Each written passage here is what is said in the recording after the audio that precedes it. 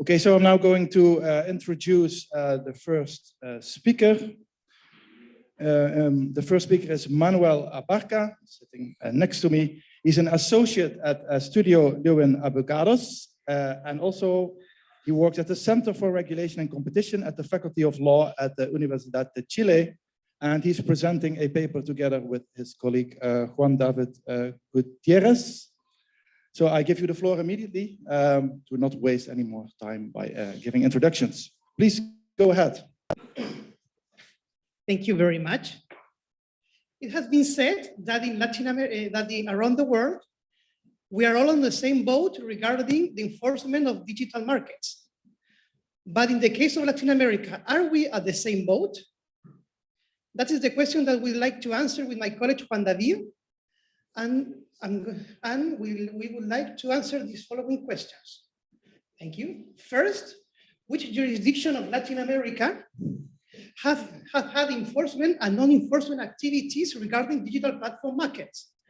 Second, what were the main differences and similarities in those jurisdictions? And third, what were the main challenges to competition and innovation in digital platforms markets identified by Latin America antitrust authorities? In this context, we do a comparative case study regarding 23 national jurisdictions of Latin America and the Caribbean, which have 29 competition authorities that directed both investigation regarding digital markets and published, reported on advocacy activity, all of this between 2015 and 2021. What were the main findings of this survey? First, the 57% of Latin American jurisdictions addressed digital market cases. The main markets concerned were ride-hailing apps, e-commerce, and delivery app markets. In this context, we found 64 cases between 2015 and 2021, both closed cases, published reports, and ongoing cases. And the main jurisdictions were Brazil, Chile, Colombia, and Mexico, which corresponds to the most developed countries in Latin America at the same time.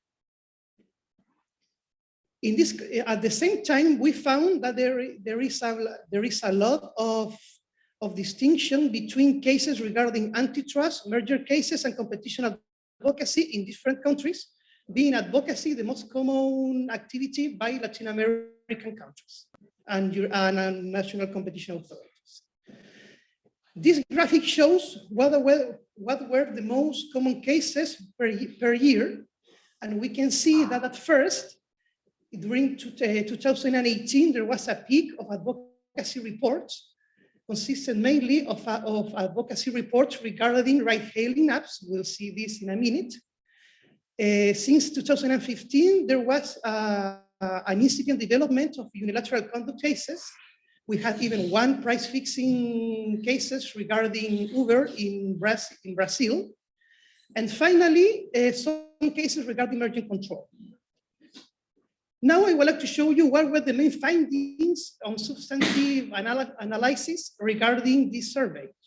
First, regarding advocacy activity, the most common case was opinion and reports regarding the coexistence of ride-hailing apps and traditional taxis. During this time, between 2015 and 2018, there was a strong entry of this kind of apps into traditional markets. And there was a reaction by the competition authorities in order to address how this entry would generate anti-competitive risk and how the regulation should it be. And then two issues were arise. First, that the infringement of local regulations did not necessarily constitute an anti-competitive conduct.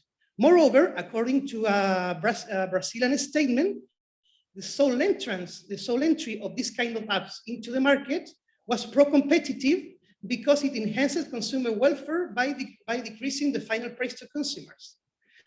Without prejudice of all the legal consequences regarding the lack of regulation that was happening at the time. And that is the second issue.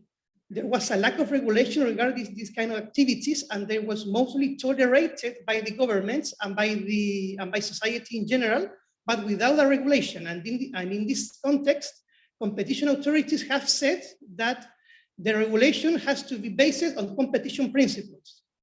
First, there should not be excessive entry barriers regarding the entry of this kind of apps.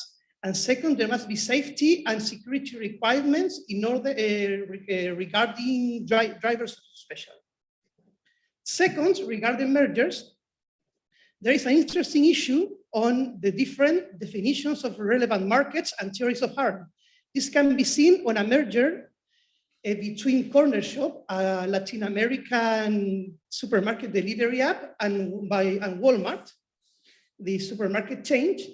In Chile, this merger was approved by determining a national online platform relevant market, which include both delivery apps and supermarket apps. In this context, this market will be still incipient at early stage of development with no high entry barriers. And moreover, the main anti-competitive risk is foreclosure effects regarding the access of information by the platform due to the fact that the market was still at early stage of development. The merger parties will only access to a very limited amount of information. However, in Mexico, this merger was blocked. The National Competition Authority determined a relevant market consisted in delivery apps, but only in local and small cities where Corner Shop, this app, was the only or the main actor.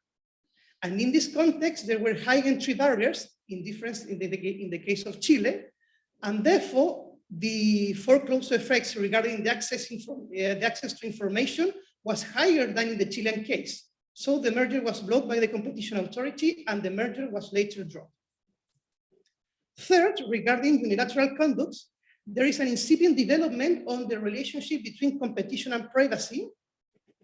And we think that the theories of harm issued by the competition authority has very similar terms to the German Facebook case. Corner Shop, the same app that we were talking about, was acquired later by Uber. And when the Chilean Competition Authority analyzed the merger, it held that as a potential competitive risk, the excessive regulation of data that could generate a degradation of privacy policies. In this sense, however, the Competition Authority discarded this risk by claiming that in this kind of apps, data was not the main input to the functioning of this kind of apps, but the necessary scale of users necessary to achieve network effects. And at the same time, there were very low switching codes regarding consumers in terms that they would be able to change platforms in case of a degradation of the policy privacy. At the other side of the mountains, in Argentina, there is a case concerning the change of the privacy policies by WhatsApp, in terms that the application would allow the combination of data between the messaging app and Facebook. And in this case, there was an interim measure where this change of privacy policies was blocked temporarily by claiming that the excessive recollection of data and the absence of option to consumers to administrate the treatment of their data would constitute an exploitative abuse of dominant position. It was a very interesting case that was upheld by a local court in Argentina, and the case is still pending. And finally, regarding other final conclusions, first, we could say that ex-ante interventions were more common than ex-post investigation, mainly advocacy reports on ride-hailing apps. Second, bigger economies were more likely to pursue antitrust cases, just as in the case of Brazil, Chile, Colombia, and Mexico. And finally, the substantive challenge were very similar to the ones that are being detected by agencies of competition in other jurisdiction. And in one extreme cases, we have the case of the relationship between competition and privacy in the case of Chile and Argentina. So in sum, can we say that we are on the same boat in Latin America than Europe and United States? we think that we are on the same sea, but not necessarily in the same boat because of the reason that we've been talking about. Thank you very much.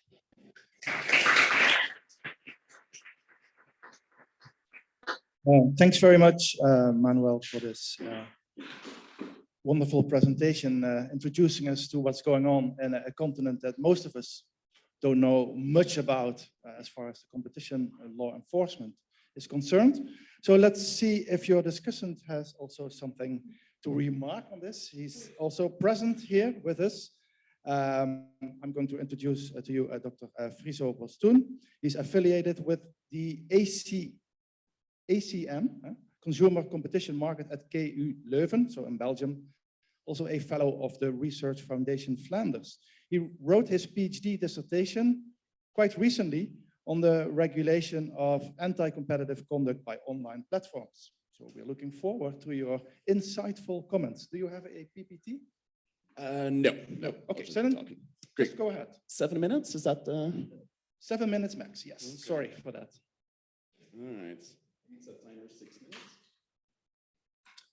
Good. Now, when offering to discuss this paper, I knew very little about competition law in Latin America. I only knew about some Brazilian cases, and I thought the reason for that was that I knew some people in Brazil that taught me about them.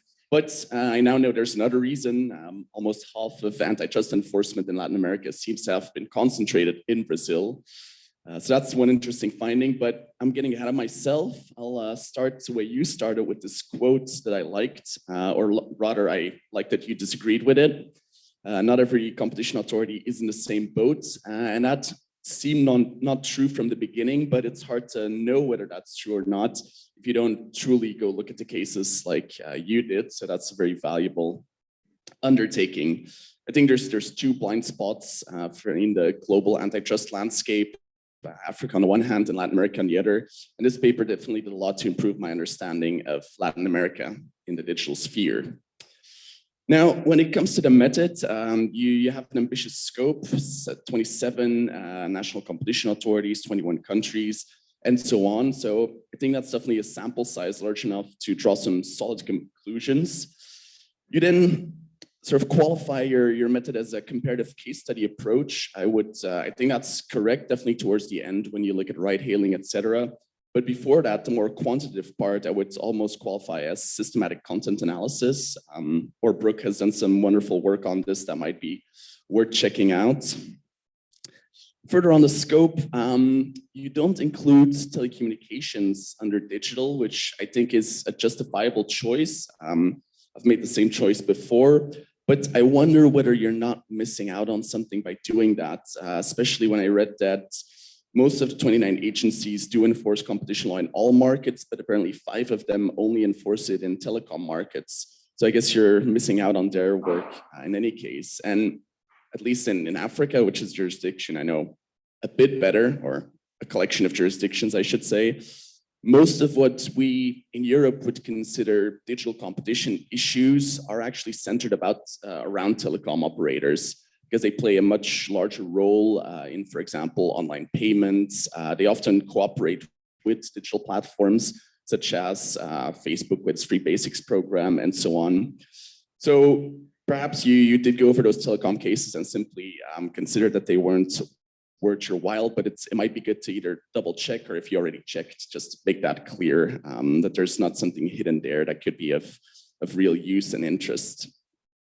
Now, onto the results. So antitrust enforcement, fairly limited. A bit more merger control, 6 out of 13 jurisdictions, compared to 4 for antitrust. Although I wonder what those statistics tell us, which maybe you could elaborate a bit more in the final draft, because given that merger control is mandatory in those regimes, if I read that right, that higher amount of merger cases tells us nothing really about the interest, the willingness, or the prioritization of cases. It does tell us something about the experience gained in digital markets by these authorities, so that's worthwhile. And it tells us something, of course, about the prevalence of mergers of a certain size in Latin America. So that's just one example of how maybe you could tease out the conclusions a bit more, because I think you already did the work, sort of the quantitative work, and it's now a small part to just elaborate on that and put those conclusions even more into the spotlight, elaborate on them a bit. Then finally, advocacy, by far the most popular activity, I should say, with 10 out of 21 jurisdictions. But again, yeah, the question of what that tells you, that does certainly show interest and prioritization of digital, but maybe not so much experience, or at least practical experience. So another example of how to maybe tease that out a bit more. So in the end, you identified 3 characteristics determining enforcement: the size of the economy, the location in Latin America or in the Americas, and the age of the competition law regime. And when reading that was perceptive, but I was wondering whether 1 and 2, so size of the economy and location, are not at least correlated. It seems to me that in the Caribbean and Central America, countries tend to be at least geographically smaller, which probably correlates to smaller economies. So with a view to the words of Einstein of making everything as simple as possible, I wonder whether those 3 sort of factors are not almost 2 factors, but you'll be a better judge of that. And then on the specific platform cases that you look at, those case studies, I loved how that made it a lot more grounded and actually gives you a view behind the numbers. You could think there also about explaining the focus on these sectors in Latin America a bit more, perhaps. I think that the cases were described very well, but why are these the cases that we see so often? I think sometimes the explanation is general, sort of platform related, mergers between delivery services, for example, just because it's such a low or negative margin business, indirect network effects, economies of scale are necessary to make it profitable, etc. But maybe there are other explanations that relate more to sort of the region you're looking at, which could be interesting. And then my very last comment, and I'm still in time, is about the categorization of cases. That's the alarm. So this is 6 minutes. I'll finish in 30 seconds. Your taxonomy is based on that of the Japanese Fair Trade Commission. Always good to look elsewhere for inspiration, but I wonder if in this case it is the most useful, especially because of their inclusion of abuse of superior bargaining position. Now, I don't know how many Latin American jurisdictions have provisions on that, but when looking at the case overview, I saw that only 1 or 2 of the cases actually qualified under that category. So maybe it's worth conceiving that category as exploitation, and that would also capture what you added as another category on unfair terms and conditions, data-related practices, etc. So that might make it a bit more comprehensive and simple. So that's it. Again, thanks for this, I think, very valuable paper that at least I learned a lot from, but I think everyone would. So. Thanks a lot for this wonderful discussion. Friso, would you like to briefly respond? Or yes. Yeah? Thank you very much for the comments. They're very, very useful. Is this working? Yes. I would like to do just a few comments. First, regarding the inclusion of telecommunication regulators. We have found cases in Mexico where the telecommunication authority have conducted digital market investigation. They even had a controversy with the competition authority regarding whether what markets should we be investigated. They even came to the Supreme Court, and the Supreme Court said that, for example, app stores should be investigated by the Telecommunication Authority, and delivery apps should be investigated by the Competition Authority.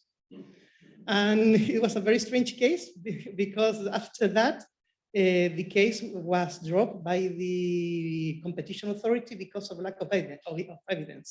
So there has been movement on the telecommunications regulator, yes.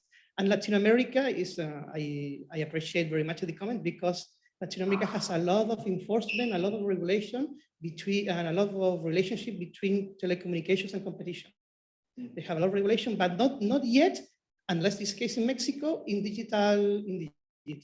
We have a few things in Chile regarding net neutrality at the same time, but there are only so certain spots and not a general rule that we could make a conclusion regarding about that.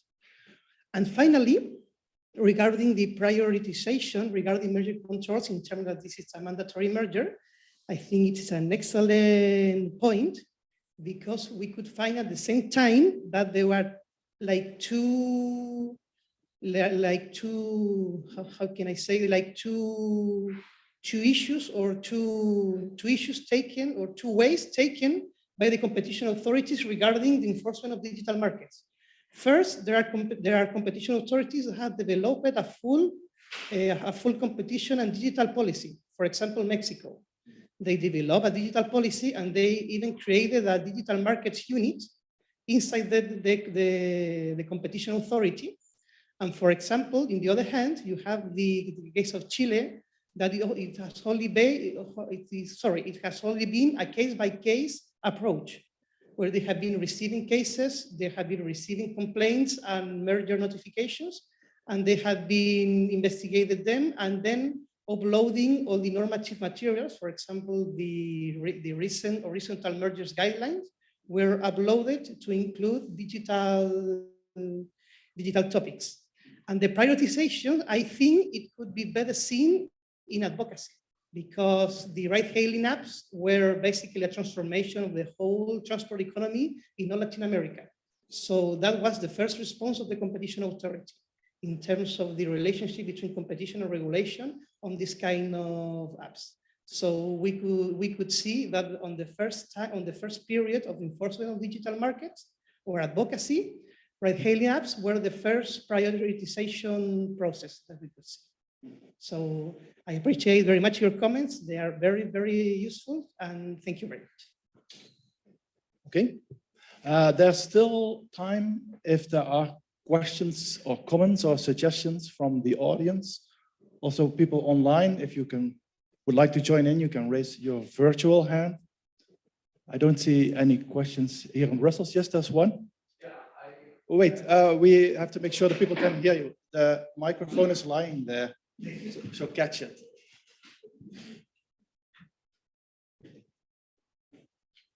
Please first state your name again for the audience. Oscar Borgogno from the Bank of Italy Research Center. And I have just a high-level question for you. Based on your analysis of Latin American countries, would you say that the antitrust community and antitrust enforcers there are more influenced by what happens in the US with the antitrust community in the US, or by the EU movement towards strengthened enforcement within digital economies? Thank you for your question. It's a very, very interesting topic.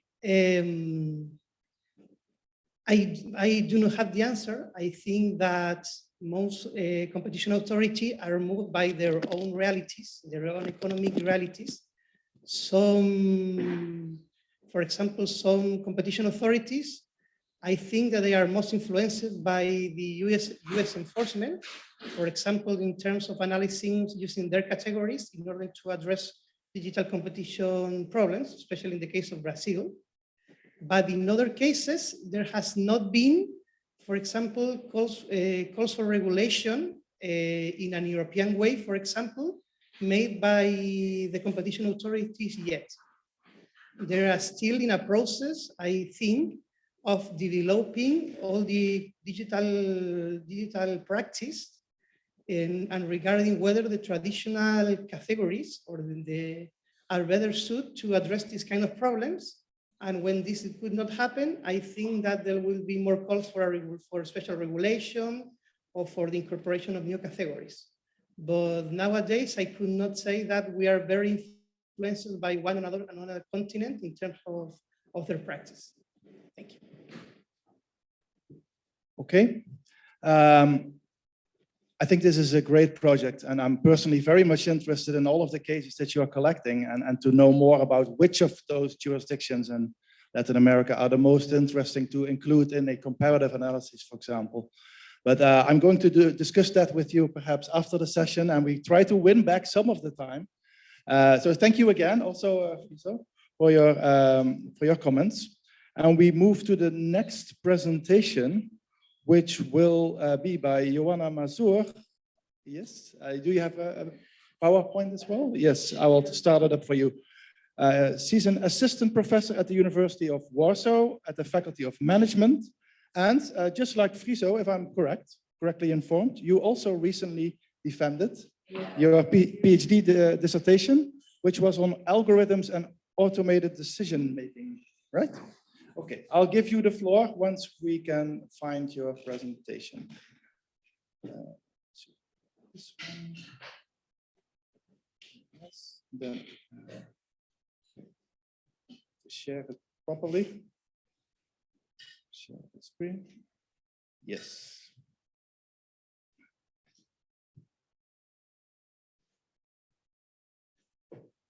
No, wait, what happened? The chair has to do too many things. This is not how it's supposed to be, but I will manage. Share, yes. Slideshow. Here we are. Please go ahead. Yeah, so actually the title of the paper is a little bit different to the title of the presentation, and also actually the content of the paper was prepared a little bit too early, considering the timing of the publication of provisional versions of DMA and DSA. So basically what you will see on the slide is the comparison of what I put in the paper and then what is in the provisional final version that we have currently access to. So these were the technical remarks. Anyway, the topics stay the same. It's all the time about how access to databases, algorithms, and source code is actually proposed to be regulated in selected proposals like DMA, DSA, and A Act. Oh, it works. Okay. And it has six parts. So first, some introductory issues and why I think it is actually important. Then I try to conduct in detailed analysis of the solutions in DMA, DSA, and in AA Act concerning what are the technologies that are covered by these acts, access to what is guaranteed in them, access for whom, access under what kind of conditions, and what are the possible consequences if you don't provide the access. And then I try to compare it with the solutions that we have that exist within the EU law, competition law framework.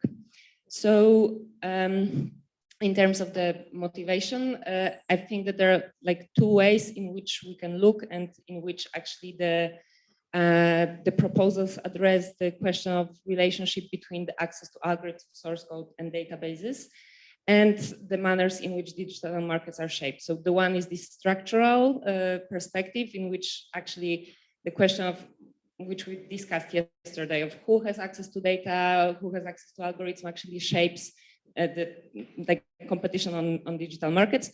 And then there is also the perspective which is focused more on the possibilities of enforcing competition law, which is also dependent on the access to algorithms, to data, and so on.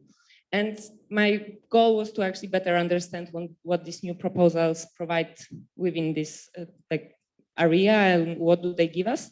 And why I focus on DMA, DSA, and AI Act is because all of these proposals cover not only access to data, as for example, Data Act or Data Governance Act, but they also cover the access to algorithms. And I think this is quite important that we look also on this side of the technology, we not only focus on data.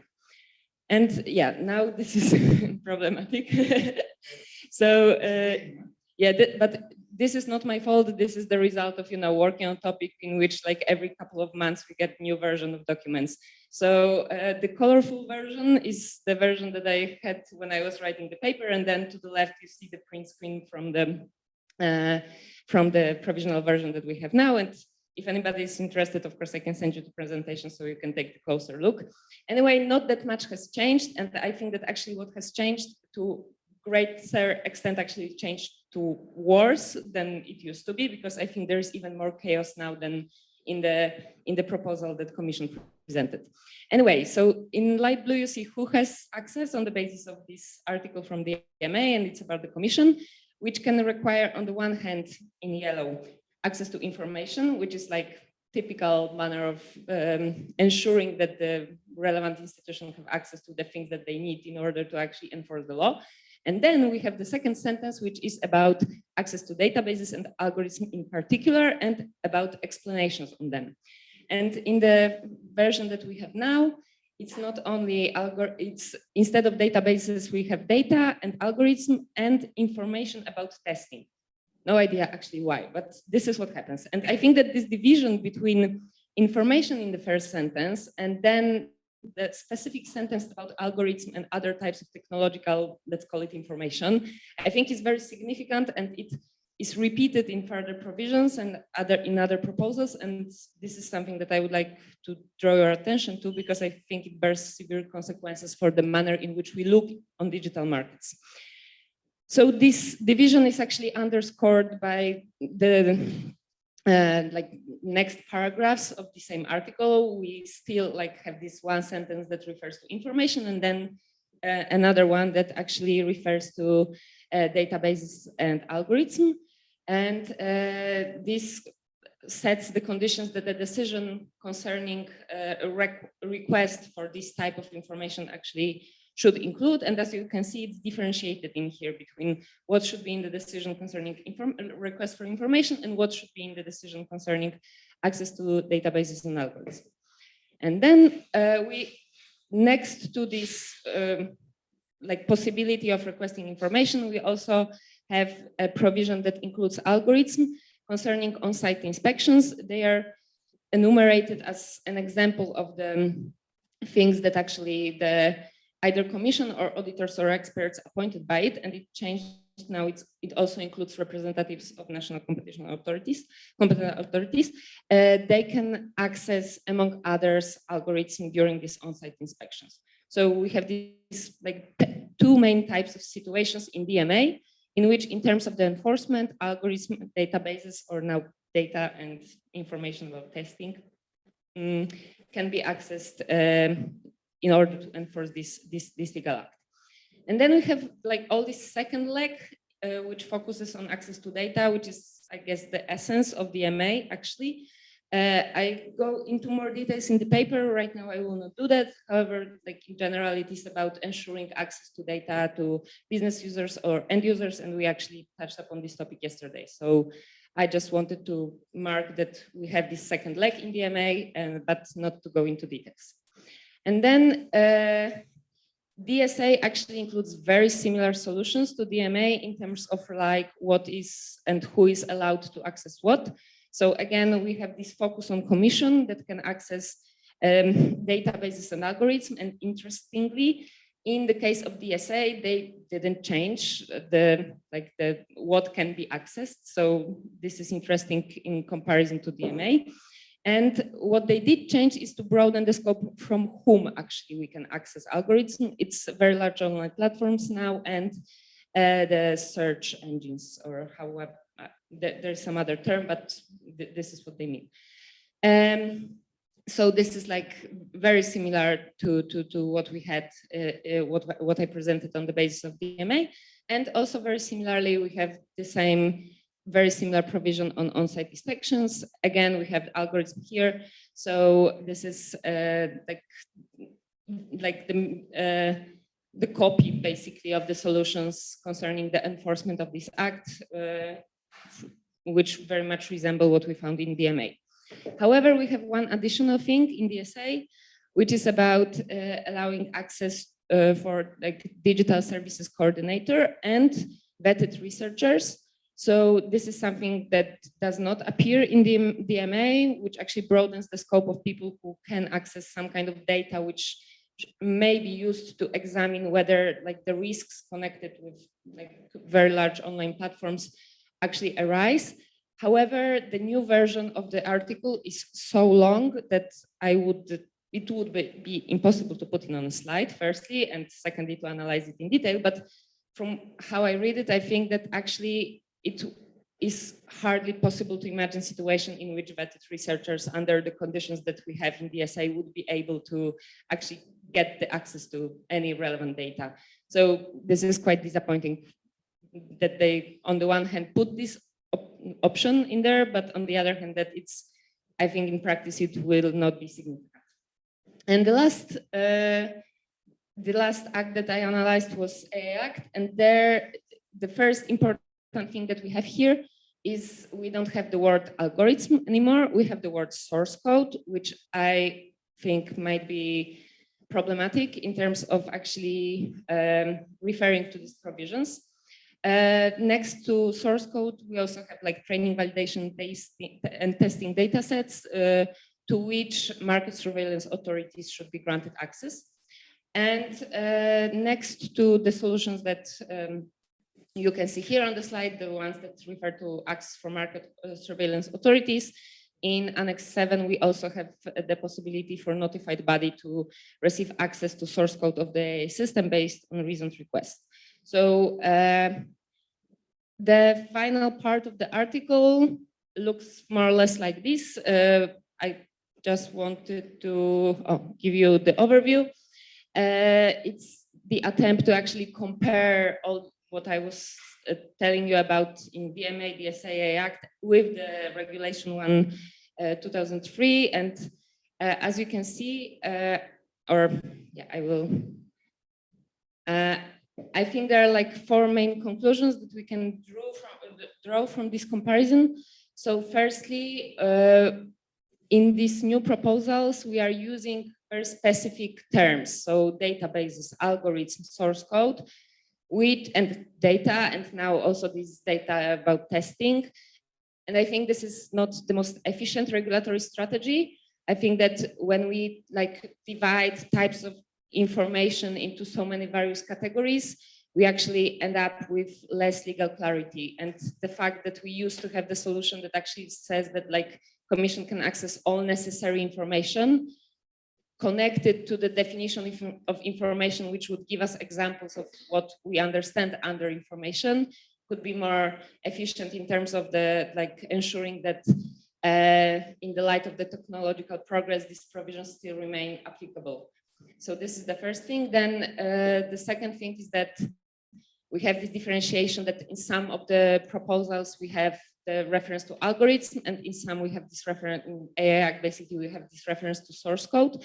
And I think that it might also become a problem that, you know, the companies will try to say that if they provide you an explanation of how the algorithms work in PDF file, then they are not obliged to show you actually the code and so on. And from more institutional and procedural perspective, I think that the proposals show that the Commission is actually quite keen to propose things that are quite similar to what we already have in terms of the, like the competencies that Commission has. So it replicates to a certain extent what Commission can already do under like competition law, but in the area governed by Digital Markets Act and DSA.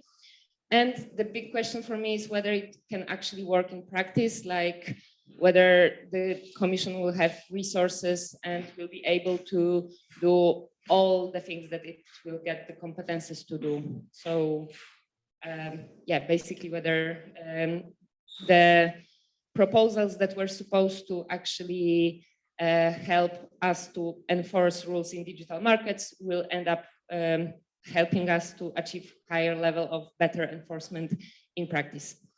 And this would be all. Thank you very much. And I think I should move like this for the comment. Okay. Thanks very much. We also have a discussion for you, indeed, and the discussant is known to most of us because he was presenting his own views on the DMA already yesterday, at least from a different perspective. And today he can reflect on some other elements of the DMA and other regulation, obviously. So Oles Andriychuk is still a reader in competition and internet law at the University of Strathclyde in Scotland, and also a director of the Strathclyde Centre for Internet Law and Policy. You have the floor again. We're looking forward to your comments. Thank you very much indeed. But first of all, let me congratulate Joanna for achieving to ticking this box with completing your PhD. Great job. On the paper, I have several remarks / questions, and the starting one is that while acknowledging that it is inevitable to consider this twin proposal, those which are often labeled as twin proposals, DMA, DSA, AI, Data Act, Data Governance Act, as kind of as the same package, aiming to deliver more or less either identical or comparable strategic goals of your digital agenda, or whatever however we can label this wave of regulatory activism. I think still that these are very different. They have different pedigree and different purpose, different objectives.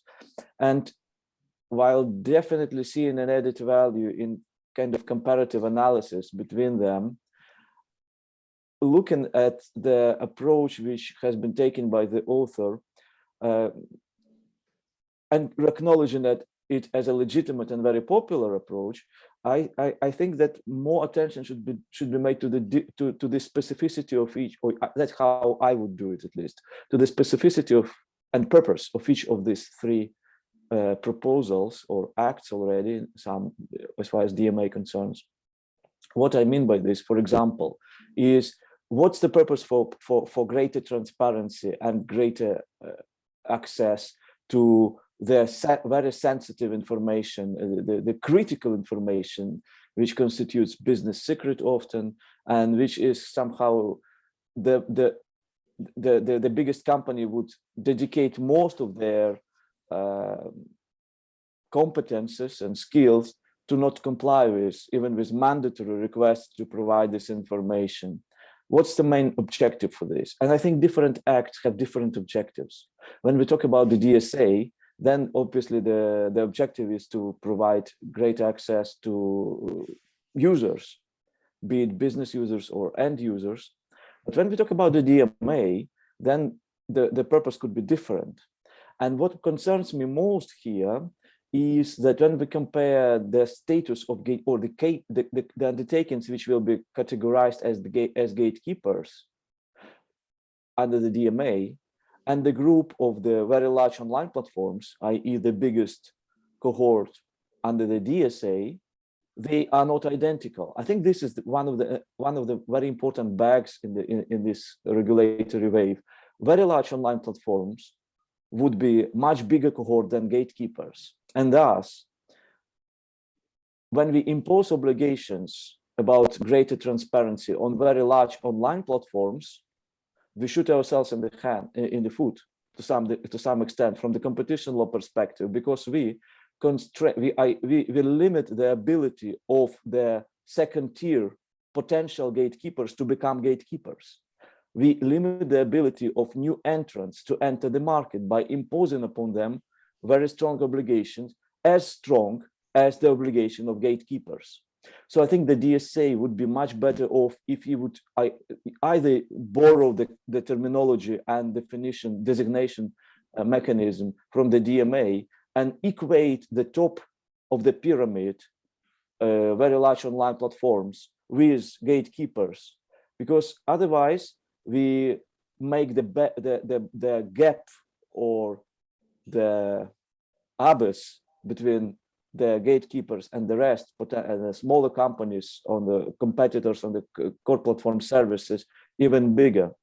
And in this regard, if you look at the greater transparency obligations, we know that gatekeepers, the biggest, the fittest, the best, they know 1,001 ways to not to comply, even with mandatory requirements, court orders. They will pay penalties, millions, billions, periodic penalties. They're happy with this if it is a really sensitive information, because costs or fines are costs, as we understand.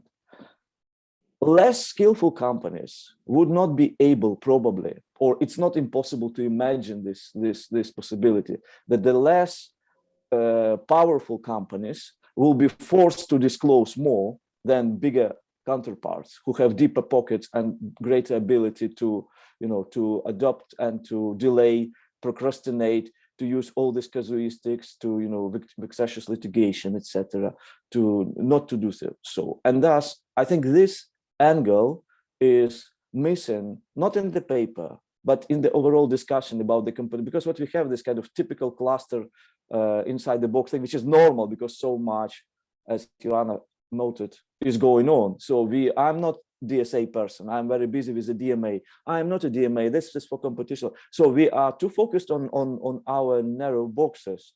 And when we compare, we obviously have to manifest clearly from what box we compare it. I coming from the competition policy, let's say, cluster. For me, I look at the DSA as and its impact on the DMA, on the purposes which the DMA aims to achieve.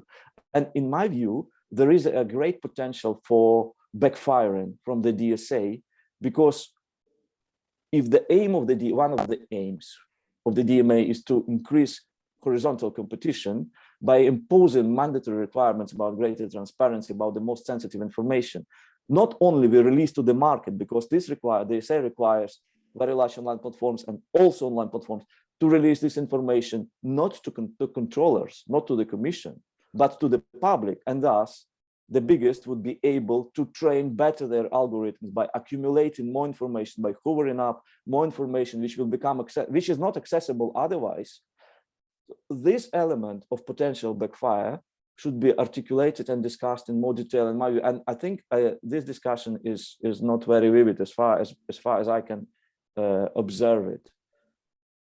As to the paper, if I still have a minute or two, more specifically, I wanted to ask a question. You start your paper with the statement that lack of access to algorithms facilitates collusion, while making it difficult to enforce the existing competition law.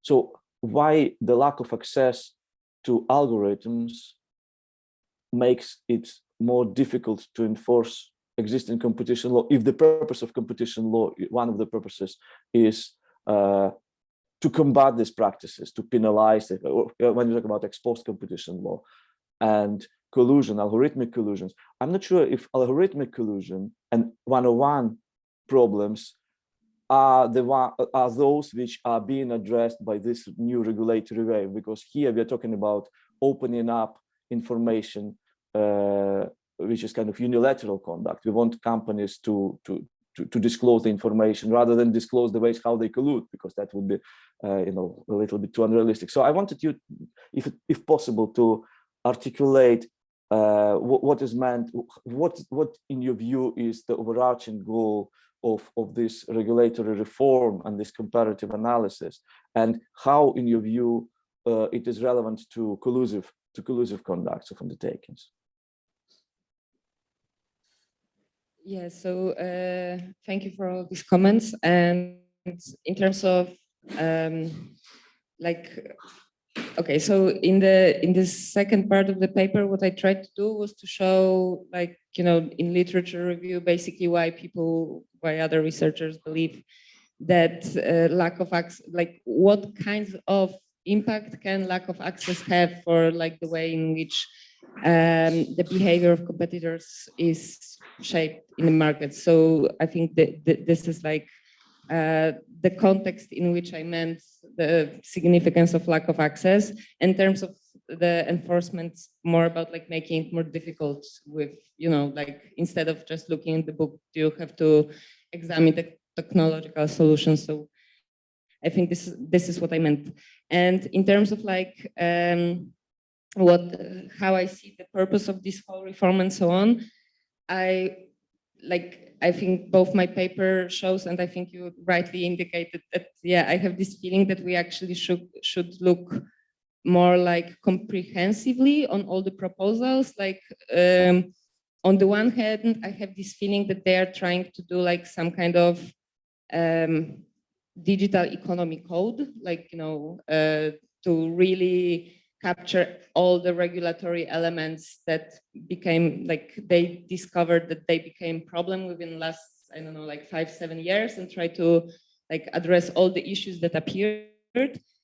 But they're doing it with like the number of legal acts instead of like making one huge digital code, which I can understand considering technically the differences between various issues that appeared. But my colleague actually had this remark, which I really like about DMA, that when you read like the obligations that appear there, they seem to, like each one of them seem to be somehow relevant for one huge big tech player. And it would be really actually difficult to like use it to assess situation of another big tech player. So, you know, they're very particular in terms of like on what kind of experiences that are based and with what kind of player they're related. And I think this is something that we are struggling with, that we have this approach that is based on like the cases that we had so far and experiences that we had so far, and we somehow try to codify it now. But it's difficult to make like more universal, more general trends which would capture more universally the behavior for the future. So I don't know if it's clear what I mean, but like yeah, it's like maybe we are just conceptually not there yet. This is maybe what I'm trying to say. And I think that the sign of it is something that you mentioned also, which I really liked in terms of the categories that appear in DMA and DSA, and that they are not unified. And I think this is like the example of the fact that we are like, on the one hand, looking on these separate issues from, like we all know that it's all somehow connected to digital economy, but we look at them from this separate like perspective of separate legal acts, and then we also use like separate legal categories to describe to a certain extent the same actors. So ultimately it all goes down to similar like one behavior that can be actually assessed, you know, from the perspective of 2 or 3 of these acts. So when we look at the situation in which we would have like high risk AA system used by an actor that can be qualified as gatekeeper in the area also covered by DSA, basically we look at the same situation, and dependent on which legal act we would take, we would actually end up with like very different analysis, even though like generally the behavior that we are dealing with and that we know that is probably wrong is the same. I hope you, yeah. Thank you for this discussion and also your reply to the discussion. I'm looking at the time, and actually I have some questions myself, but I think it's wise not to ask them. I just put something out, both to the discussion and to you, especially also to Oles, because yesterday and today he mentioned as one of the aims that he sees in the DMA, the increase in horizontal competition. Now, yesterday in the discussion, I already added that, and some other persons also had that view, that the aim of the DMA is indeed related to the, let's say, the regulation, the ex-ante regulation. So it's just a different type of purpose, and it's justified that I think these provisions apply only to the gatekeepers who act like a natural monopoly. It's not necessarily efficient to increase horizontal competition because you break up the network effects, the economies of scale, etc., etc. But I would love to discuss this further with both of you, because I think this is a very interesting discussion. But I'm afraid, I look at Kalpana, she's looking at me like, please go to the next one. Unless there's a very pressing comment that we can take for Joanna now. Or you're not leaving, okay. So then I thank both of you again. Sorry, Oles, for again cutting you short. Like yesterday, the time schedule is a bit tight. But we are moving to the last presentation of the session. And the speaker also present. That is very good. So we have Dr. Mehmet Unver, who is a lecturer at the University of Hertfordshire Law School in the UK. And from what I know of you, your research interests basically lie across all of the fields that we discuss here at the conference. Competition law, copyright, data protection, the interface of IP and competition. So we're looking forward to your presentation, if I can find it. Yes, it should be. Is it this one? Yes, exactly. Okay. Of course, I have to share it.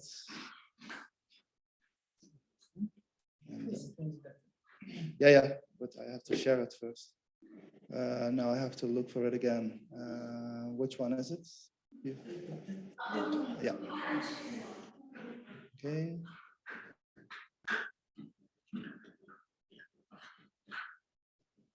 Now hope that the computer cooperates. Yes. I will use the full screen. Yes. Thanks so much for this opportunity. This is this one. Good morning, all. I will be presenting actually my stuff regarding digital markets regulations from the perspective of economic regulation, let's say. And of course, I will just that way. How can I go through? Yeah, this way, of course. Yeah. The rationale of the study is actually there's a global consensus on regulation of these markets, especially considering the shortcomings of the competition law against the entrenched market power of digital market players, as you know. Yeah, this is the case coming through very shortly, hopefully in the summer period, maybe, I don't know. DMA is almost mature, and the other ones are coming after, and with different models of architectural design. And that is my point, and I will not delve into details, but look actually generally to the structure of these models of EU, UK, and US regulatory proposals. From the perspective of context, criteria, and containment, I will explain shortly what do they mean. I will shortly touch on regulation. Regulation is a process involving sustained and focused attempt to alter behavior of others according to defined standards or purposes with the intention of producing a broad identified outcome and outcomes. This implies that there should be a sound vision. We should lead the market players actually towards certain achievable outcomes based on certain principles. This is the point I would like to draw out, because otherwise I would not be sound basis of economic regulation. There would be unpredictabilities, there would be uncertainties. Of course, there should be different objectives, among which we know actually market regulation has a prominence with a focus on market failures. Generally speaking, we can assume that the EU regulations, let's say ignited regulations, targeted market failures, at least as you know so far. And that is why, from this perspective, mainly how to solve or whether to sort out market failures is at the center of economic regulation. And from this perspective, basically, I would like to explain and explore first, of course, what's coming up. This is my chains of context, criteria, and containment. First, these are the, let's say, I fabricated actually to get it closer, more understandable, etc., from the perspective of economic regulation. In the first chain, what products and services are encompassed within the context of legislative proposal. In the chain of criteria, what criteria are followed to designate the behaviors that need to be fixed. And in the last chain, what tools and remedies are contained to correct such behaviors. From this overall perspective, I will go through the models of regulatory proposals. Before then, just very shortly, I will touch on the major characteristics of digital markets. I mean, fixed costs and low marginal costs of developing digital products is one of the new economy aspect of these markets, alongside network effects, disruptive innovation, etc. All these are conflated with AI and big data analytics in this digital sphere. And ultimately, we see ecosystem features being bundled with platformization of ICT markets, multi-sidedness and exploitation of data sets. These are, if not voiced loudly, kept in mind probably from the global regulators and lawmakers, although they refer to fairness, contestability, and other objectives. These major aspects of digital markets, I believe, constitute the baseline for example regulation. Of course, in the end, we see actually certain behaviors like combination of users' data from distinct lines of services, self-preferencing, creating unfair advantages to their own apps and services, etc., which are inspired or presumably or arguably inspired from the competition law cases, are at the front line. When we look at the approach, as I said, fairness and market contestability are the objectives. Focus on core platform services based on the gatekeeper definition. And there are articles 5, 6, and 7 obligations. And these are there is a quite expansive approach to both designation process, CPC, core platform services, and prohibited practices. All can be expanded via market investigations, sometimes via implementing acts, sometimes delegated acts, and there are very few place room for exemption, as you know, under article, I believe it was 7 provision, and now it is 9. When we look at UK approach, there are a set of objectives, including fair trading, open choices, trust and transparency, which guide the stakeholders as well as the regulator. There will be a regulator called Digital Markets Unit, as you know from the recent UK government's response dated 6th of May, focusing on SMS firms, let's say strategic market status firms, with pro-competitive interventions. There will be very exhaustive list of criteria for this.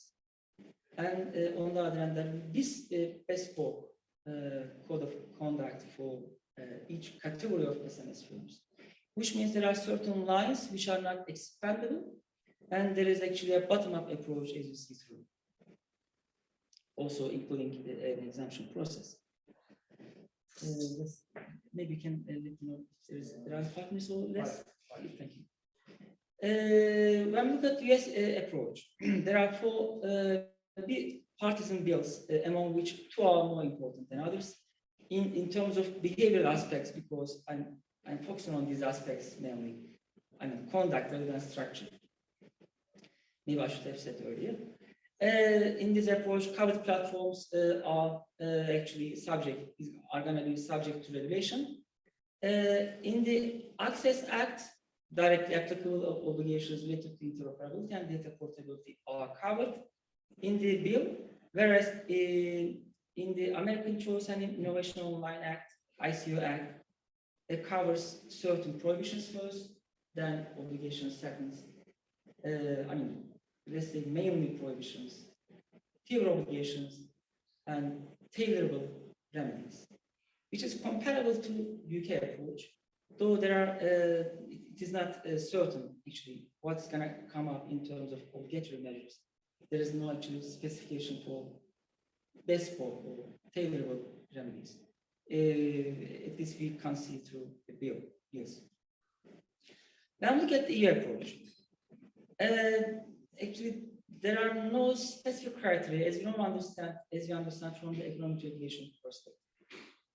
There are some feedback effects from containment to backwards to context and criteria, but there are not already set criteria. actually to treat an approach to market players. This is my point actually. Although feedback effect might be useful, but at the outset there should be more certainty in terms of contextualization, criteria, and containment. And when we look at a UK approach, these criteria already set because of the conduct requirements. For example, there should be no discrimination across equivalent conditions. There should be certain tying and bounding prohibitions, etc. And of course, there is an exemption process which is larger. There is a regulatory dialogue which we can see through. And there are certain remedies like trialing and iterating, which means they are fully tailorable, not one size fits all. And look at the US approach. Talking about the ICO Act, there are certain criteria, however, but that is not the case in actually Access Act. Access Act is comparable to EU approach. There are directly applicable obligations set in this bill, whereas there are certain prohibitions followed by certain remedies, tailorable remedies in ICO Act, which means the above law actually is comparable to the UK approach, whereas the below one is comparable to the UK EU one. And there are certain which would bear certain uncertainties, given the lack of specification as to categories of business model or covered platforms in this case, which means that it does seem to be one size fits all, at least in the below flow, let's say. And there are certain unpredictabilities as well because of this mixed structure. As a conclusion, that should be, from my perspective, from the, which I believe matching economic regulation, there should be well-justified boundaries within and across the chains of context, criteria, and containment. And these are the chains and with inner and cross links in the EU approach. However, these are lacking in the EU proposal, and there are certain feedback effects, actually, which we can see through in the implementation. But it is totally questionable if these are really useful to settle down the regulatory structure, because structure should be seen at the outset for all stakeholders. And there is a risk of regulatory engineering in the EU side, and this potentially would turn out to be a vacuum, regulatory vacuum. And US is in between UK and the EU, and there should be more bespoke code of conduct like in the UK, I believe. And there should be more step-by-step approach like in the UK, starting with prohibitions or code of conduct requirements, going with tailored remedies as well as exemption process. These are the advantages of prominent aspects of the UK, which tip the balance to the UK from the perspective of economic regulation. Yeah, I'd like to thank you, and they will take questions, comments, and discussion. Thanks very much. It's indeed great to now also have a comparison with the UK and US, which we haven't really discussed before, neither today or yesterday. So let's see if your discussant, I hope she's still online. I don't see her. I am still. Yes, yeah, you are there. You are there. Yes. Lela, Mélon. Let me introduce you very quickly as the executive director of the Planetary Wellbeing Institute framework at the University Pompeu Fabro, and also professor of sustainability and business law at ESCI UPF. I think you studied at Maastricht University. Is that correct? Yes, I go did. Way back. Okay, please go ahead. Okay, thank you very much. Let me just share a PowerPoint because I have some fast kind of things to comment on. I'm going to try to make this brief. The paper was excellent.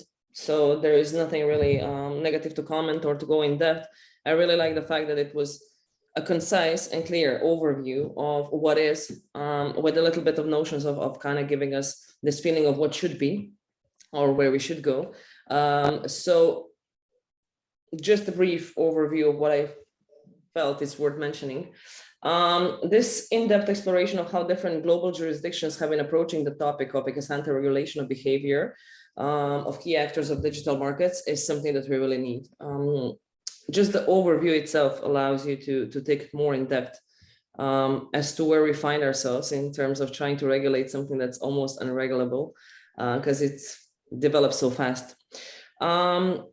Now, the choice of jurisdiction I found also strategic in many aspects, from the size of the jurisdictions involved, their importance in global markets, through their proverbially proactive role in terms of regulation and approaching newly developed societal activities that are calling for some kind of legislation. Now, also the choice of focus on this distinction between context criteria and containment in each of the instruments, I also found strategically important. It's kind of a stringent framework of analysis that allows so many applications beyond the paper itself. Now, for the ones who haven't read the paper, the distinction has been defined in case of context as to UK, which mentions digital businesses, EU, which mentions core platform services, and US, which speaks about covered platforms. This field is in development, which is absolutely normal, and we don't have kind of a very structured and focused and unified way of calling the services and platforms and developments. And frankly, I don't think it's necessary, despite the fact that I had a feeling that the author suggested that it would be nice if we would have some kind of convergence in that sense. Maybe I misunderstood, so I'll let you correct me. But I believe this field is so much under development that this terminology should be left a bit aside to develop on its own and then converge with time and using it. The paper has noted uncertainty in the EU and US, and a call has been made for failures to be corrected within the chain of criteria, containment of the applicable remedies, and a bottom-up approach in the UK that is similar to extent to the US one, with still significant differences. Now, the paper concluded that unsubstantiated links within and across chains in the EU and called for the need of revisiting for a creation of a coherent economic regulation model. Beyond that, my reflections, I was missing a little bit a discussion as regards to the trade-off between the efficiency of the present market power of the main actors and the threats their power represents. We're very used to speaking about the threats of the power they hold. And they're sometimes not very transparent business practices. But I was missing a little bit this classic law and economics discussion of how much does this actually help us for them having that much power, and where do we want to kind of contain them? Which part do we want to regulate, or we just want to impose a general obligation? Like basically it's been the approach in the EU and the UK to a certain extent. So I would really like to see scholarship speaking a little bit about that, more about that, not necessarily this paper, but maybe the continuance of it. Another thing that I would like to see is a discussion as to whether the actors have a different effect per se in different jurisdictions, meriting different regulative approach. What do I mean? The whole business environment in the EU, as contrasted to the UK, as contrasted to the US, gives them not only different powers, but different position inside of the system. So that probably merits a different approach in terms of regulation across the jurisdictions. So maybe harmonization or kind of unification or some kind of approachment of the ways the legislator tackled it is maybe not necessary. So I missed a little bit that distinction of saying maybe it makes sense that the regulation is different because the situation is different, despite the fact that we're globally speaking about the same actors. Now, the detailed work allows for providing an ambitious and clear suggestion of the shape of the legislation and legislative approach across jurisdictions or some kind of unified approach. And that would be something that maybe it could be the paper volume 2, that you would kind of put together all the findings in the 3 jurisdictions and say, maybe this is the common denominator that's absolutely necessary and the one that works.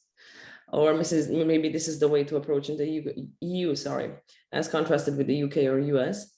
And it could be a really good continuance of the present paper. Otherwise, I just wish to thank you for a presentation and for an excellent paper that I really, really enjoyed reading. Thank you.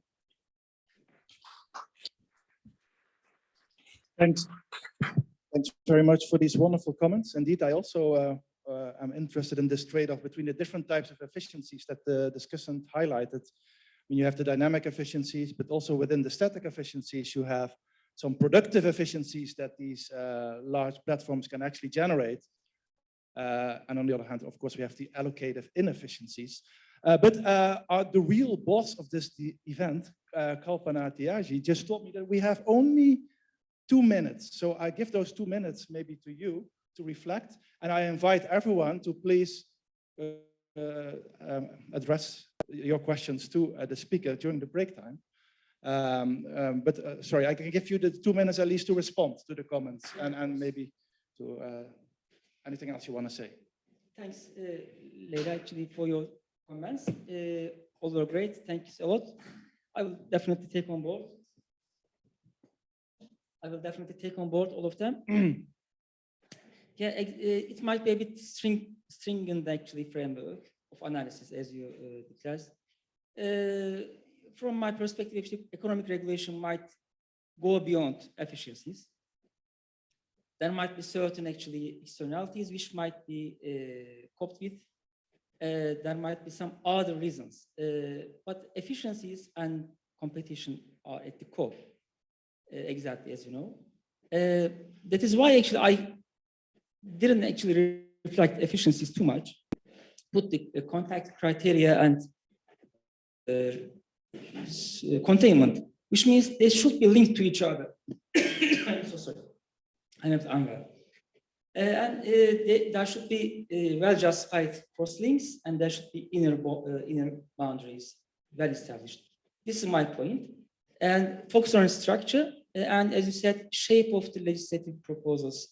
Maybe I would be able to comment on that. But my point is actually with regulatory structure, architectural design of the proposals. Not that much about the details, but definitely I would be able to actually put some comments how to shape out the reset proposals, at least for the US and EU. Thanks so much. Wonderful. Well, then this leaves me only to close the session. It's all a bit sudden, but this is the way it is.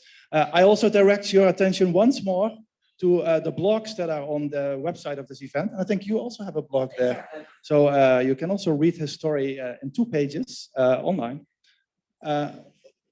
Just stand up and say what you want to say, Kalpana. Posters, yes, posters. There are posters hanging here in the hallway.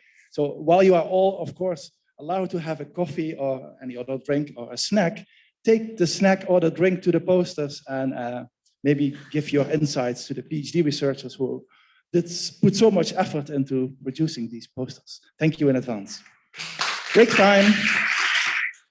Thank you, discussants, people online. Okay, so welcome back after the break. Excited to now chair the session on competition, IP, and the innovation debate in the digital markets. Quite an interesting and broad topic. Let's start right away. And if I see that correctly, we will start with the contribution by Huang Chi-sung on impact of front licensing of essential patents on the supply chain management. And Barbara Loria is going to be the discussant. So, do we have Juan already with us? Yes, I share the screen. So, can you hear me? Yes. Can see the PowerPoint? Yes, perfectly, even in presentation mode. Okay, thank you, great. Very good. So, firstly, I'm very sorry to say that I cannot attend the conference in person because of the COVID-19 pandemic. And the supply chain of the smartphones includes the supplies of microchip and peripheral components and end product manufacturing and sales. And the chip design, especially the chip design and manufacturing, need to use lots of standard essential patterns. The SAP holder must provide a friend license under the friend commitment to the standard setting organization, and one and only one player in the supply chain needs to pay royalties to the SAP owners. The problem is who should pay royalties for the SAP licensing.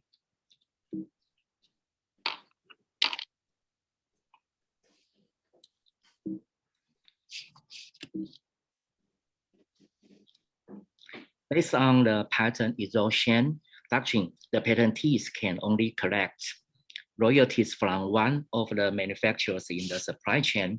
Generally, the larger the royalty base, the more the royalty will be. The dispute comes from that the company in the supply chain would expect the chip suppliers to pay the royalties, but the SAP holder would prefer to collect royalties from the cell phone manufacturer to enlarge the royalty collection. This trend has spread from the mobile phone industry to the automotive industry and from the United States to Europe.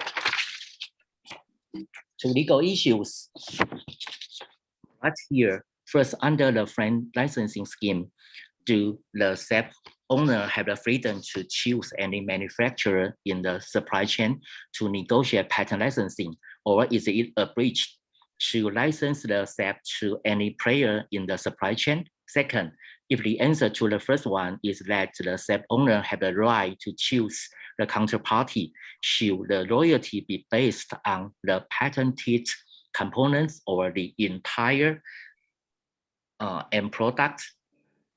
The theoretical background of this study includes standard essential patents, patent hold-up, royalty stacking, friend commitment, and patent exhaustion doctrine. Because of the time limitation, I will not go through the details. Instead of licensing SAPs to the rival chip suppliers, Qualcomm provided a covenant not to sue and claimed that it did not violate the friend commitment. On the contrary, Qualcomm sought to license its SAPs to the downstream handset makers, including its customers or potential customers, and asserted no license, no chips. Qualcomm's innovative business model successfully intervenes with the principle of patent right exhaustion by reversing the step of chip sales and patent licensing. It means requiring downstream cell phone manufacturers to obtain patent licenses first and then sell the chips to the cell phone manufacturers. Qualcomm has been sued and sentenced to huge fines in many countries for violating friend commitments and thus the competition laws in the world. However, and the US FTC sued Qualcomm in the US District Court of Northern California in 2018, alleging that Qualcomm's licensing model violates the friend commitments. The district court held that Qualcomm had an obligation in the competition law to license SAPs to its competitors and thus violates the Sherman Act by refusing to license its standard essential patents to the competitors. However, the Ninth Circuit reversed the judgment and concluded that Qualcomm's no license, no chip policy did not violate the Sherman Act. This judgment is beyond the world's previous understanding of friend licenses and also has caused huge waves in patent and competition laws. Based on the opinions of this judgment, the SAP holder with friend commitment are no longer obliged to license their SAPs to all standard implementers. Instead, they are free to choose any player in the whole supply chain for patent licensing. This insight, if confirmed, would cause patent hold-up and have a disruptive impact on the future friend licensing. I don't agree with this judgment, and I'll go through detail later. And at almost the same time, the trend that SEP holders choose to grant patent licenses to the end product manufacturers also scattered to Europe, influencing the SEP licensing of the automotive industry. As you know, the connected car must equip with telecommunication devices, but the devices are subject to patent protections. Some SEP holders in the telecommunication industry form a patent pool called Avanti to negotiate the patent licenses in the automotive industry. Avanti takes Germany as the primary country for negotiating patent licensing. Auto industry giants such as Volkswagen and BMW groups have already paid Avanti to obtain patent licenses. However, Daimler asserted that Nokia should collect the royalties from the chip suppliers, but not the car maker, and the calculation of the royalty should based on the supplier's components rather than Daimler's end products. Here is some a list for some lawsuit between Nokia and Daimler in Mannheim and München. The court held that the patentees could freely select the stage, the company in the supply chain to license their SEPs. The court thus favored Nokia and granted a permanent injunction in most cases. So that's quite similar with the Qualcomm case in the US. And also in Düsseldorf, on the one hand, the court held that Daimler did infringe Nokia's patent right, and Nokia had the right to move for a permanent injunction against Daimler. On the other hand, however, the regional court of Düsseldorf also concerned that granting a permanent injunction may allow Nokia to abuse its market dominance. Therefore, the court referred this case to the European Court of Justice on November 26, 2020, asking whether the SEP owner had is obliged to license rival chip supplier or had the freedom to choose the licensee in the entire supply chain. So it's an excellent opportunity to clarify whether the SEP owner have the freedom to choose the licensee in the supply chain. However, Nokia and Daimler settled in 2021 and thus withdrew the lawsuit. So the European Court of Justice has no more chance to deliver their opinion regarding these legal issues. Regarding the first issue, there are two approaches. Because of the time limitation, I will not go through the detail. They are covenant not to sue approach and license to all approach. And the opinion of this article is that under the friend commitment, any standard implementer has the right to obtain a friend license, and the SEP holder are obliged to offer a patent license on the friend condition, even if the friend commitment does not restrict the SEP holders from choosing the licensee in the supply chain. The SEP holders are still obliged to provide a license if the component suppliers proactively apply for a friend license. Okay. Sorry, regarding the second issue, calculation of patent royalty, in the case of smartphone, the patented component, it means the modem chip, are embedded in the end product and sold as a single functioning device.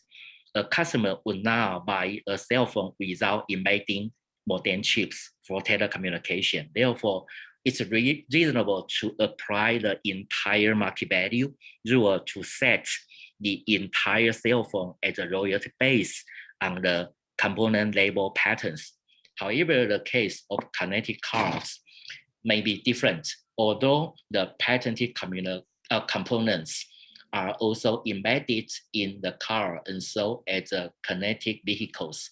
They may not form a single functioning unit because the function of the chips is only for telecommunication and nothing to do with the driving. Moreover, connectivity is an additional feature of a vehicle. It does not always become the basis for customer demand for the entire machine. Therefore, there is a doubt to apply the entire market value rule to set the entire connected vehicle as to the royalty base of the chip label patents. So it means I would not so agree with the judgments in Germany. So my conclusions are the stakeholders are still obliged to provide a friend license if the component suppliers proactively apply for a license. It is reasonable to apply the entire market value rule to set the entire cell phones as the royalty base of the component label patents. However, there is a doubt to apply the rule to set the entire connected car as the royalty base of the chip label patents. Thank you for listening. Thank you very much. Thank you very much, Juan, also for being so very well on time. With that, I would like to give the word to our discussant, Barbara Loria, please.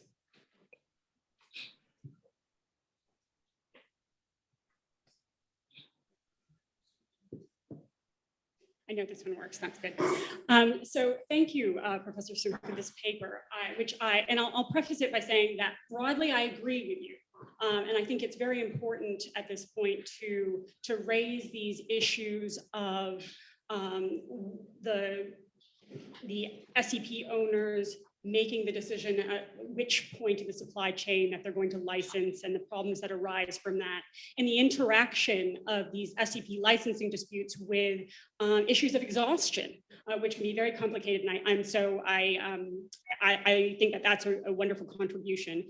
And I also think that drawing this distinction between mobile phones and vehicles is an important contribution.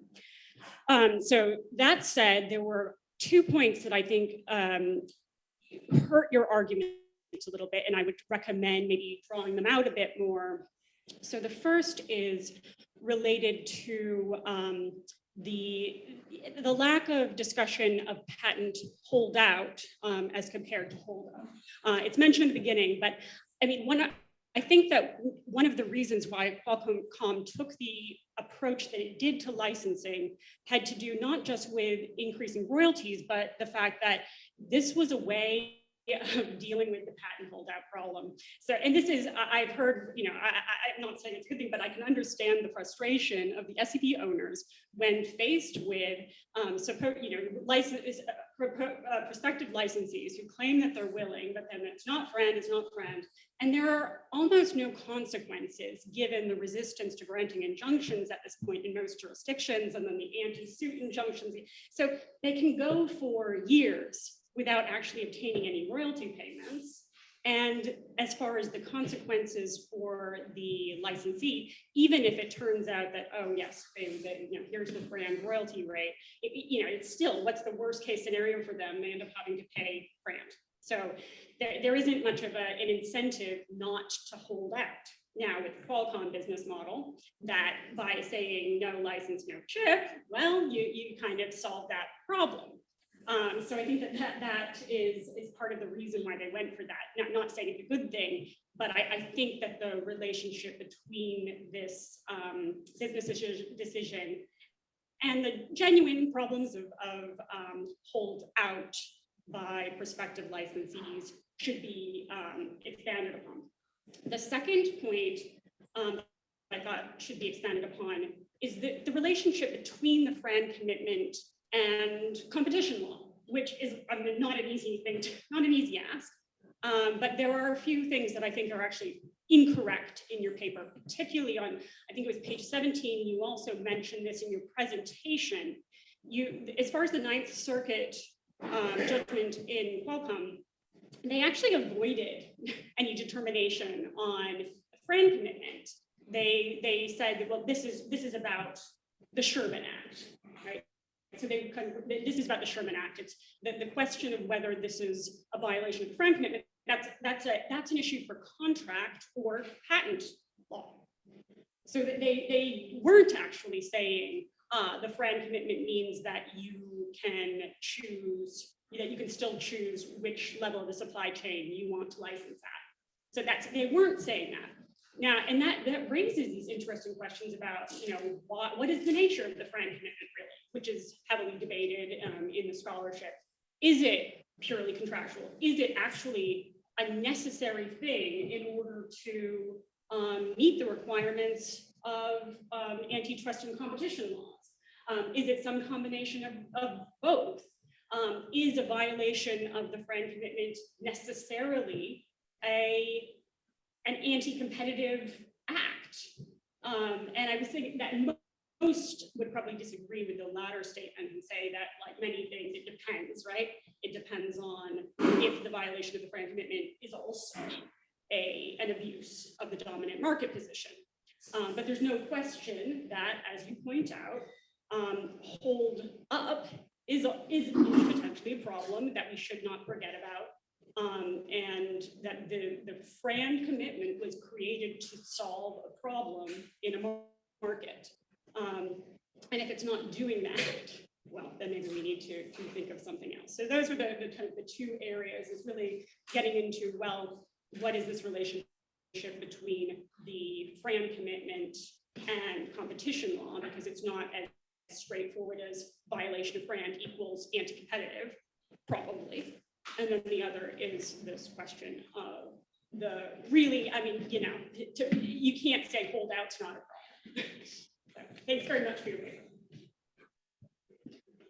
Thank you, Barbara. Would you want to reply immediately? Yeah, okay, thank you. Thanks very much for the comments and the suggestions. 2 points. The first one is the theory of hold up. Thank the suggestions. Actually, as I say, I use the hold up as a theoretical background in my paper, but because of the time limitation, I have no time enough time. I don't have enough time to correspond the arguments to link back to the theoretical background about hold up and the royalty staking. And actually, the topic of royalty base is related to the royalty staking. So thank you for the suggestions, and I would supplement by my paper and to emphasize the relationship between the SAP licensing issue and the patent hold up and even patent hold out. And the second one is related to the relationship between friend and competition law. And sure, there are two kinds of arguments. The other kind of arguments is the friend licensing issue is not a competition law issue, but it's a country law issue. So that kind of arguments see the breach, the violation of friend commitment as a violation of country law. So it emphasized by the Ninth Circuit of the United States, saying that it's a country law issue rather than a competition law issue. So how's the relationship between the friend licensing and Sherman Act? And I will supplement my paper and to figure out more detailed. Thank you very much. Thank you. Questions from the audience? Anselm. Thank you very much. Anselm Kamperman-Sanders, Maastricht University and Court of Appeal, The Hague. We get in The Hague an increasing number of cases related to friend and licensing issues.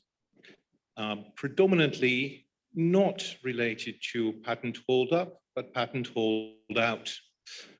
And typically, if a friend commitment has been given, it means that we would be of the opinion not to issue an injunction for patent infringement. But increasingly, we see that the time between the initiation of any negotiation and the ultimate request for an injunction is getting longer and longer.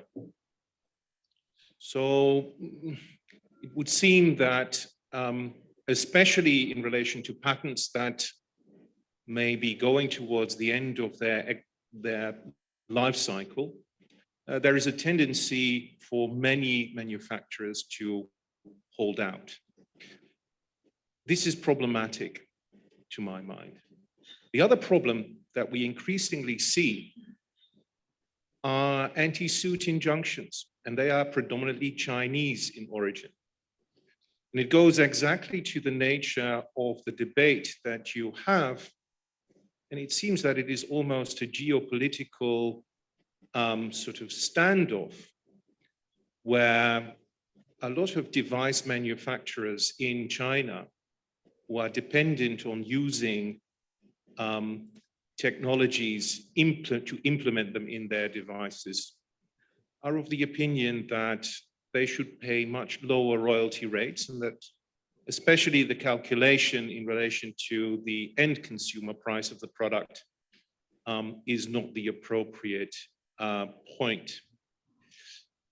To a certain extent, that means that if there is an anti-suit injunction in place, any request for relief or even competence would be denied. But increasingly, the feeling is also that these anti-suit injunctions ought to be met by anti-suit injunctions.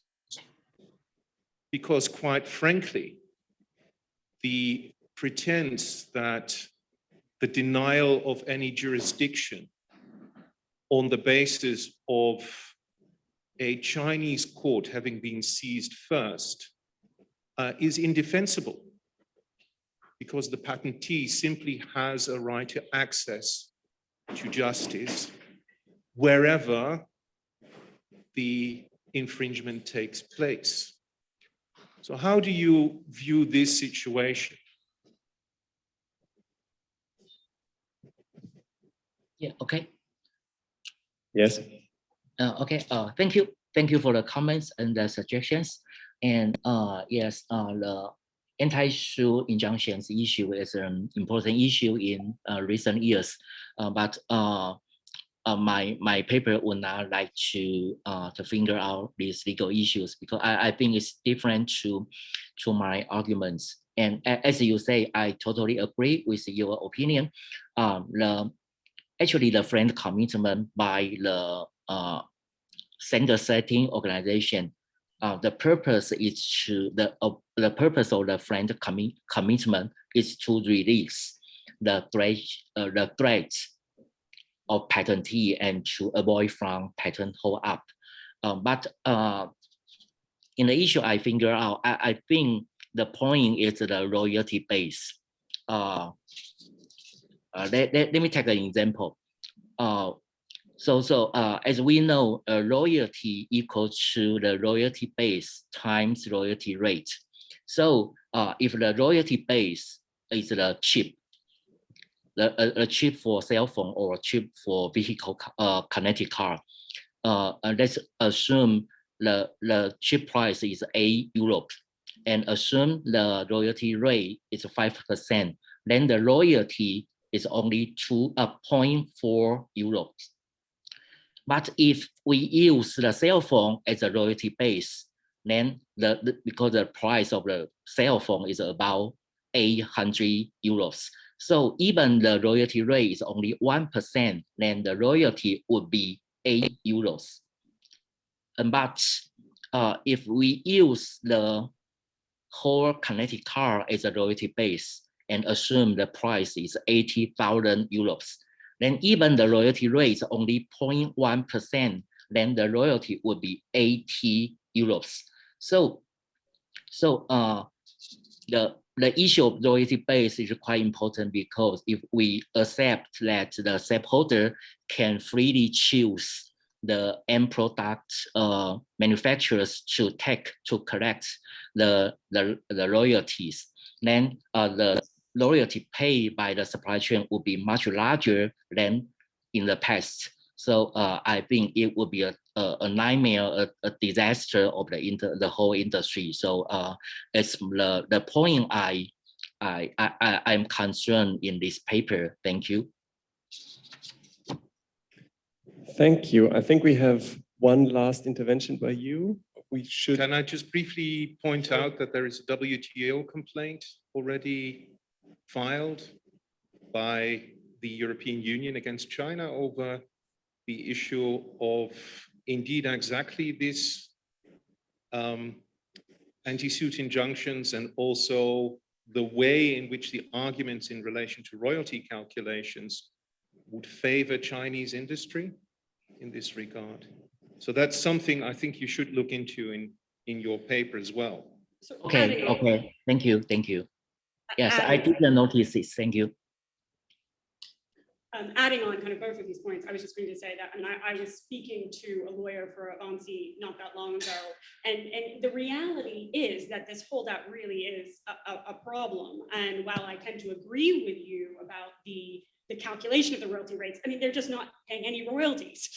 So to the point where she was telling me that she's been driving cars for over 10 years that have telecommunications units that are unlicensed. Like they've been trying for over a decade to work out these licenses, and it's just not happening because of the holdout. So it's the power has shifted. So of course, there's no question that SEP owners, in the absence of any kind of intellectual property policy in an SSO or SDO, they're going to have the dominance. But then now it may have shifted there is a lot of evidence that it has shifted too far in the other direction. Thank you. As always, Okay, exciting, the friend topic. Also, we are all still angry at Nokia and Daimler that they settled so early that the referral to the CJEU wasn't decided, including the issue of level selection or level discrimination. So, but well, I think we have, in the interest of time, we have to move on. And we actually move on quite a bit from standard essential patents and go towards copyright. Thank you, Barbara. Go towards copyright and a presentation by Angelia on how to reconceptualize the interface between copyright and design for 3D printing. So quite another world, and we are interested and looking forward to entering it with you. Please go ahead. Thank you. I share your slides, right?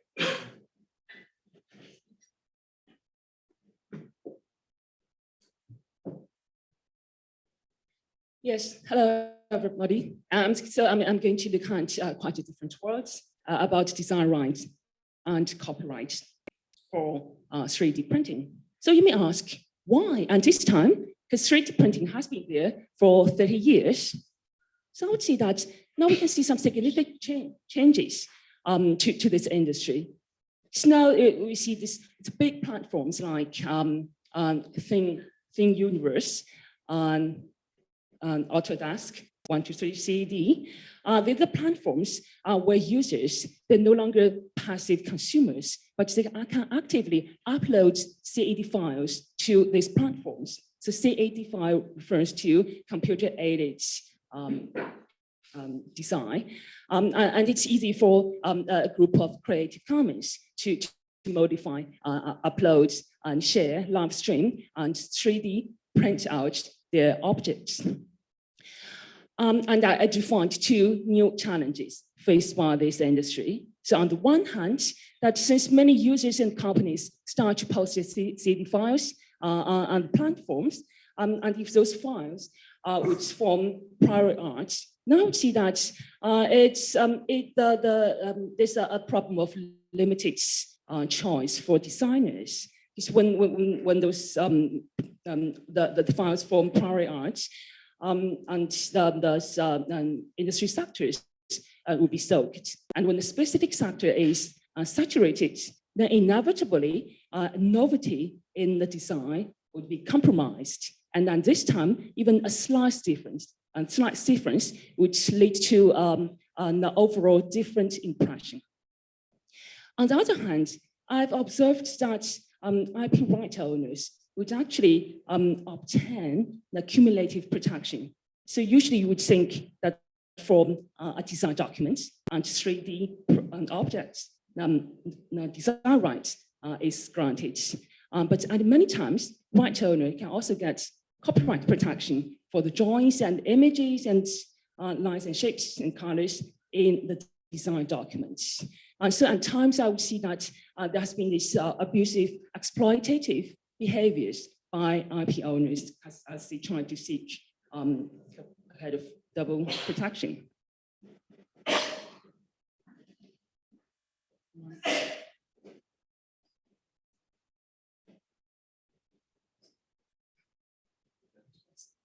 Okay, thank you. So before going into details, just a bit about IP system. Yes, I would say that IP is not just black letter law. So it's a complex adaptive system. It's highly modular. So under IP, there are subsystems. Now there's different sectors: trademark, copyright, design, and patents. And for a complex adaptive system, we can see a dynamic network of interactions. So different agents actually can learn from each other and can self-organize, and the whole system keeps improved. Yeah, so for such a complex adaptive system, a well-functioning interface is a key to success. As an interface, which defines the boundary between different entitlements, and it gives signals to right owners and which route is the best or optimal for them to pursue. So it defines the scope and depth of protection. It defines boundary between entitlements, and it also defines its external and internal limitations of entitlements. So for instance, for external limitation, there could be a limited period of time of protection. So for copyright, a work could be protected up to 70 years after the death of the author, while design rights could be up to 25 years, and it varies in different jurisdictions. Yes, just now I mentioned this exploitative behaviors by right owners. So actually I have observed a number of cases, both in Europe and in China, in the UK as well, where right owners first will look to seek protection of design rights. However, for various reasons, the design rights may expire because it only lasts for a shorter period of time, or because the company just forgot to renew the design and the design right is no longer effective. So at this time, usually the right owner would seek copyright protection for that design document. And it is understandable, because for copyright, it is easier, and it is the protection period is longer, and there's no substantive examination of copyright. It's granted automatically under Berne Convention, and there's no requirements of registration. It's understandable it will be easier for right owners to seek copyright and protection as an extra layer of protection. So now when I look at the interface between copyright and design, I would see that there are two key factors that we have to take into consideration. So for copyright protection, the key is to define originality. Yeah, so the UK and European countries have slightly different view about the threshold of originality. However, the commonality is that that work must be original from the author. And effective value actually is not a requirement for a copyright work. However, I would say that for industrial copyrights, there should be a slightly higher threshold. This is the copyright is the design documents is different from literary and artistic works, where we would see that it's important to find a reflection of personhood. For industrial copyright, it's more functional, it's more industrial. And so in the past, actually a few countries like Germany and Spain would request a higher level. So it's originality plus aesthetic value in that piece of work in order to grant copyright protection for the design documents. And similarly in China, although there's no explicit legislation dealing with this interface issue between copyright and design. However, when I look at a number of case law in the past 20 decades, I would see that the courts would tend to find some effective value in that design document in order to recognize copyright for that document. So here's one key factor about the originality plus approach. And another key factor is about the level of novelty for design. So as I mentioned just now, because designers now are burdened with this issue of limited choice. When you come to design a table or a chair, again, the choices, there could be choices, but rather limited. And like yesterday, we had the discussion about the fashion designers who design a piece of clothes. Of course, you can get all fancy ideas, but the thing is that you have to make sure that it covers the essential parts of your body. So anyways, there's a limited choice. So I would say that for design, quite to the opposite, the threshold of novelty could be lowered. And this is actually is in practice in many jurisdictions. Because in the past, only when the whole design is different and new, then it can be protected. But now in many jurisdictions, the law has been changed. So even partial novelty can be sufficient to lead to a grant of design protection. Yeah, so now the key is that just now we talk about cumulative protection for IP right owners. So actually, so now you may ask, so is cumulative protection actually allowed? So when we look at Berne Convention and TRIPS agreements, yes, there are general provisions allowing actually member states to have discretion to determine the interface issue. So it can be said as generally it is allowed. However, when I look at the EU law and the UK law, now I find it's a trend that for the harmonization of copyright law. See, in the UK in the past, there has been a provision for industrial copyrights, and there's a higher threshold for such kind of copyrights in industrial designs, and the maximum protection period is 25 years. However, now with harmonization of copyright law, once copyright is established in a design document, then that document is to be protected equally, like any other kind of copyrighted works, then that protection period would be up to 70 years. And in China, again, as I said just now, when we look at case law, the different opinions. However, I would say that's a dangerous approach because it's hard to say that it will be one size fits all. One size fits all. And for industrial design, I would say that a higher threshold to grant copyright is necessary. So that will help keep a good balance between designers, big companies, and users, consumers, now who are more, who can contribute more into the design and actually I would say that a reformed IP system would help to foster an active creative commons. Yeah, so perhaps now it's time to think about the whole IP system. So I'm not saying that the whole thing is an overhaul. This can be a daunting task to decide the appropriate level of protection, between IP protection and competition control. So I would say that we can start from some piecemeal approach to look at whether certain sectors could be reworked to better reflect the technological changes brought by these disruptive industries.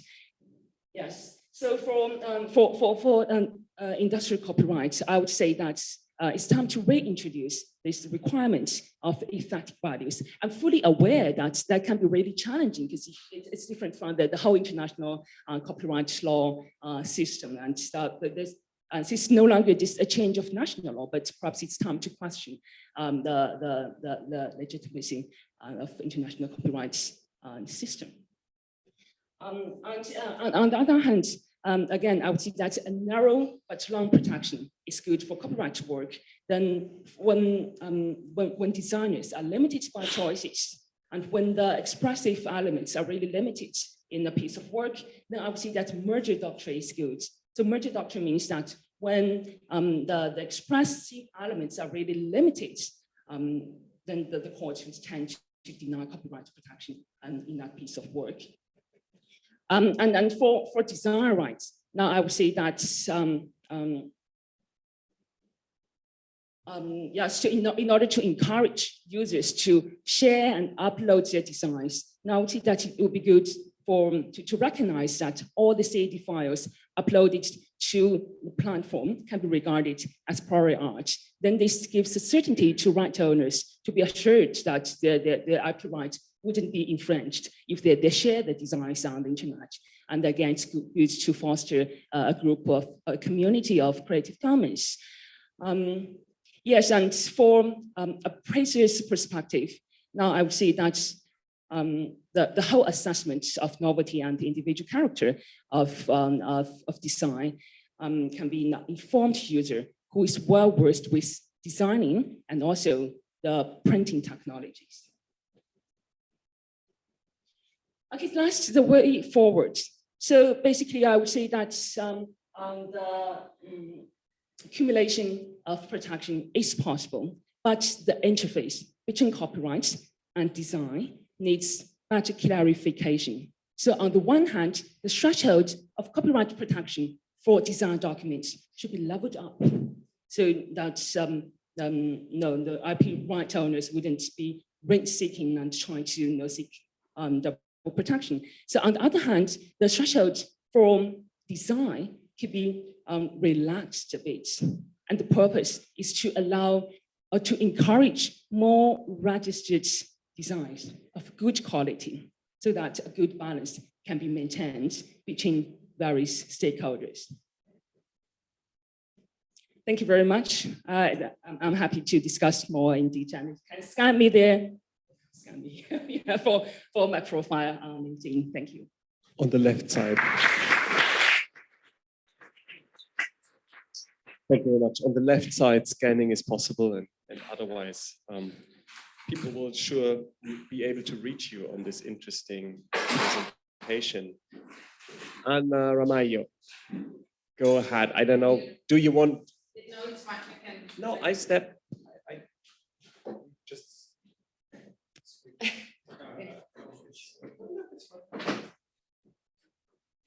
Thank you.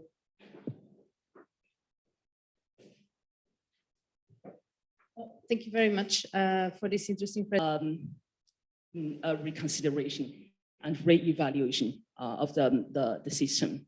So I would say that because currently the interface between design and copyright is not so clear, and due to harmonization of copyright.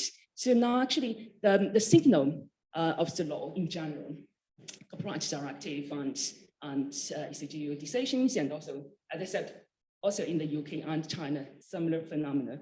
So when the law releases the signal that this is doable, and you may, if you seek protection, it's possible for you to use this IP strategy. The lawyers are familiar with this, to use law as a tool to maximize the profits you can get for your clients. And of course, I believe people would do that. But no, in China, now China has been accused of underprotection of IP for a very long time. Because we still hear about the sales of trade secrets, unauthorized use of patented technologies, unauthorized use of trademark. But actually now, Now China is pushing stronger, much stronger IP law and policy. And now it becomes so rampant for people to do this copyright show and patent show, and the same for geographic indication. Now, right owner, or sometimes we even don't know those people are right owners or not. They are not start sending letters to all people. Or they try to ask for siege of packagings and boxes and cartons in order to get compensation. Because now there's strong copyright policy that encourages strong copyrights and IP in general, IP protection. Yeah. It's interesting to see the policy aspect also from private aspect also from the copyright side. Yes, Yeah. and also for geographic indication, because China is so large and it has many provinces and villages, and they produce pears, apples, rice, and all kinds of things. And it was just like tradition. We would see that the rice is from here and the apples are from somewhere else, so they are good. But suddenly, people are aware that now there's a strong protection for geographic indication. And now they try to go to the market and ask the administration, and they try to siege the packaging. I say, now this infringement of my geographic indication, your pears are not really from my village. And here's infringement. They ask for fine, like 5,000 RMB, but that's a lot of money for these small vendors in streets. Don't you think that is a good law? Because China wants to show that, and actually there's a need for IP owners to get stronger protection when, for instance, when you look at e-commerce, when you look at creative industries. Now, when those industries are becoming IP owners rather than pirates, now they have this raised awareness and they want strong protection. But sometimes people may also take advantage of the law to this user law. So here's I think it's just perhaps just a reassessment of the effect of law, and for the reintroduction of aesthetic value for industrial copyrights. It can be very controversial. Perhaps we can discuss that later. That can be a very big topic, actually. That can be another separate paper as well. So I try to not scrap everything into one paper, although I tried once. Yes, perhaps we can discuss that in the next round. Yeah, thank you very much. Thank you. Certainly a session that will give reason for discussion over lunch. Thank you.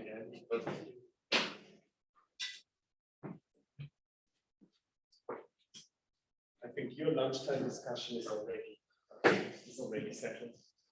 Very good. So with that, we move on to yet another very interesting topic, a competition law framework for data sharing agreements, setting the stage for EU data spaces. That's a paper by Margarita Corrado and Laura Zovoli. And Margarita, we have with us on the panel. That's great. And I think we have Laura online via Zoom. So you will best know how to split your presentation, or you do it alone. And then we're also looking forward to Pim Jensen's intervention on this. So I'm going to try to share the slide properly, and then you are good to go.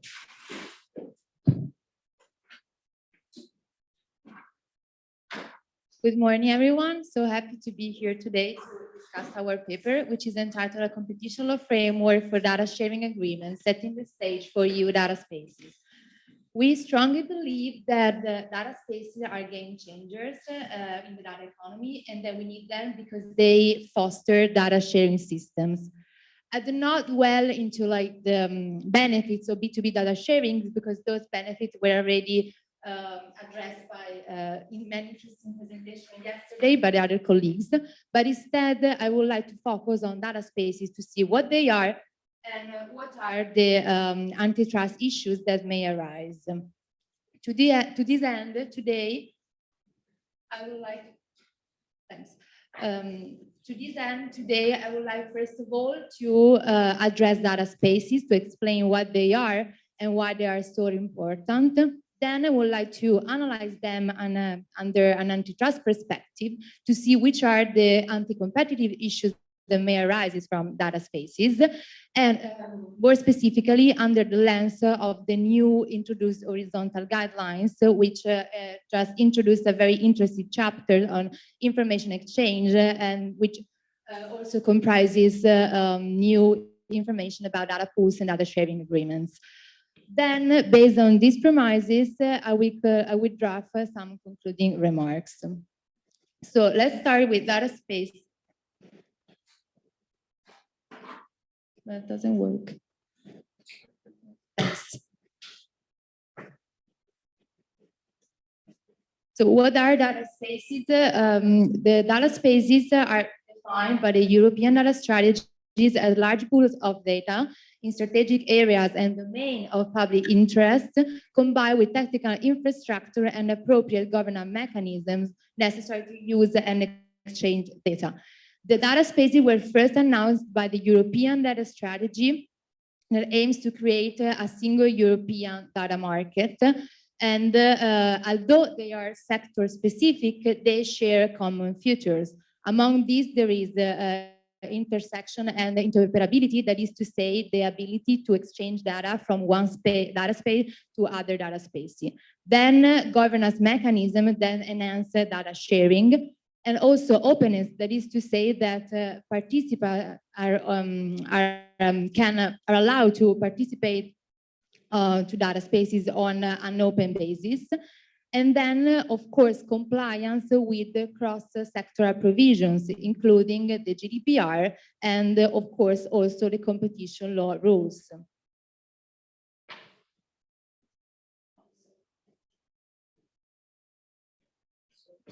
Why data spaces are so important? First of all, because they make more data available to the benefit of the economy and the society at large. This is how, first of all, by allowing them to take control over the data they themselves generate, but also by addressing the lack of trust and the lack of voluntary data sharing because of the existing legal and technical barriers. This is how, through common rules that allow better access and use of data to rules that are clear, practical, and fair. But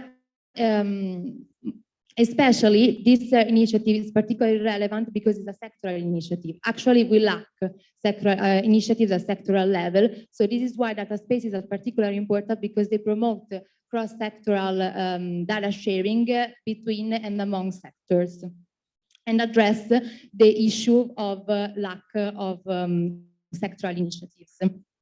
So just to have a brief overview of the sectors that have been identified so far, these are the sectors where they're announced by the European data strategy and the staff working document on data space. Of course, this is not an exhaustive list. Those other relevant domains and public interest, domain of public interest can be identified in the foreseeable future, but is it just to have an overview of the sectors, the relevant sectors that have been identified so far. Given these premises on data spaces, their future and their characteristics, now I want to get into the core of our research, and namely the antitrust concern that data spaces may arise. Because we know that usually data sharing practices are often pro-competitive, because they enhance data access and then allow undertakings to exploit the full potential of data. However, data collaboration can sometimes be a vehicle of collusion. This is because if we put competitors in the same room, we make them communicating with each other, there is a risk of a collusive outcome. And this is particularly true when, for example, they exchange sensitive information, such as price information, information about marketing strategies, demand, cost and demand. So, and this kind of information exchange can facilitate coordination, that is to say, the alignment of competitive behaviors, and may result in a restrictive effects of competition. But what is important that given the fact that data spaces seem to largely depend on voluntary sharing actions, we believe it's extremely important that undertakings from the very beginning know what there are the potential risks to self-assess data spaces, data collaboration under Article 101. So they need instruments to self-assess their agreements, because as say, data sharing data spaces largely depends on voluntary sharing actions. Which are those instruments? Particularly relevant is the new draft chapter on information exchange that's been released by the EU. And it comprises, first of all, a clarification on the various forms of exchange, including different types of data sharing agreements, including data poolings. And then it facilitates the self-assessment under Article 101 by giving undertakings additional guidance on the nature of the information being exchanged.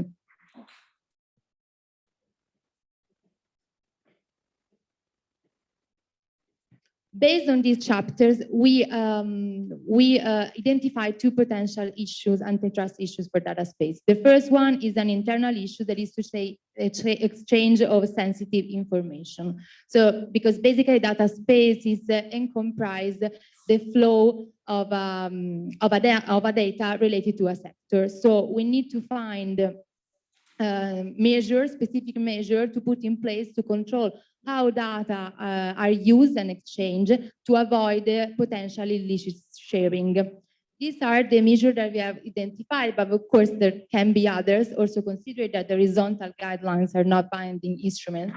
So the Chinese walls, that is to say that sensitive information can be exchanged only among non-competitors. Clean teams, ex-practitioners, you all know how important they are, clean teams, when it comes to M&A transaction. And what's interesting about clean teams is that in the previous version of the guidelines, they were not explicitly provided, even though there is very often used instruments in M&A transaction. Now they are explicitly provided in the new chapter of the information exchange in the part dedicated to data sharing, data pooling. So the idea basically is to identify independent third parties that manage the pool and that access to sensitive information, but is subject to confidentiality agreements. So this is to avoid potential illicit sharing among competitors.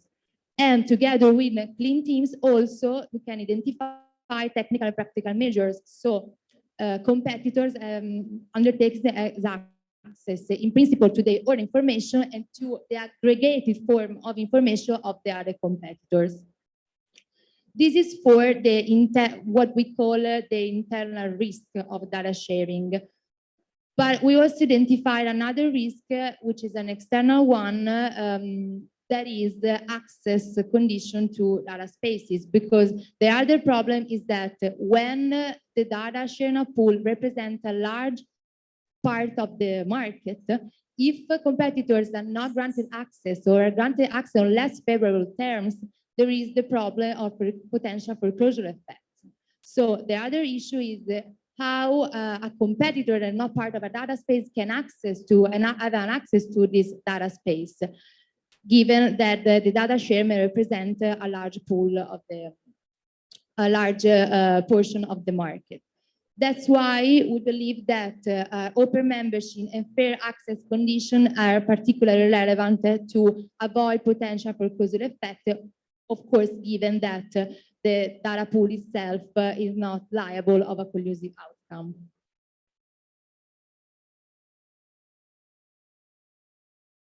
So based on this premise, let me just draft some concluding remarks. Data space are important initiatives. What is interesting is that they in part mirror private initiatives already taken at the local level. I'm referring to the manufacturing data spaces that already are present in Germany. So,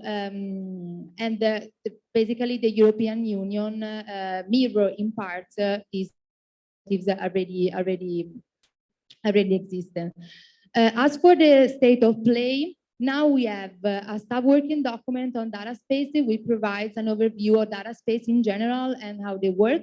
And we have a regulation for a proposal regulation for health data space. So we expect to have the other proposal in the foreseeable future to see what their future will be. Because of course, if we want to see what the potential antitrust risks are, we need to know which are their characteristics. Because given that they are sector based, the type of information exchange can be different. But by the very nature, we believe that data spacing can raise specific complexity from a competition law perspective. This is why we believe it is important to give undertakings appropriate measure to address those potential issues. And we have to see whether the new instruments provided by the revised guidelines are enough to capture the specificities of data spaces. Because it's of course, data sharing agreement shall be assessed under a case-by-case approach, but we believe it is important from the very beginning, make clear what kind of information can be shared, what are the antitrust risks that may arise, so that undertakings feel more confident to share their data. Thank you. And thank you for open. Thanks a lot. Very interesting. Tim, what's your take on that? Still on? Yeah. Thank you, Margarita, and also Laura, who's calling in for your presentation and for your excellent paper, which I read with great interest. I'm a competition law scholar and practitioner, not a data space policy expert. Or maybe I should say not yet, because this has really triggered my curiosity into the subject matter. But I will do my best to give you some observations and raise some questions. Of course, encouraging the collection and sharing of valuable data for any business is a core objective of the Data Act, the Digital Markets Act, and all the EU policies, as you indicated. But of course, under EU antitrust law, the exchange of competitively sensitive information is, of course, could be a serious antitrust violation. And I think this would happen primarily through the notion of concerted practice, which can be defined, as we know from the case law, as a form of coordination between undertakings without having reached the stage where an agreement properly so-called has been conducted, knowingly substitutes practical cooperation between them for the risk of competition. That's the definition of concerted practice. And of course, this concept is sufficiently broad to cover a very wide range of activities, as long as they involve any direct or indirect contact between operators, which an undertaking influence the conduct on the market or of its actual or potential competitors. And of course, the breadth of this definition should suggest that companies have to be very careful with the for being not liable for competition infringements resulting from data exchanges, because in the context of different data collaboratives, it's of course not difficult to imagine scenarios where such effects are involved. For instance, it would be the case when a data pool or data exchange determines or even recommends the fees to be charged by data holders for granting access to certain kind of data, or when one or more data cooperatives coordinate their activities, establishing restrictions to membership according to, for example, locality. There are many examples. And whether such effects are actually produced into the market is irrelevant, because these practices are condemned as restrictions by object. And at the same time, as you correctly indicate, under the new horizontal guidelines, of course, whole range of horizontal information exchange practices are not necessarily looked at with disfavor. There are many opportunities under the third paragraph, as set out horizontal guidelines, general ones, but also more sector-specific ones. And of course, it's quite unfortunate that the Data Act or any other related measures address this dividing line between exchanging valuable data and exchanging competitively sensitive information whose sharing may violate antitrust rules. I have one comment and two questions. I'll share them in once and please respond afterwards if you wish. First, in addition to the interpretive challenges raised by data collaboratives from the perspective of private agreements between parties, a further layer of complexity concerns their interaction with public power. So, of course, as we all know in the European Union, also a member state can be held responsible for a violation of the competition rules if they require or favor the adoption of agreements, used in a wide sense, contrary to Article 101. It reinforces their effects or deprives its own legislation of its official character by delegating to private parties responsibility for taking decisions affecting the economic sphere. And this responsibility, which is of course jointly shared with undertakings, unless they have been strictly required to take such measures, arises from the duty of sincere cooperation in Article 4.3 of the TEU.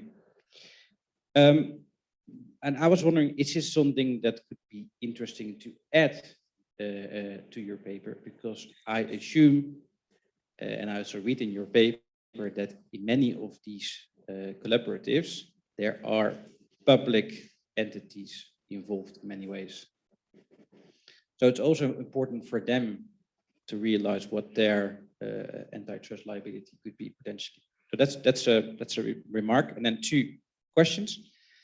You indicate in your paper that you discuss the main, in one of the sentences, you discuss you introduce the main shortcomings of the current competition law framework. But my question is immediately, is that what you're actually doing?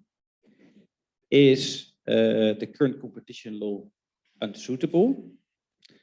Or is it suitable, but you're trying to find practical ways to give companies and maybe also public actors guidance in what they can share and what they cannot share, and if they can share, how they should be able to share it.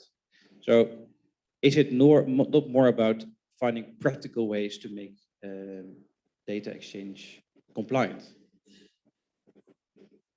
Because if you think the competition law framework should be changed, I would be interested to hear how you would want to do that and what your concrete proposals are. And then the last point, does your main argument change when blockchain technology is used to share data between competitors? Because fundamentally, blockchain technology is a way to record, process, and authenticate data without centralizing the data or engaging in manual processes. And of course, since blockchain technology uses sophisticated encryption methods, it becomes very difficult for an individual to manipulate the data. So blockchain technology can be very useful for conducting transactions or collaborating when trust between the parties is low, such as between anonymous people or companies on the internet and so on. And of course, there's two models of blockchain networks, the public and private. A public blockchain relies on decentralized governance and is typically open to the public. And then there's private blockchain, which is operated by an administrator, which is responsible for either performing or delegating the task of granting access to the network. To what extent could blockchain technology be used to alleviate some of the concerns that you raise in your paper? Thank you.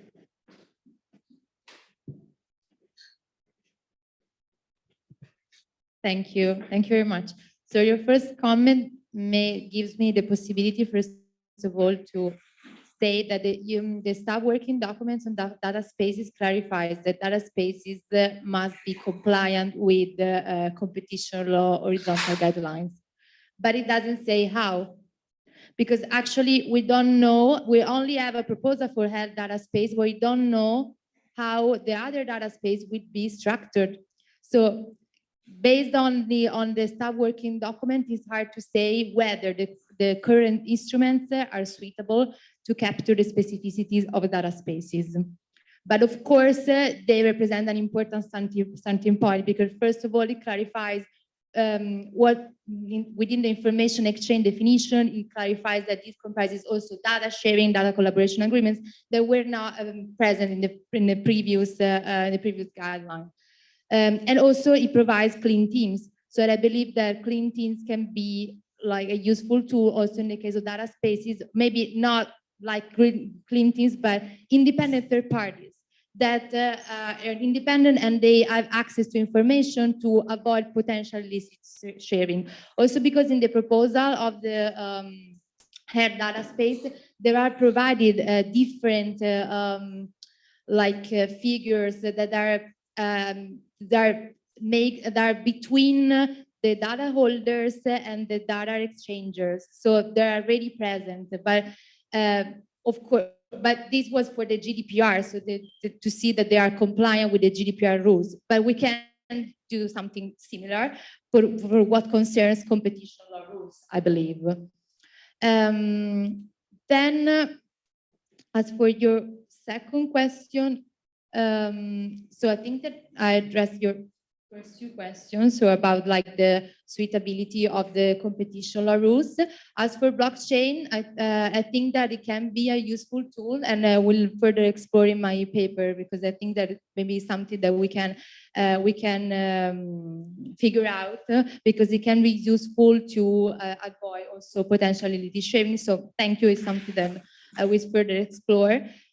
And also you raise also the important point of the public authorities or the public entities that have a specific role within data space. So this is important that all the subjects which are involved are sure about the information exchange, what they can do, what they cannot do, and to have instruments that make like the flow of data as fluent as possible to make this initiative work. Thank you. Thank you. So if we have a bit more time for one or two concise questions from the audience. There is one, please go ahead. I don't know where the throwing mic is currently, but it's being thrown. So very good. I'll keep it very, very short. My name is Maurice Schaufli, Nauta Dutil. Oh, Nauta Dutil, Maurice, and I had a very short question. I was wondering, you said something about we still need to figure out what is the type of information that would be competitively sensitive. And I'm very interested to hear your thoughts on that, because I think that sometimes, especially people working at the authority, have in their back of their mind the idea that everything is potentially competitively sensitive, and it's very, very easy to take a very sort of broad definition without actually assessing whether this can give you any competitive advantage in your, in your operation as a company. Yes. Before getting into I would say, because for a company, there is a big advantage of the data spaces, and in having clean teams in place, of course, is something that you can do, but it's also a bit of a hassle. So it would also be important to, before going into clean teams or Chinese walls, etc., to look at what type of data would you actually expect to be competitively sensitive. And maybe if I can answer your question, if I can add to the question, because of course the information will be shared across the market. So that will have a huge impact on the competitive dynamics, the impact of the exchange. Maybe it's not such a bad thing at all, or on the other hand, if it's market-wide, maybe it's extra problematic. Yeah. As for the sensitive information definition, I think are useful the new horizontal guidelines, which provides a new chapter. What kind of sensitive information, which when it comes to data sharing, data collaboration agreements that may take place. I agree that clean teams are not an easy thing to do. Another thing is, for example, that we just say, okay, you can only share data that are publicly available. But then you have to be sure that they're really publicly available. And so in this way, you avoid potential illicit sharing. But of course, it's hard to say because at the current stage, as I said, we don't really know yet how this data space would work. So which kind of information they can be exchanged. But for example, maybe the data space where I see more potential risks is, for example, the financial data space. For example, maybe not every data space will have the same antitrust risk. It depends on the specificity of each sector. Now, if I think about it, I think that maybe the financial data space could be the one that can create problems when it comes to exchange of sensitive information. So that's why I think it's important to wait for the proposal and to see whether the European Union will set guidelines, soft law about data spaces in general, or for each data space will add like a section about competition law, because based on this, then we can see how to apply the tools that we have. Yeah, but if I also can give a brief reply to your question, thinking about it, the question is also whether if information is so widely dispersed at some point, the question is maybe we should fundamentally recalibrate our assessment of what is competitively sensitive information and not. If this is such a fundamental game changer, maybe that's your point, right? Yeah. Yeah, that's really, I think it's really important. It also relates a bit to what we discussed yesterday. I mean, to the extent hitherto the exchange of information has been prohibited because the information was non-public, the fact of putting that into some sort of public domain, namely the data space, would change that. At the same time, as Anselm has rightly pointed out, the algorithmic pricing collusion is done based on public available data, right? So the very simple parameter public is like non-anti-competitive is difficult. And it will also be interesting to see, sorry if I say a word here myself, but well, interesting to see, I mean, you all read the Bundeskartell and Autorité de la Concurrence paper on data, where they are quite restrictive in terms of criticizing even the sharing of publicly available data or training of algos on publicly available data, as long as the publicly available data is not easily available, meaning that its collection and bundling and preparation for training purposes and such things could give you a competitive edge, right? So the question is how data spaces will impact this positioning of two very important NCAs in the Union. So sorry, I took the moderator's liberty to say something myself. And I take the further liberty to end the session because we are all hungry and are looking forward to the lunch. Thank you very much to our two last representatives here and all others that have made this session so fruitful and interesting. I'm sure we will discuss a couple of these issues over lunch now. And I think, if I'm not mistaken, we reconvene at 1:30. Yeah, we still reconvene at 1:30, shortening the lunch break a little bit, but being on time afterwards. Thank you very much.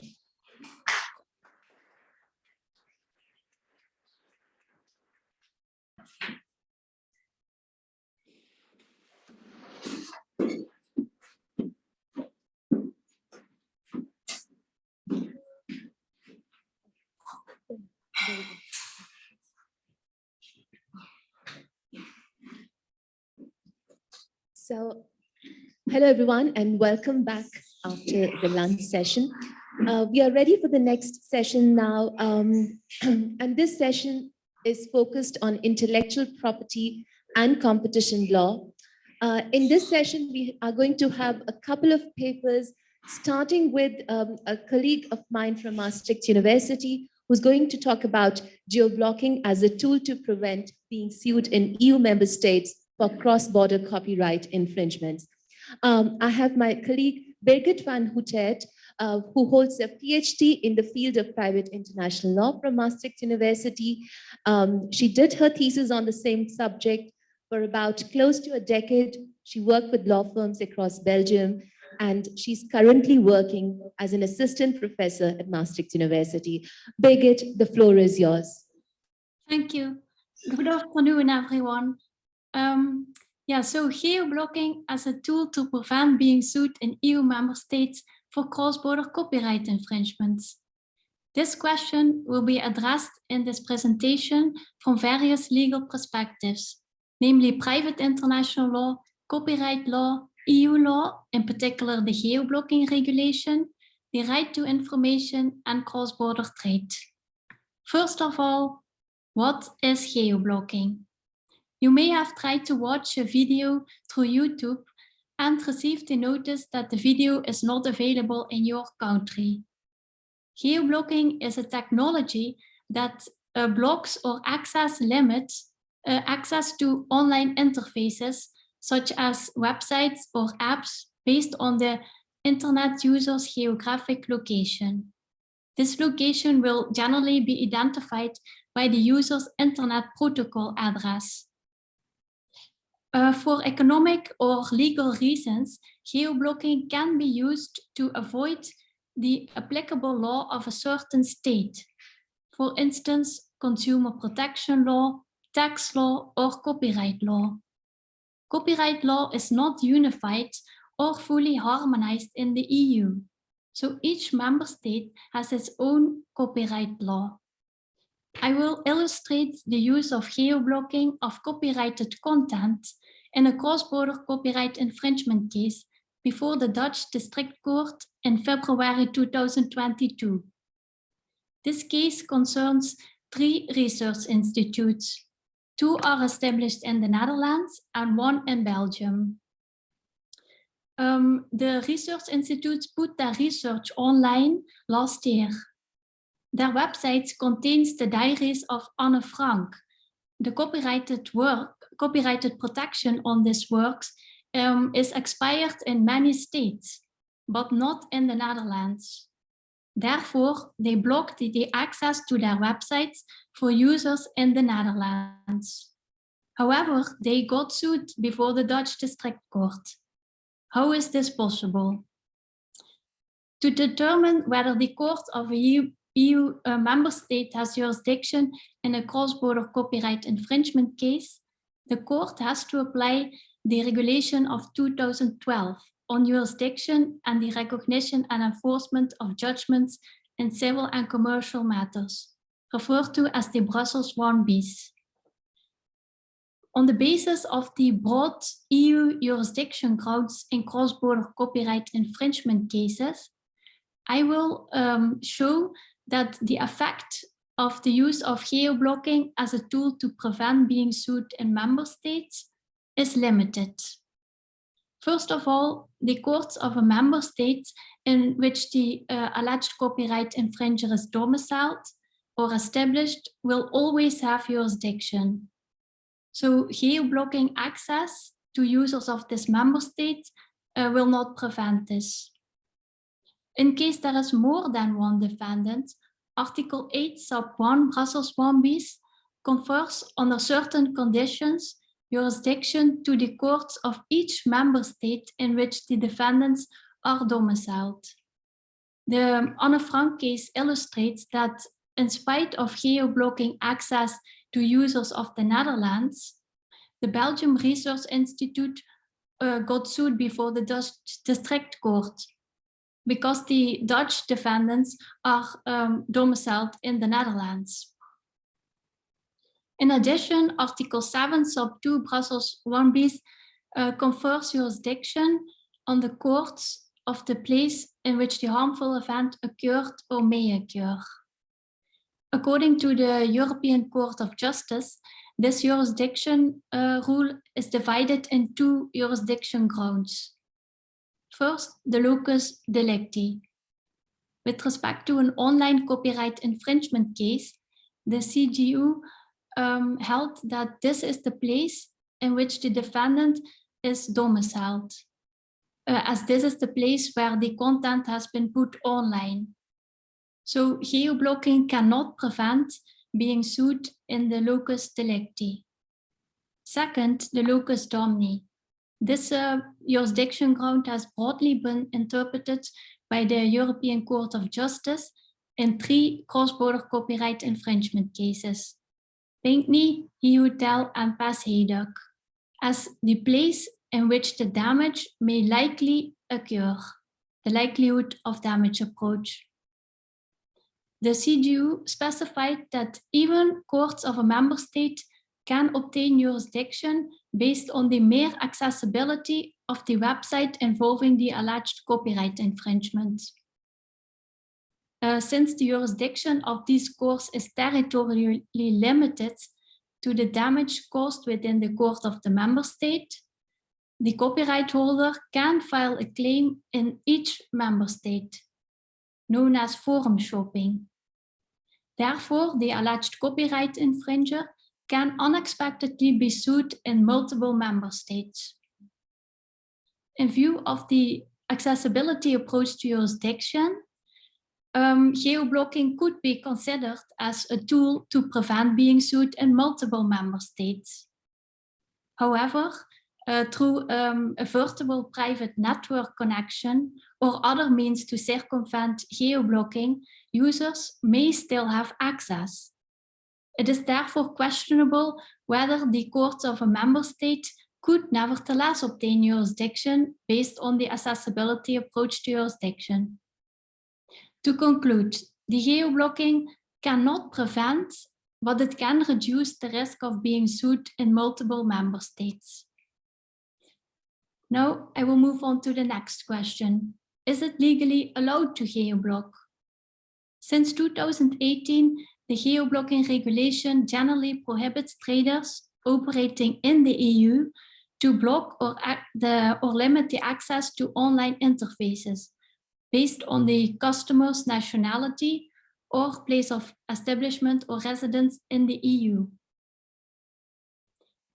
Considering the exceptions and the definitions of the geo-blocking regulation, I will illustrate that geo-blocking can still often be used as a tool to reduce the risk of being sued in multiple member states. In addition, I will point out the negative effects of geo-blocking. First, traders operating outside the EU. They can block their online interfaces for internet users of all member states to reduce the risk of being sued in the EU. This will, of course, impede the cross-border trade. Second, providers of audiovisual services, such as the online film distribution, can also geo-block their online interfaces for certain member states. This is particularly useful in case of territorially limited copyright licensing agreements. However, it will, of course, also impede the cross-border flow of information, and it may have a detrimental effect on the freedom of expression. Furthermore, it increases online copyright piracy. Finally, for example, also non-profit providers of information are allowed to use geo-blocking, such as bloggers or providers of online encyclopedia. Of course, this will also impede the cross-border flow of information, which is detrimental for innovation and education. In my dissertation, I have argued to replace the broad likelihood of damage approach to jurisdiction by the directed activities approach to jurisdiction in cross-border copyright infringement cases. Since this approach will increase the predictability as regards in which member state potential copyright infringers may get sued. Since the court of a member state can only obtain a fact-based jurisdiction if the defendant objectively directed his activities to that member state. This approach will therefore enable also traders that are not allowed to use geo-blocking to prevent being sued in multiple member states by using, for instance, a particular language, country code top-level domain, or providing delivery in only a certain member state. As stated in the geo-blocking regulation, geo-blocking is not a decisive factor under the directed activities approach to jurisdiction. The directed activities approach is also beneficial for providers of online information and services that are allowed to geo-block, particularly in view of the limited effect of geo-blocking, in view of the broad approach to jurisdiction, as I earlier argued. On basis of this approach, the alleged copyright infringer cannot be sued based on the mere accessibility of the website involved. Therefore, this approach will also reduce the need to geo-block, which will keep the internet more open and be beneficial for the cross-border trade and flow of information and freedom of expression. And it will likely reduce the online copyright piracy. Thank you for your attention.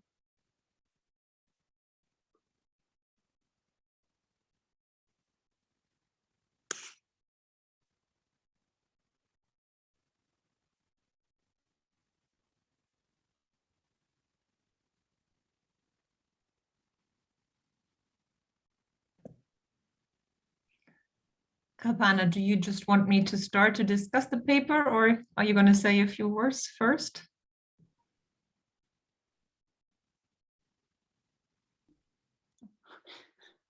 We can't hear you. I don't know whether you were saying something. Sorry.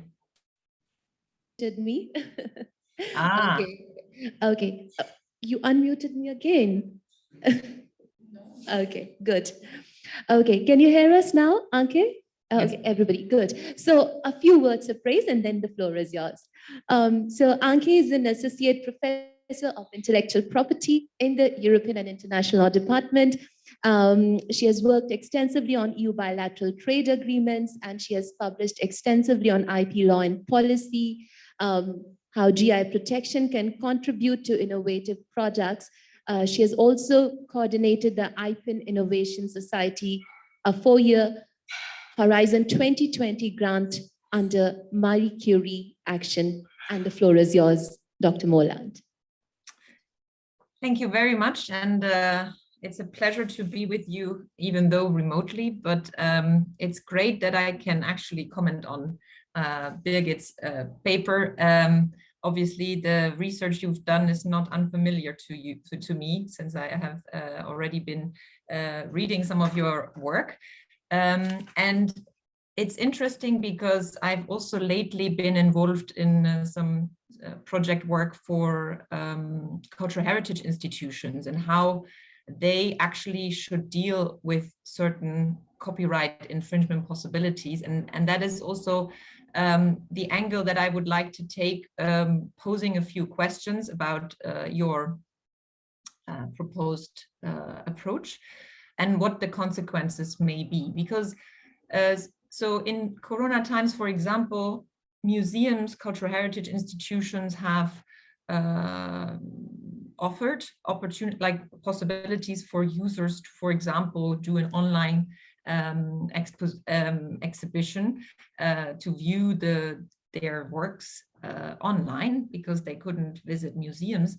And so that would be the scenario that actually cultural heritage institutions want to make available the content that they have in their collections. And some of that can be copyright protected and others may be out of copyright protection. But if they want to make it available to users online, the question, of course, is can they just do so if it's copyright protected material? And then it depends, obviously, what type of licensing they have agreed to with the right holders of these copyright work, whether they can also make them available online. But the making available online is exactly now the question how to make sure that you are not infringing the copyright then, because you are making it available online, meaning that it is out there everywhere. So you need multi-territorial licensing, which is something that is extremely difficult, expensive, of course, also. And for such institutions, it depends a lot also in which sectors these copyright works are in, whether collecting societies are available where you can actually benefit from certain cooperation that they have among each other to get a license that would cover the entirety of the use that you would like to make of the copyrighted work that you have in your collection. So my idea is really before you will talk about bringing people to court when they are copyright infringing and how this can be limited through geo-blocking, but also through a different approach to finding harm in a certain country. So my question is, what could these cultural heritage institutions, for example, do? So I have a few ideas and I'm happy to discuss them with you. So of course, first, they may have a license that is only limited to certain countries, but maybe not all countries. So that may mean they are making the work available online without the proper licensing that comes with that. And then, of course, in order to determine whether they are doing anything infringing, one could check the copyright law of that country, right? Because I think according to Rome 2, it's where the harm occurs that you need to apply the law of that country where the protection is sought. And then it depends on whether that copyright law there would present an exception, for example, that could be used, right? But that will be a very case-by-case analysis. It would mean that for every country where the content is available, you would need to check whether the type of activity actually falls under any of an exception. For cultural heritage institution, when they make available thumbnails, for example, of the works that they have in their collection, some countries, it could be that the quotation exception may be available to justify that use, but in other countries, this is much narrower. So that wouldn't help. So that is not always, and it's very cumbersome, I think, to rely on that and also risky. So then the other option they could have is to geo-block these countries, as you have mentioned, right, as an option, let's say. And you told us for which sectors the geo-blocking regulation is applicable, and audiovisual is not yet within that regime of prohibition of geo-blocking. But for example, such images of paintings may be covered because they are not audiovisual, they are basically a visual material. But then you told us that non-profit organizations are exempted as well. And of course, that would be then interesting how these are exactly defined, as you gave us the encyclopedias. I didn't see cultural heritage institutions there. And of course, when they are making available content against a payment, right? To see this content in full size, it's a commercial use, one could think, or maybe you would argue it could be non-commercial if the users don't have to pay. So I was wondering if you have any ideas in regards to that aspect, because if the geo-blocking, and that is that we want to use geo-blocking as a tool to avoid copyright infringement for institutions that are doing something that we all cherish, right? Sharing cultural heritage with people, and they need to rely on the current framework somehow to not be infringing. Because the other approach that you are suggesting is to then have, change of the law. Would that imply that it becomes the directed activities approach, that, for example, these museums would only offer the content in certain languages with certain domain names, and thereby showing which in which direction they want to go. But your proposal would never set like help for the Article 4 basis of domicile, right, of the Brussels 1 bis, right? So the museum always runs the risk to be sued at home for all copyright infringements anywhere. Is that so? Your solution is maybe limiting, and then you also said that, right? You made a clear statement. It reduces the risk. It doesn't take it away completely. But in the end, the museum is still faced with that particular problem. So in the end, I think the multi-territorial licensing would be the only real option. And then can you maybe, well, we can still discuss the difficulties of that, because that is a real problem, which I think lie at the root of the problems that you are describing also in your thesis and in the paper you have presented here. So these were my ideas, and therewith I leave it to the floor to join in with discussion, or maybe Birgit can answer a few of my queries. So thank you very much for the time. Thank you, Anke. Yes, yeah, thank you, Anke, for the very interesting points, for sharing the project. Yeah, I'm happy you understood very well that it is indeed very difficult to, you cannot fully prevent being sued for online copyright infringements.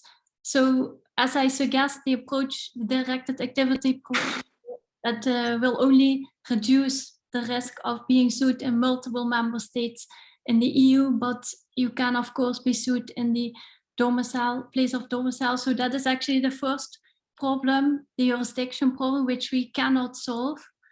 Then the second issue is the applicable law. As you said, there will be multiple laws can be applicable, because if the content is viewed in each state where it's viewed, according to the Rome II regulation, the applicable law is the law for each state for which protection is claimed. So suppose if you bring the case in front of the court of the place of domicile of the museum where it is established, then multiple laws will be applicable, multiple copyright laws. So that also doesn't give a solution. There are very many scholars, they have provided suggestions to apply one applicable law, but that is not the prevailing law as per now. So I think you're correct. We have to find a solution for now in the licensing system, but that can also be very difficult as copyright is territorially protected. And also I understood that financially, economical reasons, they want to keep it like that, because that is very beneficial to, if you can show the image in one country, you can demand perhaps even a higher price than in the other countries. So it depends on the willingness of I think also the states to work together for the multi-territorial licensing. Yes. And now, the non-profit providers of information, generally they will not fall under the scope of the geo-blocking regulation. But as you mentioned, if they are asking fees to see the collection, then they will come under the geo-blocking regulation. So then geo-blocking within the EU, it will not be an option. So it's quite complicated. But there is a special provision I just want to point out finally in the Brussels 1 bis regulation for the jurisdiction. Article 7, sub 4, but that is in case of recovery. If a cultural heritage, if a state also wants the recovery, then the courts for the place where the cultural object is situated at the time will have jurisdiction. Yeah, so that will not help in case of copyright infringements. No, so it will be a problem. Yes. Which is not possible to solve from private international law perspective, but I think then the copyright field can be a possibility. Thank you, Anke, for that discussion, and Birgit for responding it so nicely. If you have any question, I can see a hand. Anna, please. Please introduce yourself and the ball is around. Yes, sure. Hi, Birgit, thank you for your presentation. I'm Anna Romalo from Google and Leiden. I was wondering, you said at a certain point there that in relation to providers of audiovisual services, that geo-blocking increases the risk of online piracy. And I was wondering whether you could elaborate a bit on that point, because I don't really see the connection. Thank you. Okay, yeah, thank you. Yes, it has been argued that because if you, for instance, a provider of audiovisual services, you can think of the online film distribution like Netflix. Yeah, so if Netflix is blocking access to movies, then you still, the consumer will like to see the movies. So, and according to researchers, they are willing to pay for, most often they are willing to pay to see the movies, but if they cannot get it even by paying not because of geo-blocking, then there is a high risk that piracy websites who are offering that the consumer will seek for this kind of websites, and that will increase the risk of online copyright piracy. Yes, thank you. Yeah. Thank you so much. Any other questions? Sarah, please. And please introduce yourself and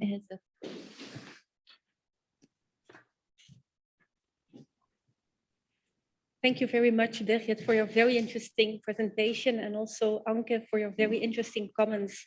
And my question is also about this exception for providers of audiovisual services like Netflix. Because what it comes down to in the end is that, in essence, they are still allowed to geo-block. And that seems to go against the whole rationale behind media pluriformity. So if you look at the new regulation on media and audiovisual services, then you see explicitly there that there's also a reference to Article 167 of the treaty, which is on culture, national identity, and things like that. And there's an explicit recognition that these media services are there to guarantee information freedom, differences of opinion, media pluriformity. And it seems that here this regulation seems to say more or less the exact opposite. And I was wondering what you think about that, and why here these audiovisual services are getting this specific exception. I can imagine that you can say, well, because of content reasons, people who are living somewhere else may maybe not be also interested in a certain, or it's maybe also regardless of the intellectual property rationale that Anke was talking about, but maybe also because from a cultural point of view, it is not everywhere acceptable, maybe. So I was wondering in how far this geo-blocking is actually in contradiction with media pluriformity, which is celebrated in many other instruments of the EU, specifically the directive on audiovisual media services. Yeah, yes, thank you for referring to that regulation. Yeah, I didn't see myself, but I will have a look to that. But you're correct, there are various reasons to use geo-blocking of audiovisual services. Yeah, first of all, because of the copyright protection is territorial limited. So that is actually one of the main reasons that the geo-blocking regulation, that it falls outside the scope, the audiovisual services. But according to the review, the European Commission is now at the moment researching the possibility that audiovisual services come under the scope of the regulation. So they are talking to stakeholders, and also the stakeholders, according to the first report, we can see that it's also a financial issue. particularly the producers of movies, they are arguing that if they have to, if they are not allowed to use geo-blocking, then the prices will go, they will have to go down for all consumers, because now they are also using price discrimination. So they are offering the movies for a higher rate, for example, in Germany than in Poland, because Poland is, the people are earning lesser. So then they cannot use the price discrimination anymore. So they will lose also income, and that can also affect the production of the movies. And also, as Anke told, we have to have a multi-territorial licensing system then, which is not there yet for copyright holders on a European basis. It is not regulated yet.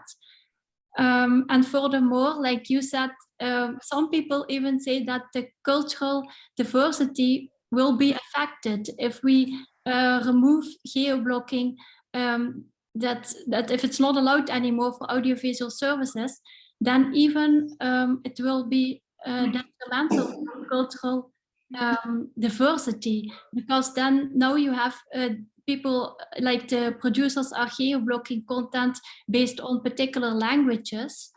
And if that is not allowed, then they also they will have to offer it for a lower price, and it will not advance the production of, for example, movies with minority languages.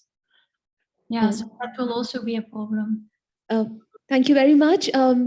Thank you for this very nice presentation and all the questions and discussion.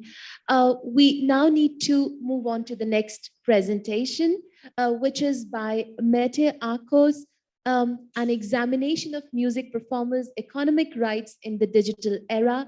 A bit about Mehmet Akos, who holds a degree in economics, this is a cross-disciplinary conference, and she's working in industrial organization at the University Politécnica de Madrid, and she has been working across telecommunications and digital policy in the Spanish branch of the telecom multinational Orange for quite some time. So Mete, the floor is yours, and please, your presentation. Thank you, Kapana. I will share my screen. I think you are seeing the presentation now. Can you see my slides?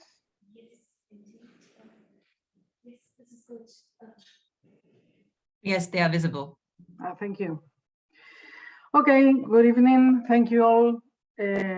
Our research analysis, as Kapana said, how performance intellectual property rights remuneration has evolved in the last decades from the traditional business model of selling copies and broadcasting in radio and TV to the digital streaming services. Well, several methodology tools have been used for the research. First, we use this research on secondary sources for study the legal framework. We have used the Prisma tool for the literature systematic review. But as far as we found, there is not too much academic literature analyzing IPRs in streaming services from a comparative and legal perspective. We look for more documents in the web pages of institutions working on that issue, as the World Intellectual Property Organization, the WIPO, the Centre National de la Musique in France, the UK Competition and Market Authority, and the House of Commons of the International Federation of Musicians, and even the Spanish Collective Management Operator. We also have a quantitative analysis of data using primary sources in a survey conducted last year. Well, from that, our first point was, as streaming services are blooming, we could expect increasing income for all players along the value chain. But several surveys show that performers are not benefiting from that success, and the remuneration has decoupled from the streaming services. Then we pose some questions. Are there any differences in the legal framework? And if there are differences, are they effectively applied in different countries? Are they causing any difference in the performance remuneration? And lastly, could any alternative be considered for restoring performance remuneration? Well, let's have a look on the music industry figures. According to the IFPI, the International Federation of the Phonographic Industry, in its annual Global Music Report 2022, the music industry turnover initially declined and now is back in a growth path, mostly because of the success of the new digital music streaming providers. Figures show how music industry revenues bottomed in 2014, but since then, streaming growth has more than offset declines in physical and download formats over the past decade. Besides, record labels have found new sources of income by licensing rights for advertising, video games, and so on.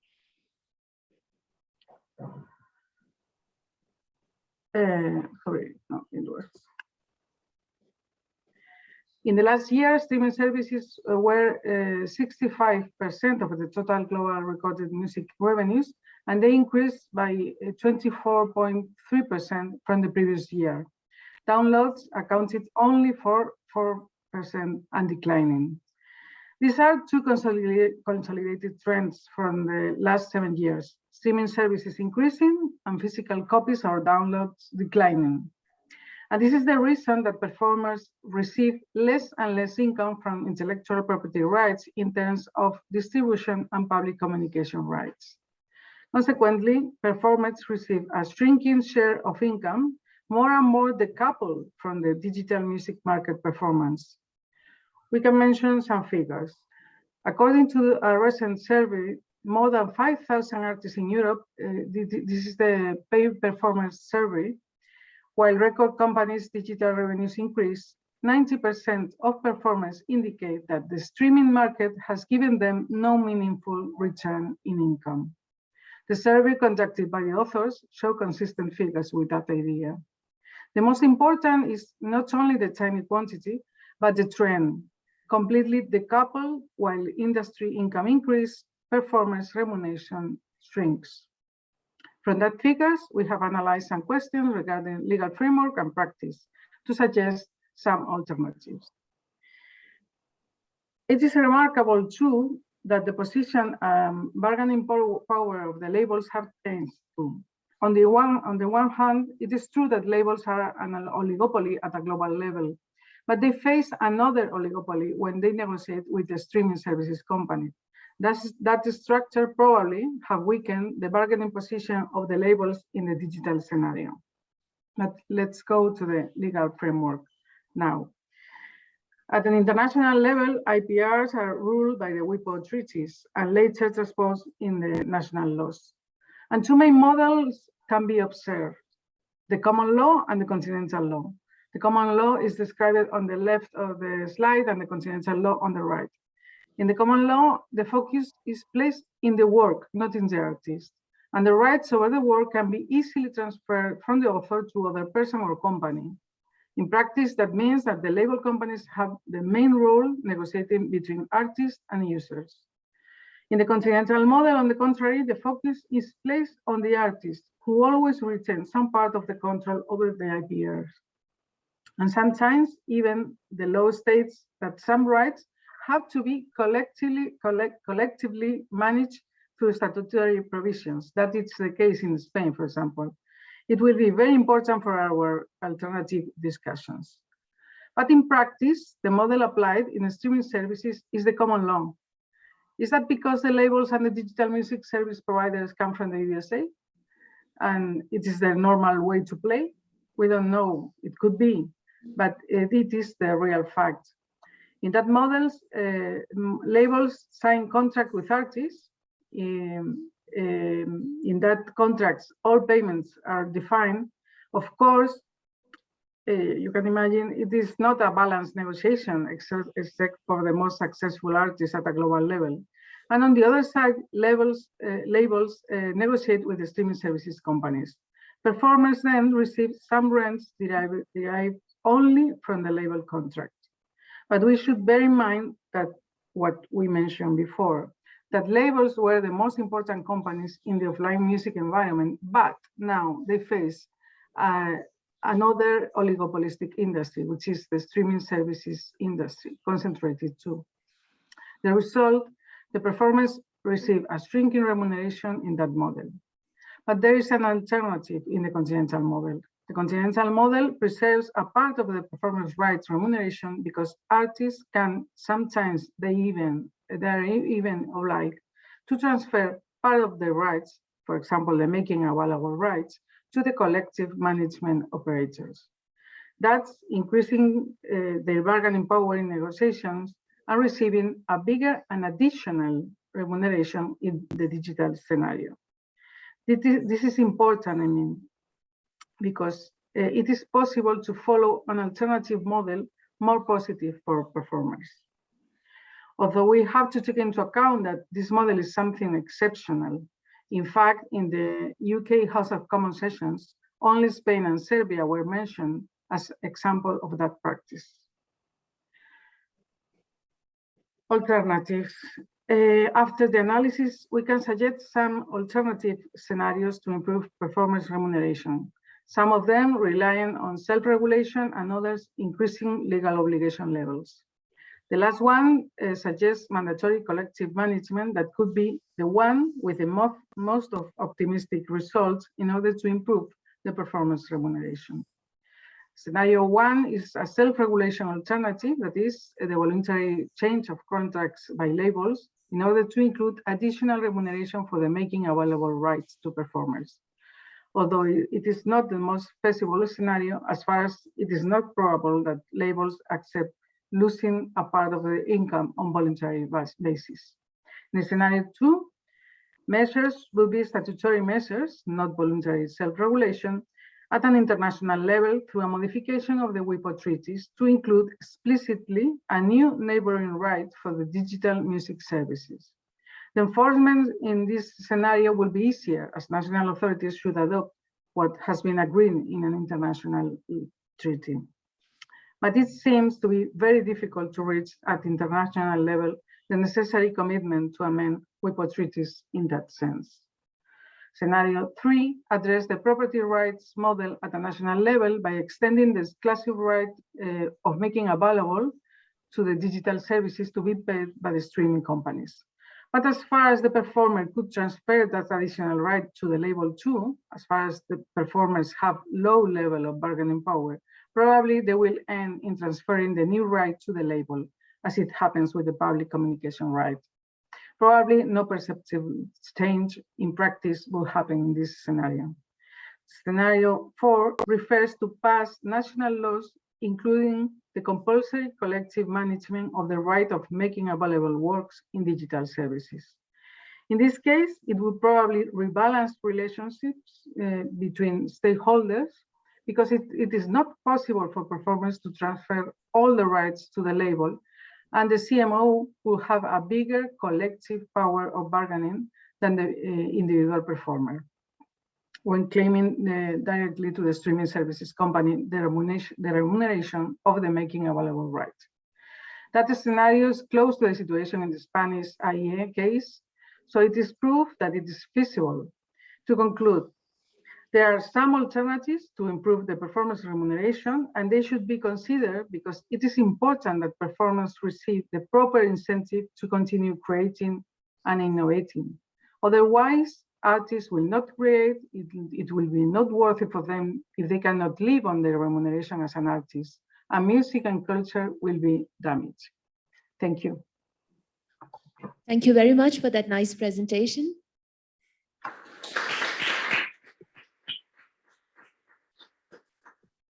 If I may now give the floor to the discussant, Lela Mélon, who happens to be a former Marie Curie Research Fellow with a background in law and economics, so her discussion would be quite helpful. Currently, she is an executive director of the Planetary Wellbeing Institutional Framework at UPF and an associate professor at ESCI UPF. Lela, floor is yours. Thank you very much, Katana. very glad I was assigned this paper first. So thank you very much for the presentation, and even more so, thank you for the paper. That was very pleasurable to read. So I just have a few brief notifications, a little bit to discuss the paper, and then some, not even questions, but kind of suggestions and having your 2 cents on how we could continue this work. So as we've seen, the paper addresses IP remuneration, the topic of music's performers' economic rights in this digital era, right? It's a different world, yet we use old tools. I was very much happy to see that that was kind of this discussion of the paper, the main point of saying maybe those outdated approaches in law also regarding the remuneration need to be discussed and changed, because it is true that even more so, if you take a broader look of the corporate world right now and the way things are functioning, art is not exactly having a centerpiece, and it's not exactly being stimulated or supported per se, and continuing to use outdated legal tools to help to just keep the incentives that they were, not even speaking about enlarging them or heightening them, that simply makes no sense. So I very much welcome this research regarding that. As was mentioned by the paper, of course, historically, it made sense that the remuneration came from record companies who are intermediating, right? And it kind of, yeah, it originated the remuneration itself from the distribution right of the physical copy sales of the original works made, sometimes attached, depending on the system, also with additional remuneration from the CMOs linked to the public communication right.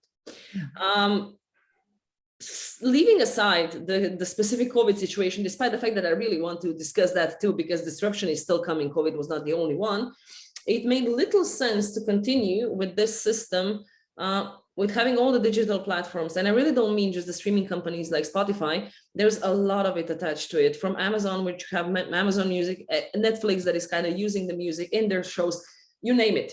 It is just a big, vast new world that really does not accommodate sufficiently or appropriately, to be better said, the old system of remunerating artists.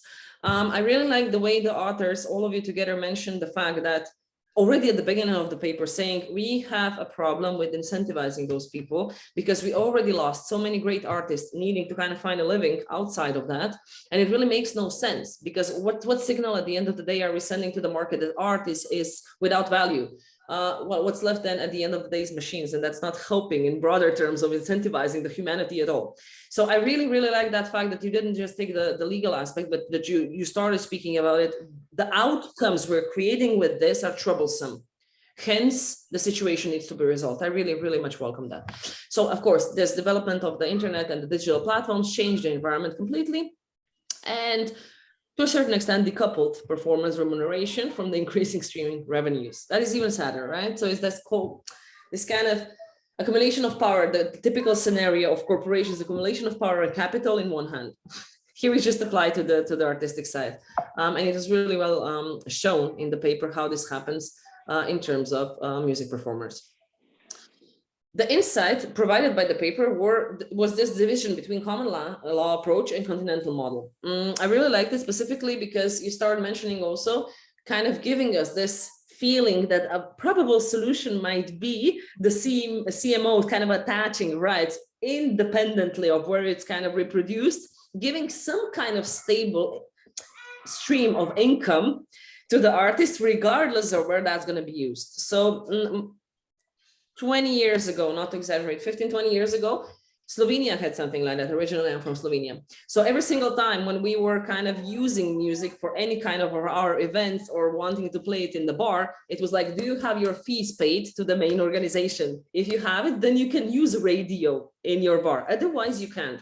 So it was quite developed to a certain extent, understanding that, yes, the payment is not just for somebody performing, the payment is for using that work, no matter what the setting, as long as it kind of reaches the public. So it's pretty much the same thing. So I really like the way you portrayed it and contrasted the two approaches, right? Because the common law is the one that kind of, frankly, at the end of the day, takes everything from the artist.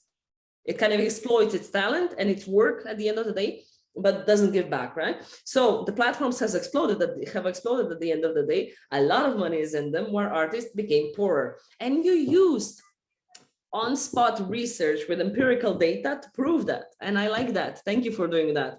Because a discussion is useful, but when you support it with the research and data and you incorporate what was already done, then the numbers are very clear and they're very sad, right? So what I found the paper to be was a kind of a call for an universal protection of performers, not only due to the kind of change environment, right, of digital platforms, but also rather as regards the whole changing circumstances of the society in which we live in. COVID crisis was just one of the examples. So it absolutely prevented people for 2 years to perform and get that additional revenue. There's no security in performing art. So now we need to go basically back to the basics and say, what are kind of the objectives and the policies and the aims of society? Do we want to keep them or don't we? Because if we do, then a different approach is needed to at least assure the minimal level of security to keep people incentivized into actually using their talent. To me, frankly, it's no different than somebody having a talent or in law and economics. We need those people. It's just the way we treat people that are working in law and economics is slightly different, right? Then we treat the artists. Okay, so that was the feeling that I got. The reflections, though, is what would be interesting, and these are really reflections for further work or how to use what you already figured out. So what would be interesting to examine and comment if the given political, economic, and legal system in the US and the UK would allow for a model such as the one that's continental with kind of all the time fees. So there's an organization that kind of charges for that work, even existing and reproducing, to have that minimal base kind of security, right? Why do I say this? Because if you take a look at the common law system in the US, it's not very much in favor of having some kind of minimal income or some kind of an approach that allows you to pay just for something existing. So Europe would probably be more open to that, and the European Commission. The US, I'm doubting. The UK, I'm not sure, but the US, I have highest doubts there. Secondly, it indeed seems that an approach that would have a fixed and a variable component of remunerating authors would be an approach that would combat also this uncertainty in the society, the way things are going. And really, I'm using COVID because it just happened to us, but it can be other disruption. It can be climate emergency disruption, where it's impossible for us to organize something large scale, etc. There are so many policies right now actually aiming also at the EU level to keep us a little bit more contained and less traveling, etc. That doesn't go in favor of us paying for performance, right? Because also the performances are supposed to, if nothing else, in long term with the surrounding policies, to not be as common as they are right now. And the third, incentives have been a challenge in art for as long as we know that art exists. The stability and security of income in a certain time seems to be one of the most crucial aims that we should add in the policies that are existing on art. Now what is left is based on your research to kind of develop and suggest tools, relevant tools that would aid the industry's survival with this kind of basic income. And I think you really can apply your research to that. You really can build based on your research saying this is the challenge. So the values that we're seeing in the society are like this, but the incentives we're actually posing are the current ones. So how can we kind of make those two collide or coincide a little bit more? So that is everything from my side. And I really, once again, thank you for a wonderful paper. That was really pleasurable to read. Thank you, Lela, for that very detailed comment. Mete, very quickly, we are behind schedule if you want to respond, and then we can take 1 or 2 questions from the audience. Okay, thank you very much, Lela, for your comments, your kind comments. I really like the issue I have researched, and I'm very glad that you share that enthusiasm. Yes, I think it's an important issue. Because it's the sustainability of the music, in particular the European music is at stake. Because as you mentioned, if there are no incentives, they will continue not doing that. And creativity and the wide variety, let's apart the most the less successful kind of music. I don't know, the kind of music, the styles that are not for the majority of the people, no, that they have not a lot of supporters, but they should continue existing. They should continue being developed. And it's true that the practice, as I mentioned, in the States and the Anglo-Saxon world is like this, is through the labels intermediating. But in Europe, we have a different model, and we could support to extend that model in a world, in a digital world. So I will work more on that in the sense you mentioned. Thank you for your guidelines. And I will give you just a last insight. In France, we should pay attention. In France, they are trying, and they very recently issued that question. They are arranging an agreement, but in this case, it's not the CMO, it's not the collective managing operator, but it's the union. It's a union. Have reached an agreement with streaming services providers. So we will pay attention to that developments. Thank you.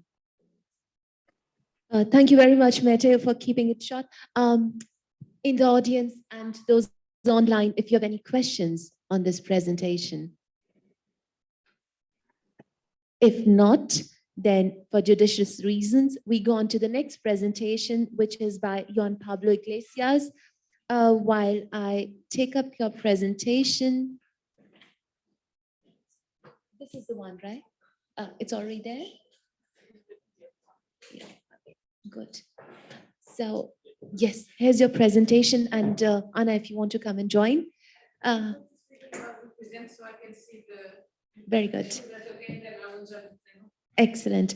Juan Pablo graduated from University of Chile with summa cum laude, and he's currently working as an associate of IP litigation at a law firm in Santiago, Chile, and he's also an alumni from the University of Amsterdam.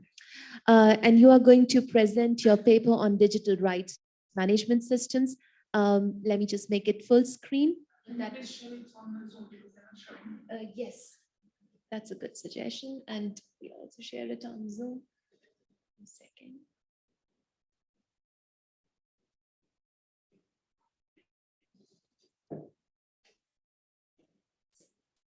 And then, good. And the floor and the.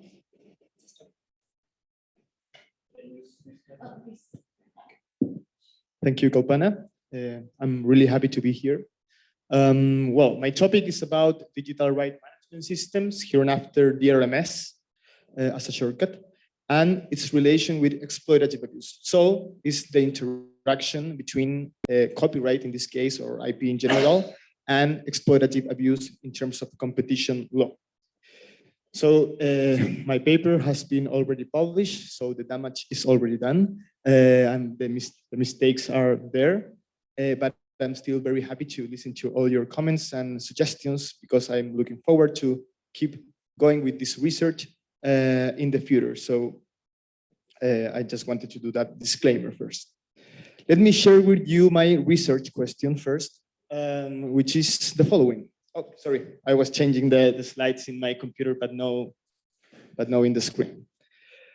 The research question is the following. Can a digital right management system adopted by a dominant undertaking to restrict the use of a digital good qualify as an exploitative abuse under Article 102 of the TFUE? My answer of this question is yes. But first, let me provide you with some essential definitions of these two concepts of the question. The first one is, what are digital right management systems? These are, in general, computer codes designed to regulate both the access and the use of a digital good. So it's a quite open concept. Geo-blocking is a kind of DRMS, for instance, encryptions, or, I don't know, user authentications to use a digital good, etc., among others. For the purposes of these presentations, the RMS are the same as technological measures in terms of the Information Society Directive of the EU are the same. And the second concept is the one of digital goods. These are any intangible asset supplied in a digital form that has a content that can be protected by an intellectual property right. such as, for instance, computer programs, ebooks, audio files, video games, and not, for example, I don't know, financial assets or raw data that is not protectable by an intellectual property right.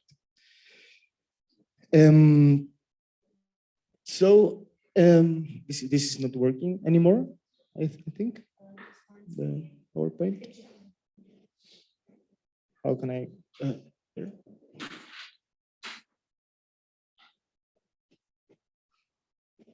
Doesn't work? Okay. Okay, perfect. Thank you, Kalpana. So in a nutshell, my conclusions, I will go straight to the conclusions of my research, can be summarized in 3 ideas. The first idea is that exploitation analysis for the market for digital goods should include the assessment of quality, not only price, but also quality. The second idea is that what I call in my paper dysfunctional digital right management system degrades the quality of digital goods because they decrease their economic value. And the third idea that works as a conclusion is that under certain circumstances, dysfunctional DRMS can be qualified as an exploitative abuse. So let me begin with the first idea that regards to the relation between exploitation and quality. Thanks, Kopal. So as you all know, the traditional exploitation formula, for instance, in United Brands ruling of the ECJ, is that when there is no a reasonable relation between the price that is paid by the consumer and the economic value of a product or service, then it might an exploitative abuse might occur. And the concept of economic value is given by some measurement of the cost for production, including in certain cases some reasonable rate of return for the undertaking. But the problem with this traditional exploitation formula is that in the market for digital goods, the monetary price usually is not the main parameter for the transaction. For instance, when consumers pay with their data as a complementary method of payment with the monetary price. And the second problem is that the structure of the cost for producing digital goods can be very different from the tangible goods because the marginal costs are usually very close to zero. It's very easy to replicate a digital file in an exact copy. So the challenge here, I think, is that we should include quality into the equation. This is the next slide. This is, of course, not my idea. It's an idea that several authors have suggested. For instance, Ariel Srachi or Julius Schneider, or in the US, Lina Khan in her book or essay of Amazon Antitrust Paradox. They all support the idea of including quality into the equation and identify certain challenges or difficulties. The first one for this task is that certain quality features of goods produce behavioral issues because consumers are not able to register them, detect them. So in that cases, we know that regulation tools are better than competition law to solve the problem because they are related with market failures that competition law cannot solve.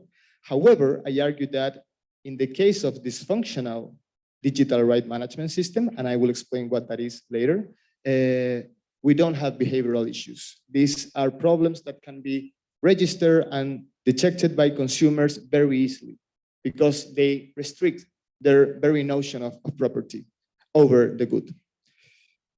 So these are some examples of everyday life cases of digital right management system operating. So whenever you try to open a file, if you are not connected to the internet, or if you are in another country, or if you have opened it at the same file more than a limited number of times, you won't get access to the file or you won't use it as you would like. But the second problem, and this is the most important problem for my research, is that the problem with quality is that it's very subjective. It's very multidimensional. It's different to price that we can mathematize or we can see in a graphic. We can differentiate between high prices and lower prices, but with quality it's not the same. So the question is, does the product or the digital product have a good quality or a bad quality?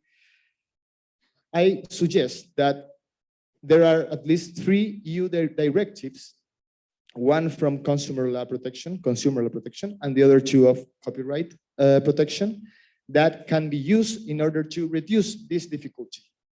One is the directive of 2019 about the contracts to supply of digital content, which is a consumer protection directive, and the second and the third one are the Information Society Directive and the Directive of the protection of computer programs.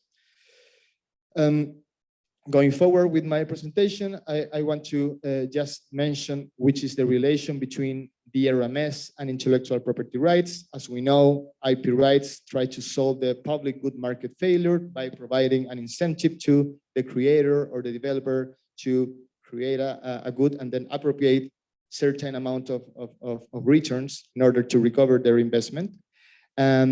So IP rights gives the right to eliminate substitutes products to the right holders. So in this sense, right holders have certain degree of isolation from competition, since they can eliminate going to a court and filing a lawsuit, a competitor. And DRMS are somehow a mechanism to reinforce this protection, considering the nature of the digital marketplace that has these problems that I mentioned before about that it's very easy to replicate a digital good in an exact copy in a massive scale. The problem, though, is that digital right management system has or went beyond that that primarily or original goal or objective, and they started to restrict acts or actions that have nothing to do or have no relation with the scope of protection of intellectual property rights. So to these digital right management systems, I call dysfunctional because they are no longer related with IP rights. For instance, they prevent the use of non-infringing substitutes products in your digital good, or they prevent the creation of second-hand markets because they make technologically impossible to transfer your digital good to another person or to lend it to another person, and they can restrict the availability of the digital good. For instance, if the DRMS forbids you to download the digital good to your hardware, you can only use it if you are connected to the cloud. And these are some examples of DRMS that are dysfunctional under my understanding.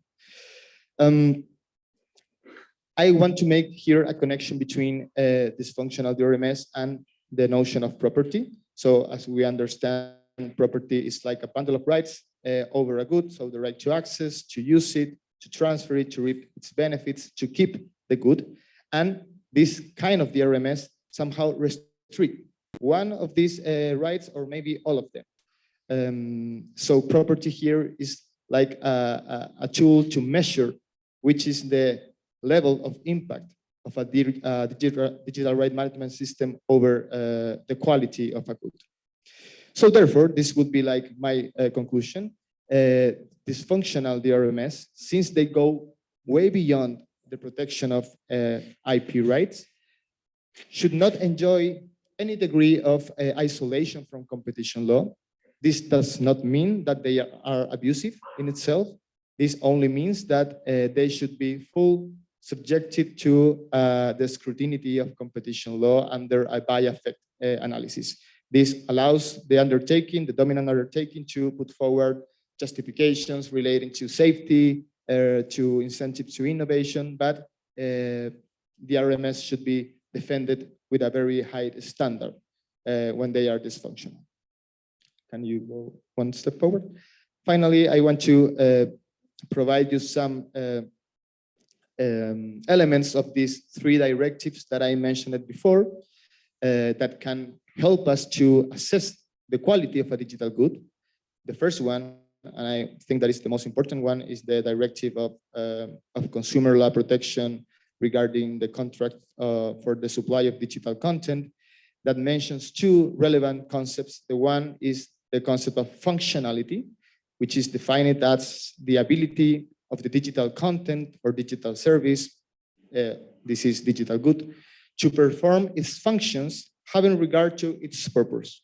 So we should consider first which is the purpose of a digital good, for instance, which is the purpose of an ebook, or which is the purpose of a video game, and then we should see if the good is performing these purposes. That is the first concept. And the second concept is the one of objective requirements, that is defined also in the directive, and Article A of the directive provides different concepts that help us to allow to assess and determine which are these objective requirements. These are different from the requirements that are set in the contract. These are requirements that you can grasp over the practice of the market, and they are provided by the technical standards defined by certain regulations, also the sector-specific industry codes, and consumer reasonable expectations. So you maybe have to make some surveys in that regard, and the same nature of the digital goods. Those are the concepts that can help us to assess quality of these goods. And regarding the two EU directives of copyright that also can help us to assess quality, particularly in the provisions of copyright exceptions. This is the fair use kind of a regulation of the EU. We know that they are different concepts, but it's similar. So for instance, you have the copyright exception of making a copy, a backup copy of your digital good. So that means that you can download the digital good to your hardware in order to have it when you want to use it. That's a copyright exception. Other exceptions are the temporary or incidental reproduction of the certain part of the digital good that is protected by copyright, the right to study it, to observe it, among other kind of fair uses or exceptions to copyright. And finally, well, this is almost the last slide. So my whole point here, just to summarize, I know that I am over the time. So if I buy an ebook, for instance, by 10 euros, then I have to wonder if is this a high price? Is this a low price? My whole point is to say, well, before answering that question, we should see what will be our accessibility or freedom to use the thing that you already bought. So if, for instance, you cannot read your ebook in another country, or you only can read your ebook in one specific moment of the day, for example, or if you cannot transfer your ebook for a short period, among other kind of possible uses that you might want to give you to your ebook, then maybe the price of 10 euros can be high or excessive. But if you have all these other possibilities of use, then maybe the price is very low. So that's the whole point, to consider quality as a complementary parameter of price in order to assess the exploitation abuse. That will be all. Thank you. Thank you for.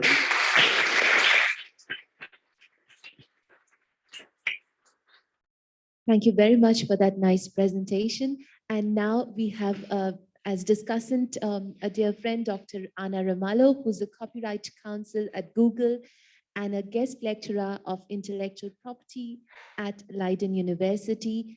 And she has a PhD in copyright and European law from the University of Amsterdam, and a lot of books in her name on AI-generated creations, co-edited book on international perspectives on disability exceptions in copyright and visual arts. Ana, floor is yours. Oh, I have this now. Thanks. Thank you very much for the presentation, for sending in the paper. I really enjoyed reading it. I already told you that during one of the breaks.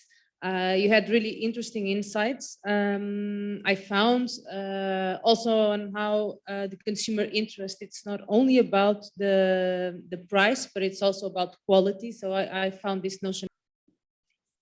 Thank you. Please give your name and introduction. Oh yeah, I'm Andrea from Durham Law School from the UK. It's a bit comment and a question. So yeah, I really agree with you. I do think you have a very strong argument in terms of that's right. Users may use DRMs as a means of private enforcement to preclude limitations and exceptions that would otherwise be allowed by the law. So just now, yeah, I think it's an interesting point to raise a work protected by DRM about as a quality that can be taken into consideration when there's assessments of competition and monopoly. So I want to ask, do you have any a breakdown for the quality? So how would you assess quality? So would you say that the access to a copyrighted work is blocked, or the availability of the work is limited? Or so yes, I want to know whether you would have like a list of factors that you may consider in order to assess the quality of the digital goods. Thank you. Thank you. Well, first, thank you, Anne, for your comments and feedback is totally important for me. And well, first, I will make some short comments because I know that we all want to go to the coffee break, but regarding the notion of digital property, I think that is a very, goes to the core of my research in this presentation. Maybe the notion of digital property will simply be eliminated from the future of the digital world because we're living among license agreements and no sales agreements. So yeah, we have a lot of gray areas, and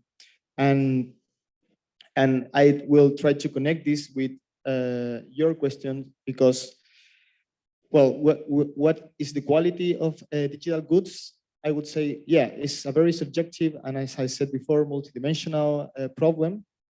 However, the only way I can imagine how to assess quality for digital goods, I will go again to the concept of functionality, which is very open, but still, I think maybe the case law or the legal doctrine can provide insights in this regard by saying how the digital good provides the function that the consumer expects that the digital or expect that the digital good work.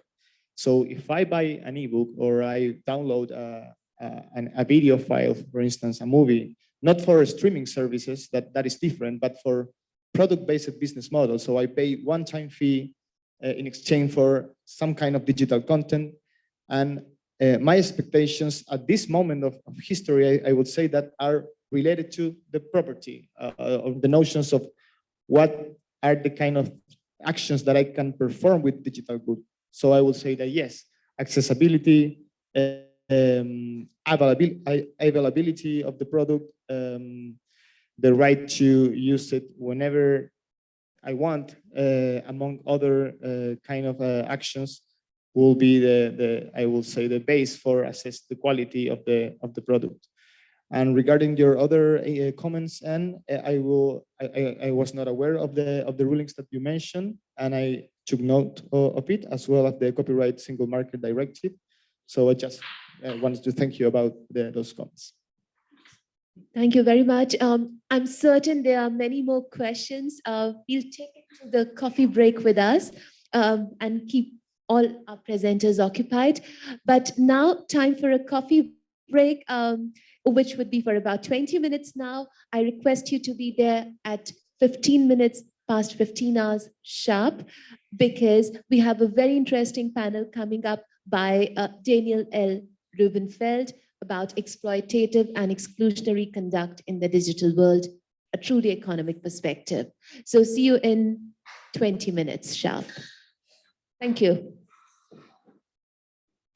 Very sorry that Dan Rubenfeld, I'm very sorry I can't be there in person this afternoon. COVID has kept me from traveling outside my local area. Hopefully that will change in the future. So it's the last session, but I think one of the most exciting sessions.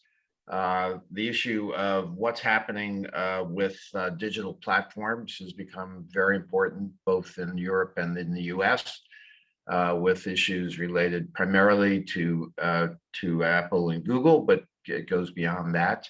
And so we have 3 very interesting papers all that relate to that subject. Subject that I've been involved with, I should say, because I've been involved in work in the Epic Apple case, and I've written extensively about digital platforms. So our first paper on platform advice neutrality regimes will be given by Oscar Borgoño, and it's co-authored with Giuseppe Colangelo. So you've got the floor, Oscar. Okay, which mic can I use? This one? Can you hear me? Okay, that's great. I think I'm gonna stand up, so hopefully I'll manage to keep your attention more live as we are in the second day of the conference. So thank you for having me, all the organizers. And today I will take hopefully just 12 minutes of your time to give you a flavor of the article I wrote together with Giuseppe Colangelo on app stores. And I try to explain you why they provide a very nice example and case study on how policymakers and antitrust authorities should deal with digital platforms nowadays. Now, before going into the details, I'd like to provide you with an overview of the presentation of today. We'll start by illustrating you the rise of the so-called app economy, which really raised in value at the international level, not just in the US or in the European Union, but actually all over the world. Then we'll look at the new bottlenecks within this app economy. And in particular, we'll look at the app store, at the case of app stores and the 2 dominant one in the digital economy, which is the one provided by Google and the other one provided by Apple, the App Store and the Play Store. Then, of course, I'll try to show you the competitive problems that app stores, as many other digital platforms, are posing nowadays for policymakers and competition enforcers. And I'll provide you with an overview of that. And then, of course, we cannot skip the part of regulation, because as you well know, legislators around the world and policymakers really try to look at regulation to solve these issues and are moving constantly away for classic antitrust enforcement. And this might not be a good, a sound choice. And then I focus on the main question of the presentation that we tackled throughout all the papers, which is, should we consider app stores, as they are so important, as proper public utilities, and therefore should we subject them at the end of the day to a public utility regime? Now, let's start. Market concentration. As you can see, over the last 10 years, the market for mobile operating system really got highly concentrated. Basically, comparing to 2009, we are left with just 2 dominant players, which are basically iOS, the mobile operating system developed by Apple for its own devices, and Android, the mobile operating system developed by Google for a bunch of different devices produced by different manufacturers. But this just to give you a glimpse of how the market for operating system is concentrated and how this might impact the market for App Store as well. Why is going to impact the App Store? Well, because the operating system is strictly connected to App Stores. Because once you get a mobile phone, it might be an Apple one, or basically another one that decided to embed within the device an Android operating system. And once you get either one of these 2 mobile operating systems, you will get a bunch of other services. In particular, you will get a specific application store through which you can get all the application, all the apps you need to personalize your own device. Because of course, there is a lot of anecdotal knowledge about the importance of App Store. I might imagine that you can use them pretty much on a daily basis to get new applications. And now, if we look at the dynamics of app stores, we might understand that they could be kind of familiar for a policy, for an academic working on competition law, because they resemble traditional platform, and in particular, two-sided markets. If we think about that, app stores allow two different groups of users to interact between each other. On one side, we get developers of application, and on the other side, we get you guys, consumers, the one who bought the devices and really want to get access to this application and want to go in the app stores to look the application who better fits their tastes and their utility.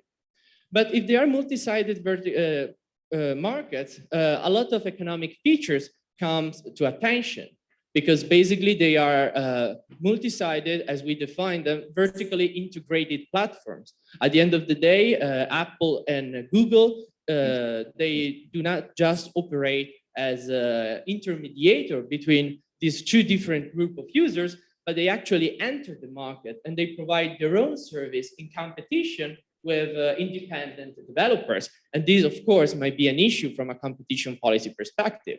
Then we have direct and indirect network effects, which basically means that the more users get access to a specific app stores on one side of the multi-sided market, the more useful the same service will get for the other users. And for indirect network effects, it's pretty much the same way. What changes is the fact that more users on one side increase the value of the platform on the other side.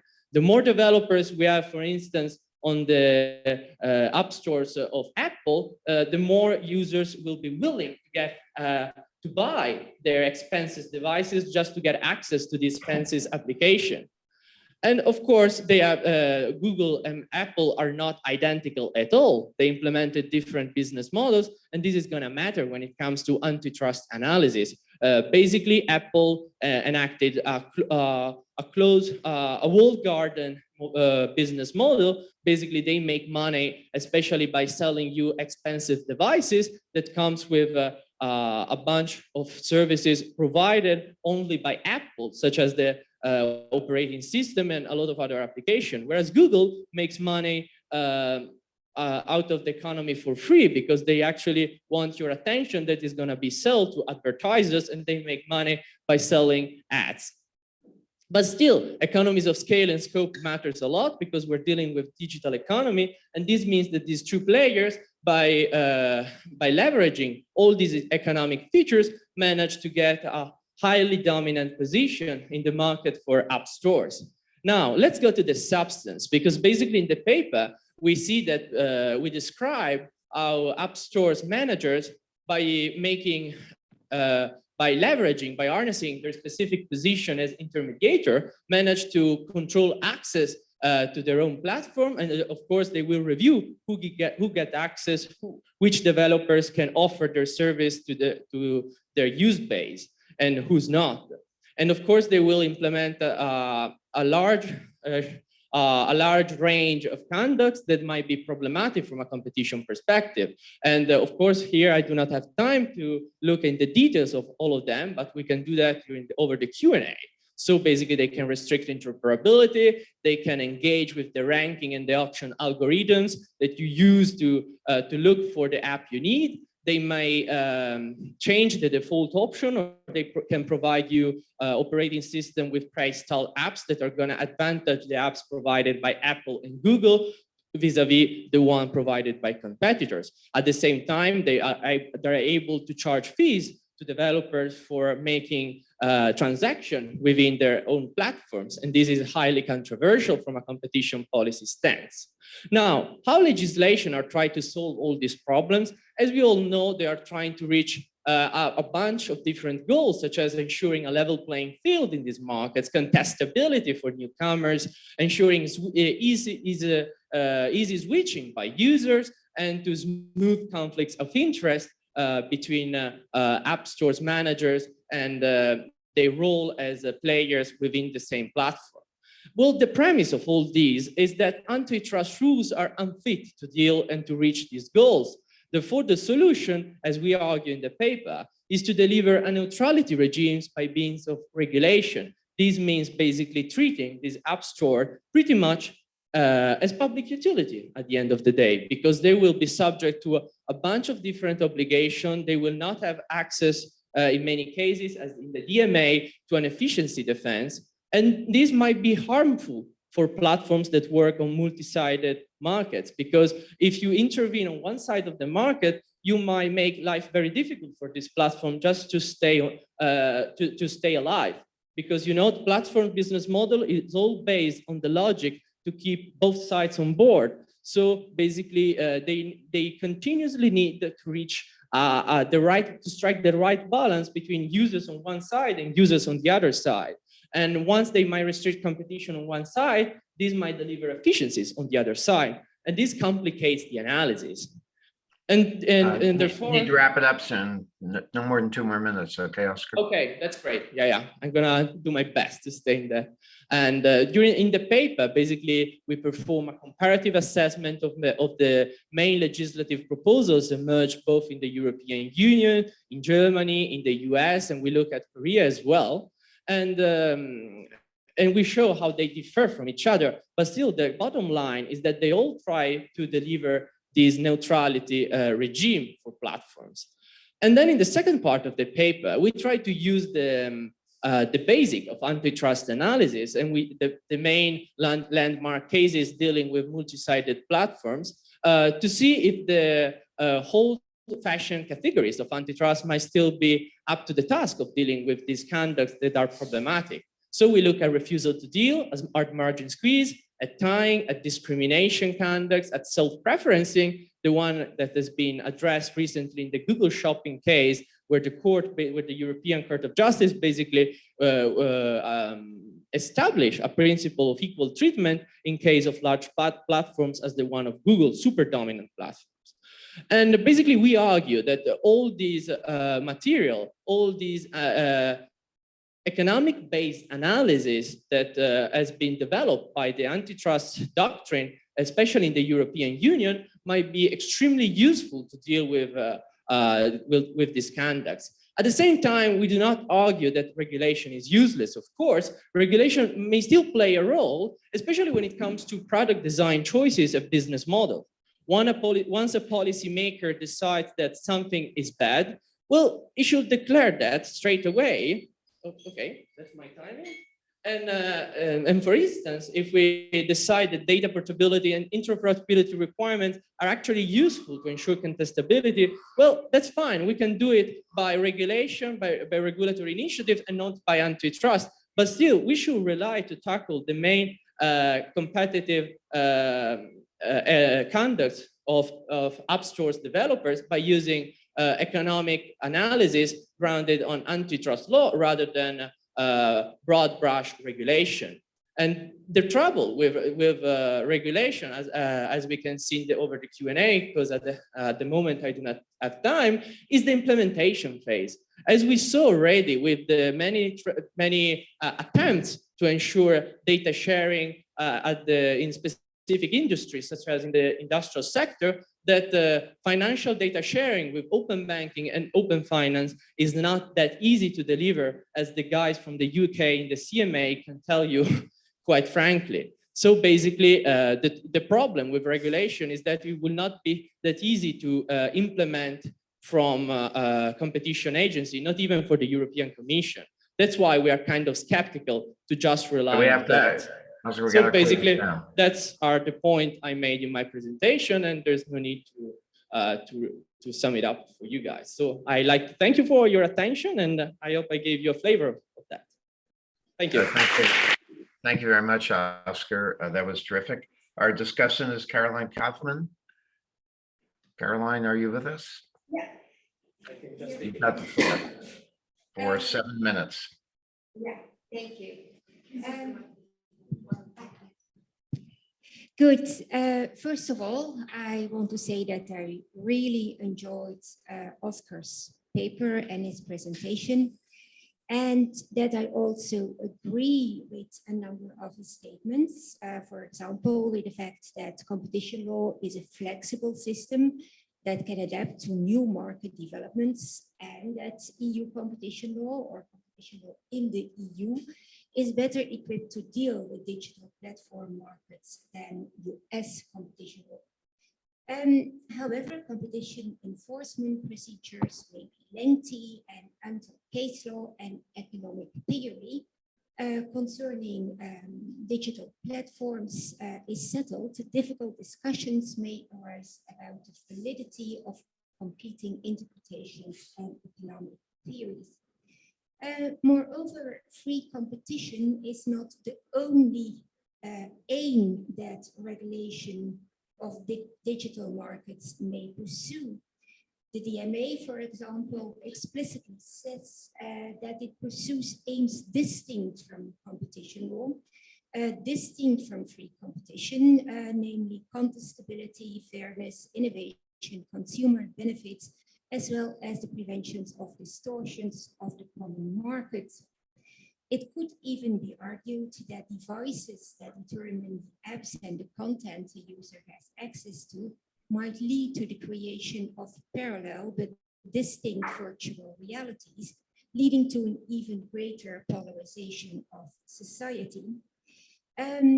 Oscar argues that regulatory proposals may ultimately harm consumers because they could jeopardize the profitability of App Store ecosystems. Yes, that is a possibility, but is it not also or even more likely that consumers will suffer and are already suffering because of the currently applied practices? Do they not pay higher prices because of the forced use of the Apple Store on Apple devices? In the paper and also briefly in the presentation, it was mentioned that the DMA overlooks the differences that exist between the business models of the different app stores. And yeah, actually, I didn't fully understand what you meant with that. I would like to hear a bit more about that. Where does this happen in the DMA that this is overlooked? How could it be solved? And I also wasn't sure that I fully understood what you meant by the fact that regulation has a limited potential. Does it mean that regulation should be complementary to competition law? Yes, then I agree. Do you also mean that regulation is more difficult to implement than competition law? Not entirely sure about that. Well, you say you're not against regulation, although when I read your paper the first time, I had a bit the impression that you do not like it that much in any case. Well, I've been thinking that perhaps regulation might be the lesser of two evils if you consider regulation as an evil.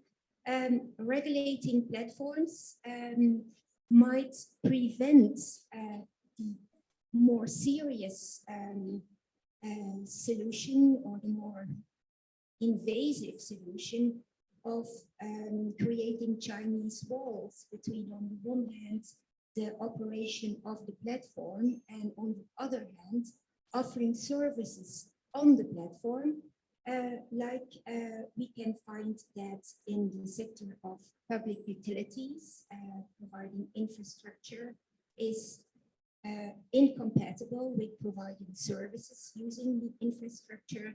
And we also find that in the banking sector, if I'm correct, where stock markets have to be separate from those who offer products on the stock market. So regulation might reach the same results as completely separating the two activities, but in a less invasive way. And then you also mentioned the neutrality principle and argued that it cannot be transposed to all online platforms because the workings of the app discovery and distribution markets differ from broadband networks, because rankings, for example, or essential characteristics of the mobile customer experience. I agree that this is an essential element of the mobile customer experience, but does that necessarily mean that app stores need to have the right to at random refuse access to certain apps. Wouldn't we have a rule that in principle all apps need to have access except when they are incompatible with legal rules, and that in addition to the ranking based on the preferences of the App Store, the consumer should have at least one more objective ranking, or the option to choose for one more objective ranking, for example, a ranking in alphabetical order. But you can still choose for the preferences of the App Store, and in that way know what in the eyes of the App Store is most useful to him. Caroline, we need to finish up, okay? Can you just... And then one final remark. Insofar as the EU is concerned, in any case, it's unlikely that the adoption of the DMA can still be prevented. So from an academic point of view, it's still useful to question the desirability of the act, but from a policy perspective, it might be more important to focus on determining how the DMA can be put to practice in the best possible way. Thank you, Carolyn. We just got a couple minutes if there are any questions from the group. Otherwise, I have a couple comments myself. Is there a mic somewhere? Okay, thank you. My name is Maria Teresa Maggiolino from Bostoen University. I appreciated your presentation. Thank you. And I agree, there is a general feeling for neutrality behind self-preferencing, no discrimination rules. But still, let me ask you a very traditional question. You ask for regulation, and as yesterday came up as well, every time we look for regulation, we assume that there is a market failure there, that regulation wants to cope with. What is the market failure for app stores? Thank you. Shall we collect all the questions before? We just have time for maybe one more question, and then Oscar can get some answers. So perhaps one more question. I'm Lisa Tucker from KU Leuven. I was just wondering, you talked about self-preferencing. Do you see that as a form of abuse or more as a category of abuse? Because you also talked about tying and other forms of abuse, but self-preferencing as a form of abuse, like in the Google Shopping case. So how do you see the difference between those two? Oscar, if you want to handle those two questions, that'd be great. Yeah, maybe I should. Okay, thank you so much for all your questions and for all your comments. I really appreciate them. I do my best to answer all of them in a very in the span of 2 minutes. So basically, why I'm so skeptical? Well, I'm so skeptical because we are still dealing with private players who manage to reach such a huge economic success on their own, and somehow they manage to strike a balance to keep their very original business model in place. And this must be appreciated. But then if we're going to intervene as public regulators, as policymakers on these business models by treating them as public utilities, and public utilities are traditionally apply to different kind of players, players that have an history of public intervention, of public money in it, we might risk not to deliver a good service for consumers, especially in terms of consumer welfare. Because all this intervention, for instance, towards Apple, to open up the platform might be kind of detrimental, not just for the firms, which I don't really care that much, but especially for consumers who really like the services and the fact that the platform of Apple is closed. So if we're going to intervene by claiming that we are pursuing very ambitious goals such as contestability by forcing the platform to opening up by means of interoperability interventions or very broad brush access rules, we might actually make life worse, not just for the firm, but also for the consumers who rely on the services provided by the firm. And if you would give the consumers choice. We've got to close down this session, unfortunately, because we're short of time. I've got the other. No, basically, no. My point is not that these companies basically are good, but each of these conducts that are going to be prohibited by the DMA, from my perspective, might have a pro-competitive impact or anti-competitive impact, depending on the case. So basically, that's why antitrust, which is based on economic analysis, might be so useful to tackle them. I'm still arguing that regulation is useful, but to enforce specific intervention in terms of product design. But when it comes to competition policy, to me, we should not give up with economic analysis that basically made up antitrust throughout all the last decades. Because this fits very well into the presentation of Maria Teresa of yesterday, because basically we are just decoupling Article 102 and just leaving economic analysis there, and we're bringing back per se prohibition, at least in Europe, without even the possibility of an efficiency defense by means of the DMA, which, by the way, is not even competition law according to the TFEU. This might be a mess. That's my message. Sorry, I've got to close it down. To move in the next section, I just want to say briefly, in the US, we have legislation sitting out there for discussion, which I'm very skeptical about, because I think we need to worry about innovation, and the kind of legislation in the US is being proposed, I think, will be harmful to innovation. Anyway, having said that, let's move on to our next paper, Platform Disruptions of Supply, by talk by Friso Bostoen. Friso, you have the floor. Great, thank you very much. So, platform disruptions of supply. What are we talking about? What's the issue here? I've been told that if you want to sound smart, you come up with a new word, and preferably an alliteration. So we're talking about platform predation, not to be confused with predatory pricing. We've been introduced to the concept of platforms, connecting these different user groups, and around those platforms, at least if they're successful, they build complete ecosystems that consist not only of the platform's own services, those complements provided by the platform itself, but mainly by those provided by third parties. You can call them suppliers, or I like to call them participants in this ecosystem language. Now, in the first phase, those suppliers or partners will be the true source of value for growth of the platform.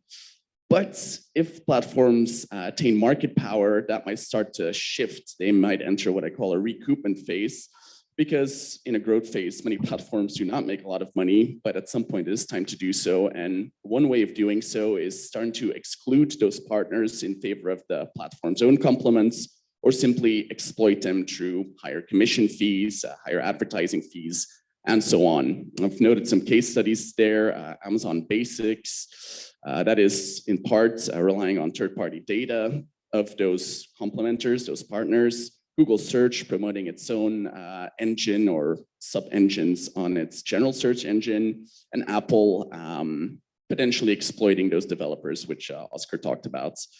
So this can be called platform predation or many other terms, but it's about the short-term pursuit of profit at the expense of those ecosystem partners. And it's in the short term because it's not always completely rational, but I won't go into this whole incentive question. Now, how do we calibrate antitrust enforcement for these types of conducts? Well, ideally, I think we rely on decision theory, which means finding rules, standards, or filters, in short, legal tests that minimize the sum of error costs, over-enforcement, under-enforcement, and of course, also decision costs, make life a bit easier for judges, or in Europe, mainly competition authorities, ruling on these cases.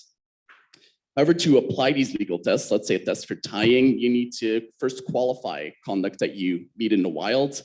And this is a Plato's cave type of exercise. You see a reflection of something, but is it tying? Is it discrimination? Is it something else still? And we've seen that this qualification question is particularly difficult in platform markets, Google Shopping being the case in point. The Commission thought that they saw leveraging or favoring and came up with their own legal tests for that type of conduct. The general courts sort of drifted away from that towards discrimination. Scholars and certainly Google's lawyers saw a refusal to supply. That's of course strategic because it has a very strict legal test. And still other scholars saw tying, and there's more options out there. So a lot of disagreement, not easy to see the reflection on the cave wall there. But then there's a second problem of actually applying the tests, because, for example, the Commission's leveraging and favoring tests were almost only based on the notion of anti-competitive effects. But a more defined test can be useful because if all you have to go on is anti-competitive effects, you need to establish those in more detail if you can rely on additional presumptions, prompts, filters, etc., which makes enforcement quite slow. Again, Google Shopping is a case in point, which took 7 years. So I think to solve that, we can try to de-emphasize this qualification and have a legal test that includes some well-considered presumptions. And what I propose there then is to center enforcement a bit about around recontracting, which simply defined focus enforcement on platforms that change their ecosystem rules after attaining market power, or even a significant degree of market power, perhaps a tipped market. Where is this coming from, this idea? Well, the economic intuition comes from transaction cost economics, which Coase already worked on, but was developed mostly in the 70s and 80s through the work of Williamson and others. The idea goes that in almost any type of economic relationship, there will be relation-specific investments that you just can't take somewhere else after you've made the investment. Classic example is building a port next to someone's factory to ship their goods. But once you build the port there, you can't just move the port elsewhere. So you're basically locked into that relationship with the factory. And in those relationships, there is a risk of opportunism, which means that the partner, here the factory, might want to start appropriating your investment ex post. It can do so, for example, by bringing your price down to marginal costs, because that will still be economically rational for you to do, and you can't take that port elsewhere, as I said. Which then creates an ex ante problem because you might hold up investment in that way. Partners might not want to invest in the first place. In ecosystems, we also see this. Relationship-specific investments are certainly the norm, but they can be situated on a spectrum. Consider, for example, Amazon Marketplace versus Apple's App Store, which we now know intimately. If you get kicked out of Amazon's marketplace, there's a couple of places you can go. You can go to other platforms. You can set up your own web storefront, perhaps powered by Shopify. You can even open a brick and mortar store, or at least have it displayed there. So there's outside options, even though half of the market, half of the online market, at least in the US, will be sort of closed out for you. If, by contrast, you get kicked out of Apple's App Store, there's almost nowhere you can go. First of all, 3/4 of app spending in the US is on Apple's App Store, so you're missing out on that. But even then, you can't just put your app in Google's Play Store because they work with very different APIs, standard development kits, and so on. You would have to port your app from one ecosystem to the other, which is a very elaborate process, which can take even longer than initial development of the app. So basically, your investment is very relationship specific in those what I call innovation platforms like Apple's App Store, but also Google Store, Microsoft Store, and so on. Anything relating to an operating system, essentially. And I've talked about this a bit before. We see this installed base opportunism of the open early, close late variety. First, you're open to partners, but then you close off gradually as you attain market power. What are the effects here? Well, in the short term, of course, the investment is appropriated and expectations are frustrated, but that's not the biggest concern. Rather, it's those long-term effects that only the fear of future appropriation will dampen broader investments in these ecosystems. There's also a legal basis because economics only gets you so far. In antitrust law, if we're looking at abuse of dominance, there's a first reaction to go to refusal to supply when someone is kicked from a platform or otherwise sort of made life difficult. But These refusals have a very strict legal test that we know from Bronner. You need to show that the platform is indispensable, that non-access sort of eliminates all effective competition. However, there's a bit of a neglected strain of this case law that is about disruptions of supply. So Bronner was about a case where someone requests access was never given, but they wanted it anyway. The sort of situations I'm talking about are about disruptions. There was access to the platform, they welcomed participants, but then started making life more difficult afterwards. They start disrupting this relationship in some way. And it's neglected also because the case law is a bit of a mess. There's some hints in earlier cases I've noted there. Some more explicit case law in United Brands and Sotelos more recently. Probably the clearest articulation in Microsoft, but only at the commission decision level. At the general courts, the commission sort of gave up their theory around that and reframed it around the classic Bronner criteria. They did bring it back in some discussion and guidance papers, but those are only policy documents.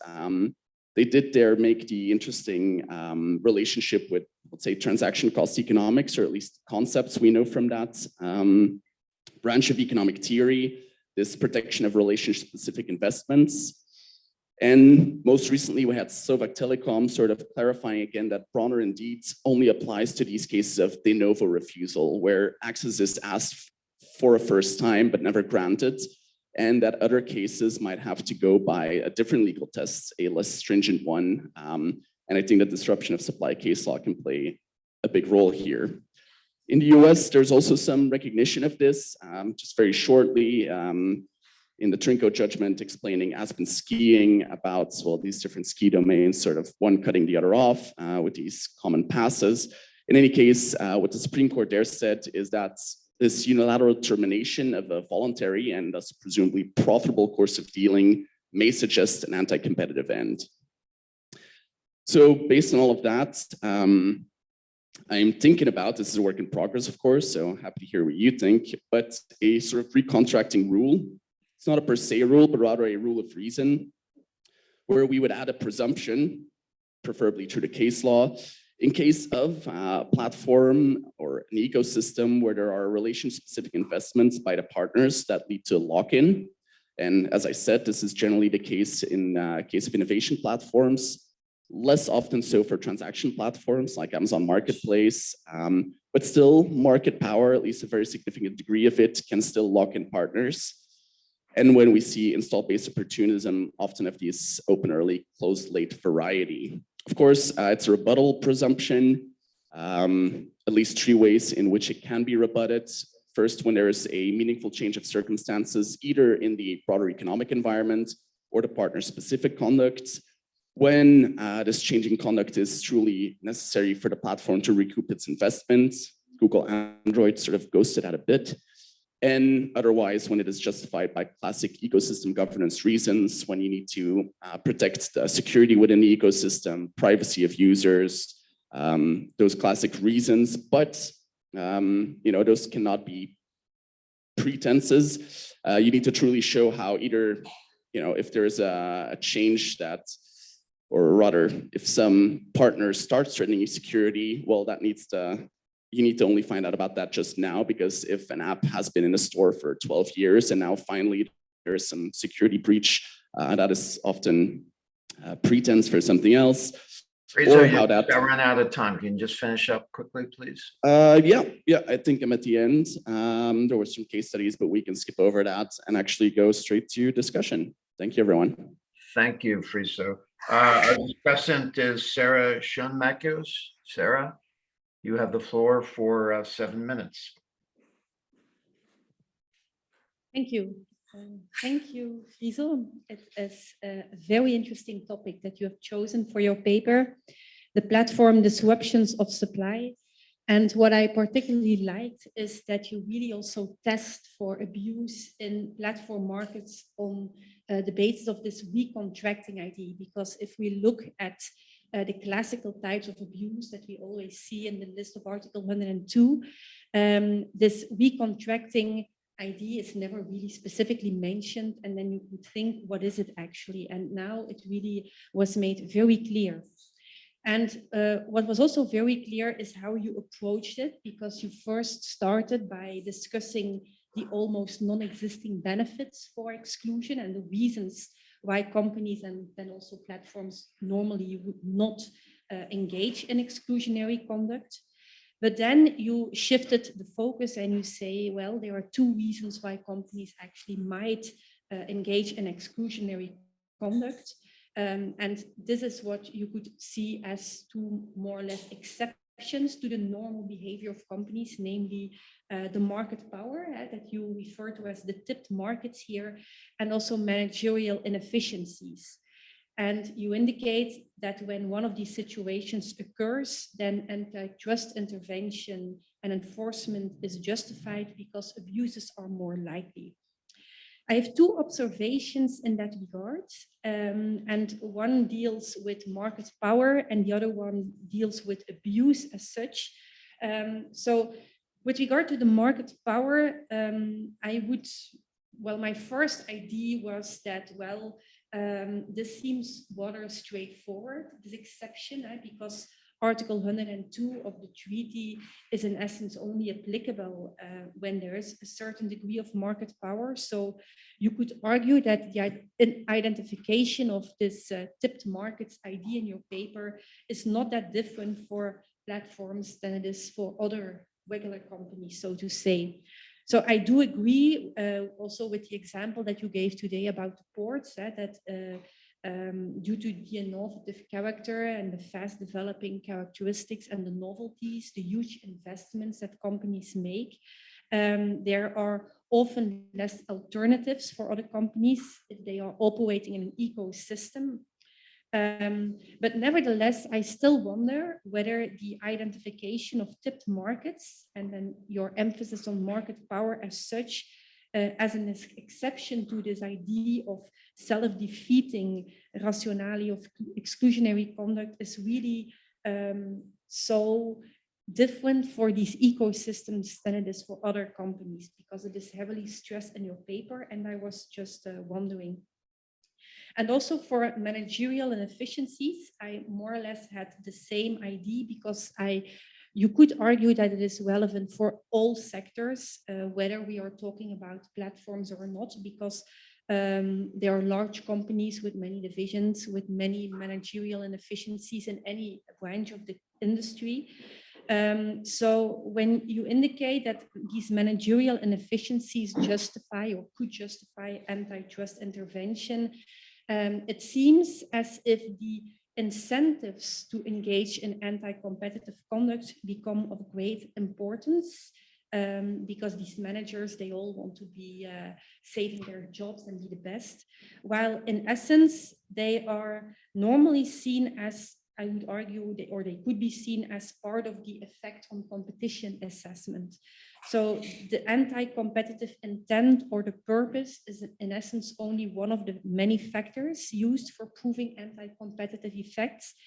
And nevertheless, one can say that this emphasis on these rather subjective intentions of these managers is perfectly in line with case law, like the telemarketing case that you refer to on disruptions of supply, because also their reference was made to the behavior of a company without any objective necessity.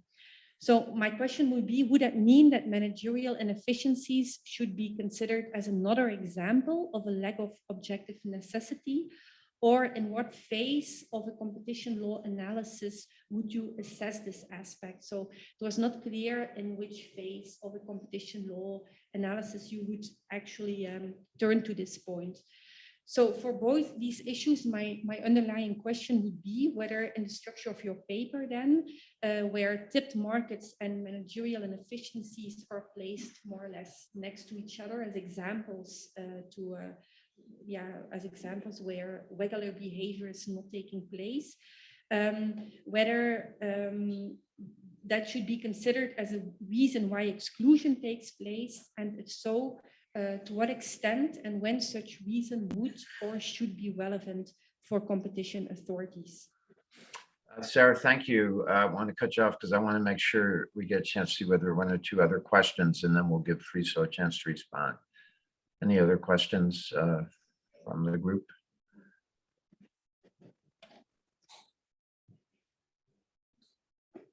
Hi, Lisa Swaak from COMIPinDigiMarkts. Again, I was just wondering about the disruptions of supply that you talked about, because you talked about de novo refusals of supply, but that's not the case here. But I was just wondering, to me, it seems like there's a sliding scales of disruptions of supply, as in, for example, app stores, as we heard, they charge 30%. Is that already a disruption of supply? Because there is a very large scale in between complete refusal to supply and what a lot of platforms are doing. So I was just wondering how you enter that analysis of that scale into your legal test that you're putting forward. Perhaps one more question, and then we'll give Friso a chance to respond. Anyone else? I do have a question.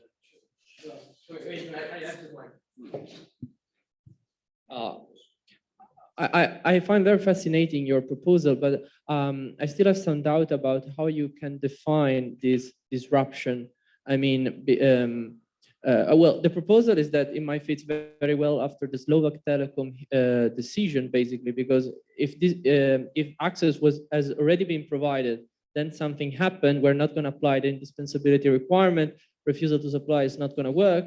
But then I was still thinking, well, we don't have a category that really can catch this kind of behaviors, and this might actually work very well. But at the same time, my doubt is, how can you define these disruption of supply? Because theoretically speaking, can be a huge limitation on the freedom of contracting of a private player, right? Because once you're a dominant platform, basically you are under a constant risk of fall within the catch of Article 102 under a certain interpretation of your proposal, because every time you're going to change the contractual condition that you apply towards one of your many business partners, you theoretically are infringing Article 102. If I let's stop right. Let me stop right there, because I want to make sure we get enough chance for Friso to respond to those questions. Go ahead, Friso.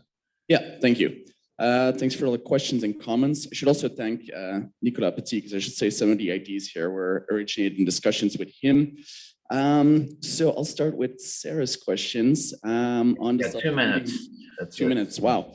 Yeah. So the self-defeating restraint, I didn't say a lot about it today because I didn't have the time. But there's about whether market power and managerial inefficiencies essentially are they so different in a platform context than in a traditional context?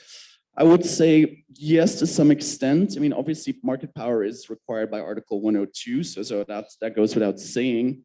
I think we might want to require something more in the framework of this presumption that I'm proposing, perhaps tip markets, which would generally come with more than just traditional market power as defined by the ECJ.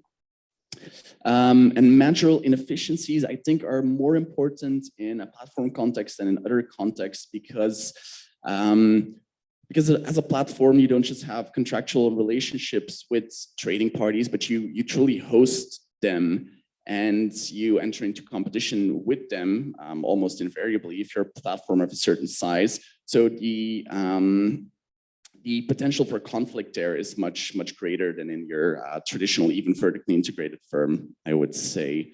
But there's more to be done there, so I appreciate the pointers. And then the other two questions sort of went to the same essence, I think. How do you exactly define a disruption? Is a sliding scale, especially if we want to add presumption against them. And they come in many forms, that's for sure. It's not only kicking someone off the platform. To give the example of the 30% fee of Apple, that's a very tough one because basically it was set by historic gamble, is what the judge in the Epic case called it.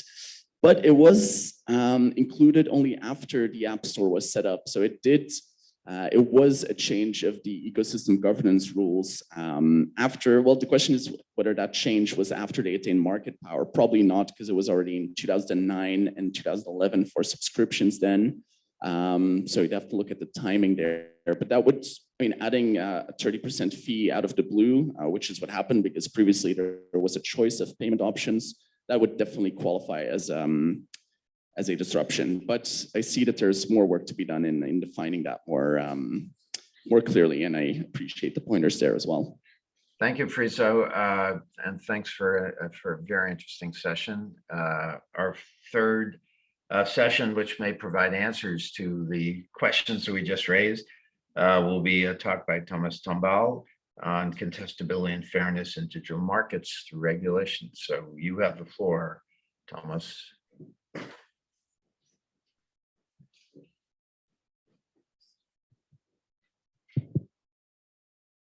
All right, thanks a lot. So I'm aware that I'm the last presenter of today. So the downside is that everybody's tired.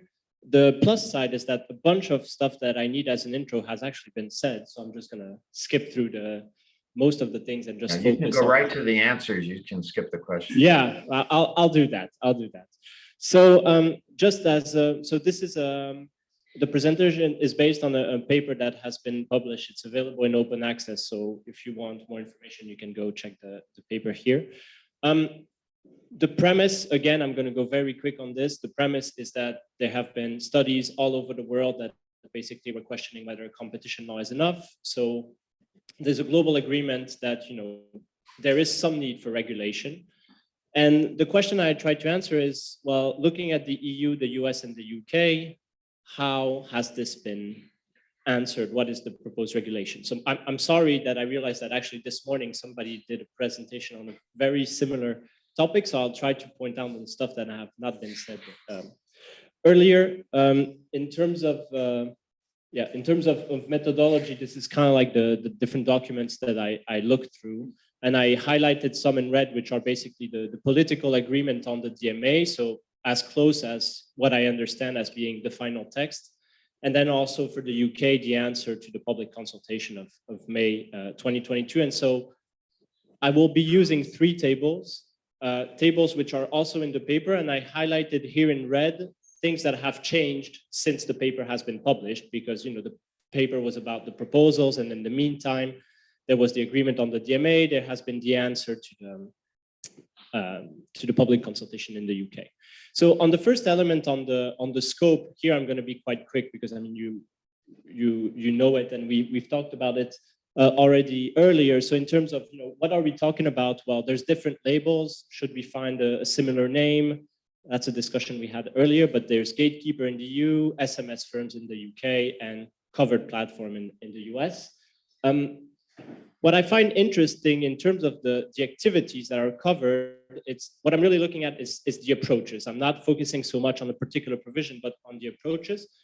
What's interesting is that in the EU, we have a closed list approach. So there were 8, now 10 CPS, and you know it has to be one of those 10. If it's out of that list, it doesn't fall in the DMA. So it's quite a closed, narrow way of doing it. Positive side is that it gives more legal certainty. Negative side, if that it doesn't have that much flexibility. And basically what I'm doing throughout the comparison of these 3 tools is on the scale from flexibility to legal predictability, where do these different regimes sit in the EU, UK, and US? So in the US, so based on the different legislative proposals, we see that it seems like it's also a closed list, but it's formulated a bit more broadly. So it's not as clear as the EU or vision, but it's a little bit more. And then the most flexible and the most open is the UK, where they say, well, we're going to regulate digital activities. And so here what's interesting is that between the proposal, so the call in the public consultation, then the answer to the consultation is that in the call for the consultation, it says this is the definition of the services that we want to be covered. So they were talking about activities where digital technology are a core component. Now in the answer, they say we're actually not even going to put a definition because that might be too narrow. We just have digital activities, and the definition will figure it out a bit later concretely when we will adopt the legislation. But at this stage, it's still too early to do a definition. So quite a broad interpretation of what could fall within there. Designation criteria, I'm mostly going to focus on the 4th column, so the indicators and threshold. So what's interesting is that in the EU, we have a kind of a 2-step way of doing this, is that we have quantitative thresholds that serve as presumption, but that doesn't mean that if those presumptions are not met, you cannot still be found as a gatekeeper. So, you know, if you don't meet the presumptions, Commission could still use qualitative criteria to say you're a gatekeeper. On the other hand, even if you meet these thresholds, you could still, as a gatekeeper, say, yeah, I meet the thresholds, but this is a presumption, I can rebut it. So there's quite a bit of certainty through quantitative, but you can rebut these. In the US, it looks quite a lot like the EU approach. You have two quantitative thresholds there in terms of market capitalization and number of users. And then there's a third one, a third qualitative indicator, which is the fact that you have to be a critical trading partner. But actually, a lot of the comments say that if you meet the two quantitative thresholds, you're almost de facto going to be considered as a critical trading partner. So that third criteria almost fills itself if you meet the first two. What's interesting compared to the EU is that here there's no possibility to rebut. So if you're a covered platform and you meet the threshold, you're covered. It's not a presumption. It's like if you pass it, you're covered. On the other hand, if you don't meet it, there's no second option, which is to try to regulate them through qualitative. So, there's a threshold. If you meet it, you're in. If you don't meet it, you're out. There's not as much flexibility as in the EU. In the UK, they explicitly said we don't want over-reliance on quantitative. We want to have both an assessment of quantitative and qualitative, so it's a little bit more open, so a little bit more work for the DMU, but also potentially a bit more open on who can fall in there. I'm going to skip to the general approach, mainly to say that what's interesting is that in the EU and the US, you have to some extent a one-size-fits-all approach, which is if you're a gatekeeper or a covered platform, you're supposed to apply all the obligations that are contained in the text. There is some flexibility in both systems, but not on the same level. So in the US, the flexibility is on the fact that normally you should apply all the obligations, but you have an efficiency defense. You have an objective justification defense. So you're able to say, well, actually obligations 3, 4, and 7, I don't need to apply them for X and Y reason. You don't really have that in the EU. There's a possibility to ask for a suspension or exemption, but it's really narrow. But where the flexibility comes in the EU is that you cannot, as a gatekeeper, say, I don't want to do this, but you can actually negotiate on how you're going to do it. Okay, so for example, the DMA says you cannot self-preference, so that's an obligation, you have to apply it, but then you can enter into a discussion, okay, how actually am I going to put this into practice?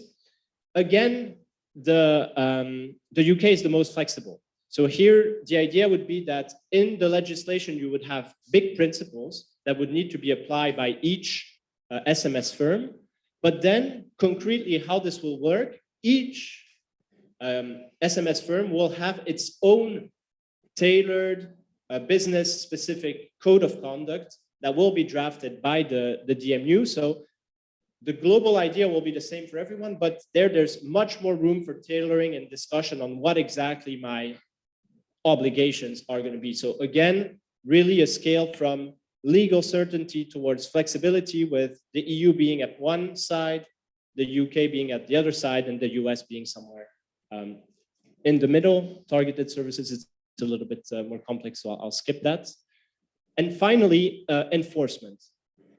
Because it's all nice to have nice and good rules, but if enforcement doesn't follow, it doesn't take you very far. I mean, GDPR is a really good case in point. GDPR is a pretty good text, but the enforcement, as we know, is quite lacking.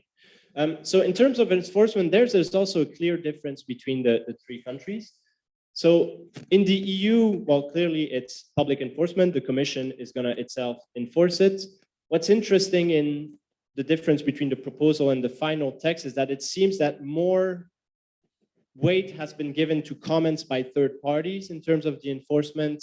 So interested third party can comment on commitments from the gatekeepers. If there's a non-compliance decision, third parties can intervene in giving their opinion on what the remedy should be.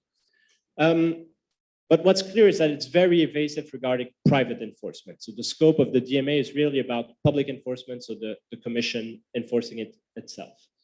In the UK, it's quite the same approach. So focus on public enforcement not so much focus on private enforcement. But a specificity or two specificities is first that there seems to be a little bit more leeway in the UK than in the EU on what is called participative enforcement. So making the regulated firm participate and discuss with that firm on, okay, what would be the most appropriate remedy, which is, we don't have that much space for that in the EU. And also, interestingly, in the proposal, so in the public consultation at the UK level, it was said that this DMU, so this digital market unit, would also have a role to look at more systemic risks that go beyond pure contestability competition questions.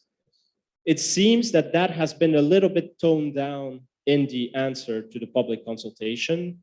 So basically what the UK government said is that, well, we see from the public consultation that not everybody agrees with this idea of allowing it to look at more systemic things. So we're going to tone that a bit on that, but they're going to have to discuss with financial authorities, with data protection authorities, as soon as there's some form of overlap. You need to wrap it up, Thomas. Yeah, last point on enforcement. So big difference between EU, UK, and the US is that in the US, it's a what I would call litigation-based enforcement. So this is basically the same as for competition. You know, in competition law as well, in the US, it's not the FTC that itself applies the remedy, but it has to go in front of a court to obtain the remedy. So we see that the same model is applied to what would be the kind of equivalent to the DMA. So that's also a very interesting comparison. Of course, there's more risk that the court might not follow exactly what you say, maybe a bit more risk of fragmentation. But on the other hand, what's also very interesting is that there's a clear reference to the possibility of private enforcement, to the possibility for parties that have suffered the damage to claim 3 times the damages that they have suffered because of a covered platform violating its obligation. So yeah, I will stop there, but really the goal of the paper was kind of to show on a scale from flexibility to legal certainty where the different legal systems are at. And I think this is just to set the tone for the discussion. And I think it's a bit early to judge on which one is better than the other one. I think it's important to have in mind these different approach, and let's see where the future years take us. Thank you very much for your attention. Thank you, Thomas. Our discussant is Evie Mattioli. Evie?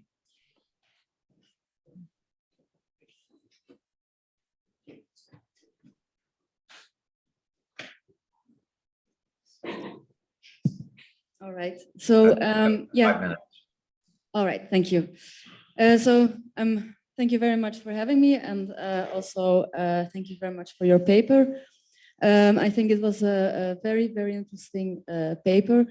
When you read it, you see that at the moment a lot of things are happening, a lot of things have been developing, and I think you really managed to identify and grasp what actually the possible issues are, and how indeed you have to place it, how all the different types of regulation and issues. So thank you very much for that. And I think the paper is also valuable because it really shows, and you also mentioned it already, many of the issues.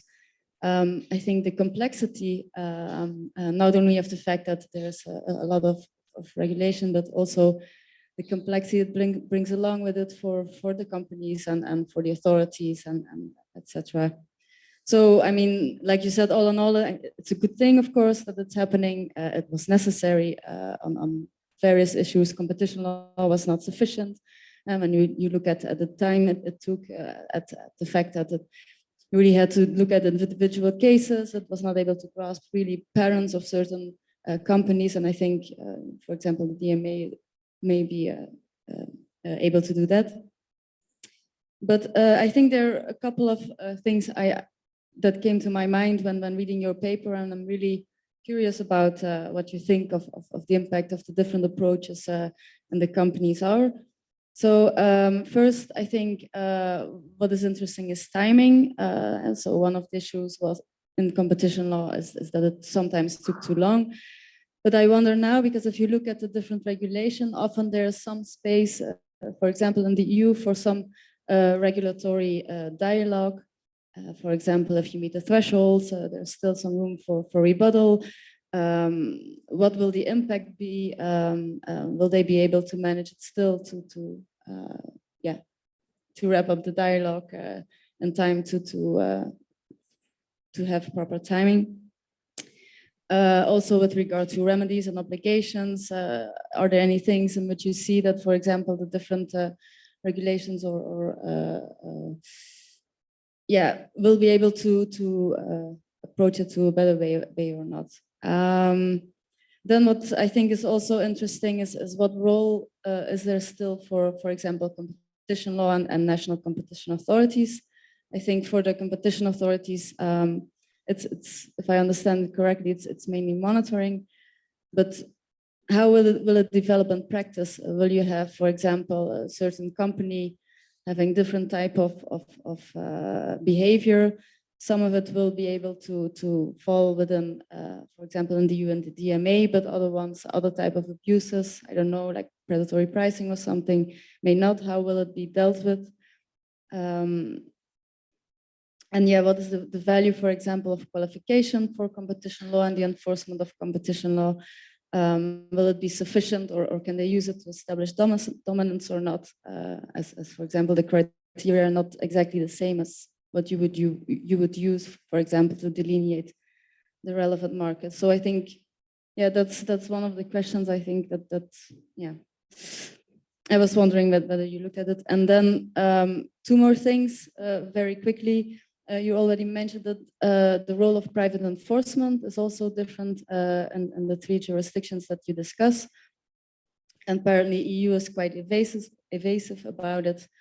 So yeah, I was wondering, do you have an opinion on that? Should they be or should they not be? Is there what would be the value of private enforcement, or maybe even the risk? Do you have further fragmentation or not on a national level, etc. And then finally, I think something that always comes to mind if you talk about fairness. What about then the certainty? What about principle of proportionality? What about the innovation and incentives of the company? I think especially if you look at the fact that there are now many jurisdictions, different type of legislation, what would be the impact, for example, a global company? If you look, for example, at Booking.com in the past, even only with regard to their MFN clauses, some had to be broad for some jurisdictions, other narrow. How will it be here? What will be the impact if you look at that? So yeah, that's and then a final point I think was also very interesting is the rebuttable presumption in the EU. Do you think that it will really be a workable rebuttable presumption for the companies, or is it just, if you look, for example, to liability, if you have a certain percentage of shareholders, you can still share shares in a company. You have influence, it's rebuttable, but if you look at practice, it's really not working. So, yeah. Thank you, Evie. I want to make sure I get people out on time. So we have time for maybe one or two questions, and then I'll give Thomas a chance to wrap up. Any other questions from the group?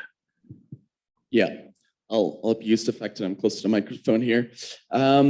Just, I think if I read that right, but the slides were behind me, you qualified the DMA as a one-size-fits-all approach.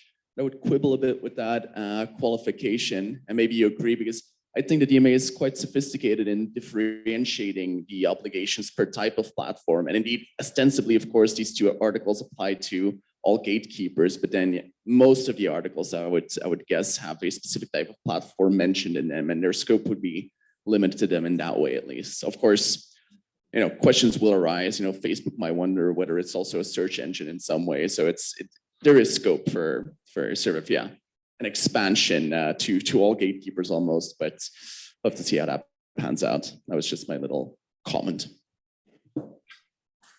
Well, go ahead, Thomas. Why don't we, because we're short of time. Thomas, do you want to respond to the questions that have been raised already? I think we have a lot of good questions on the table.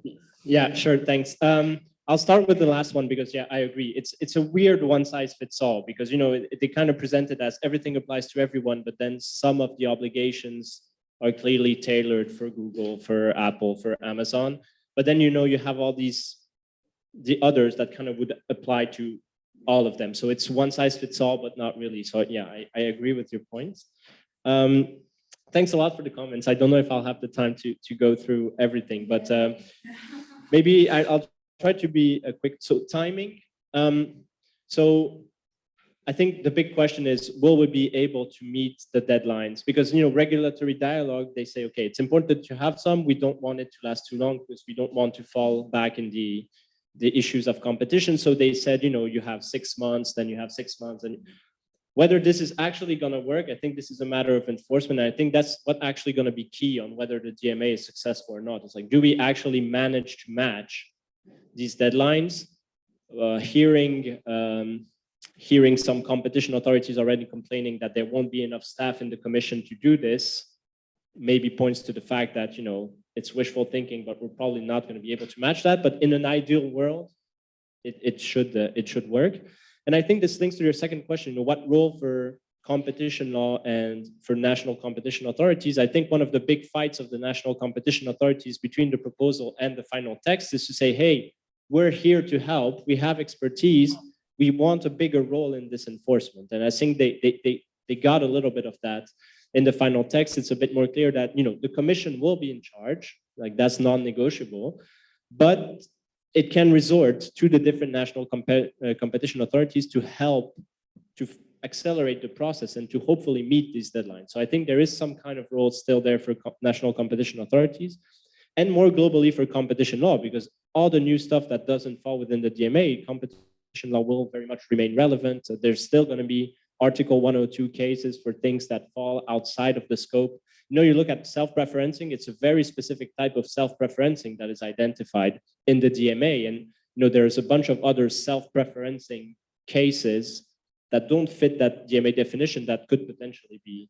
So I think there's still a role for complementarity. It's going to be a question to see how this works. And I think private enforcement might also help in that sense if there's a realization that neither enforcement of the DMA nor competition law goes fast enough or does what needs to be done. I think that's why it's important to have a role for private enforcement.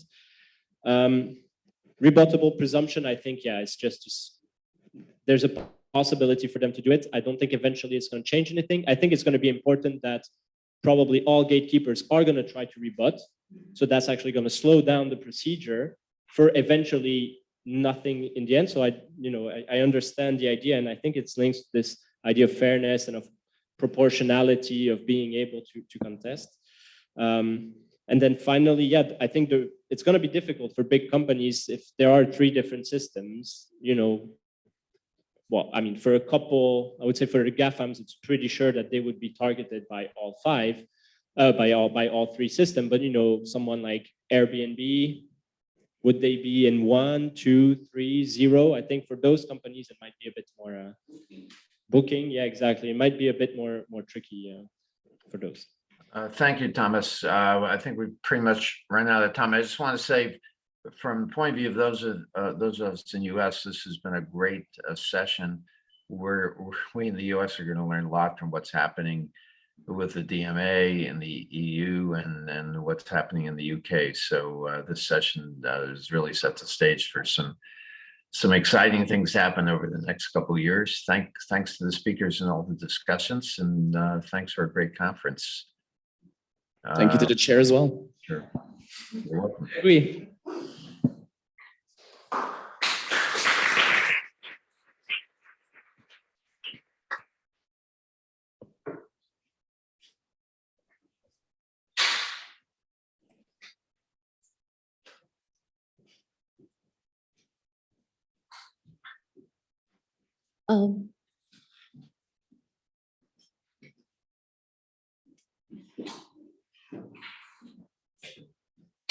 So I'll keep this note of thanks very small, short and simple, because I think that's what you're really going to appreciate. It has been a very hectic 1.5 day, very intensive. Let me start by thanks with saying a big note of thank you to our chair for the last session, Professor Daniel L. Rubenfeld.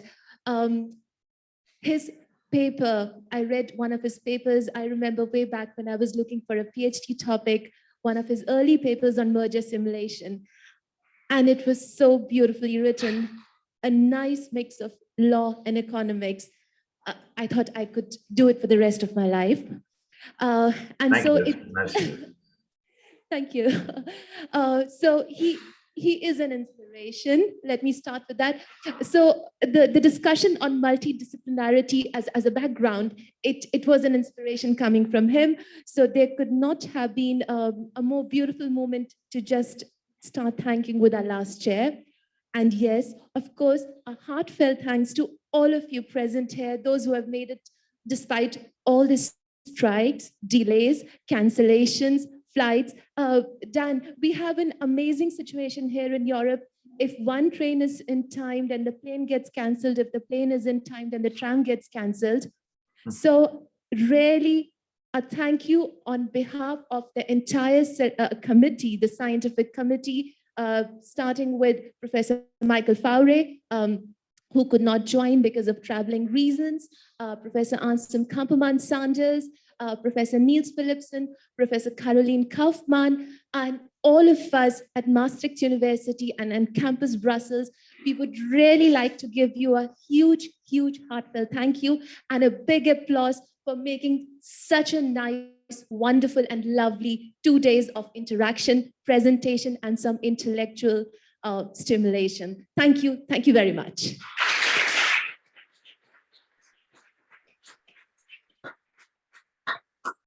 And I promised one thing, what do you see next? Because there was an expression wrote ahead. So please, you can see up the next event or whatever is coming up. You can follow us on our LinkedIn account. Many of you are there already, but if you want to keep a track, because all your wonderful blogs and your 3-point summaries are there already. And for this, I also need to thank a huge thank you to our great team of assistants, which is starting with the admin here at Campus Brussels, Tatiana, Corina, and Melissa, and Elke Hundhausen, Maastricht University, who you know digitally. So to everybody, thank you, thank you, thank you.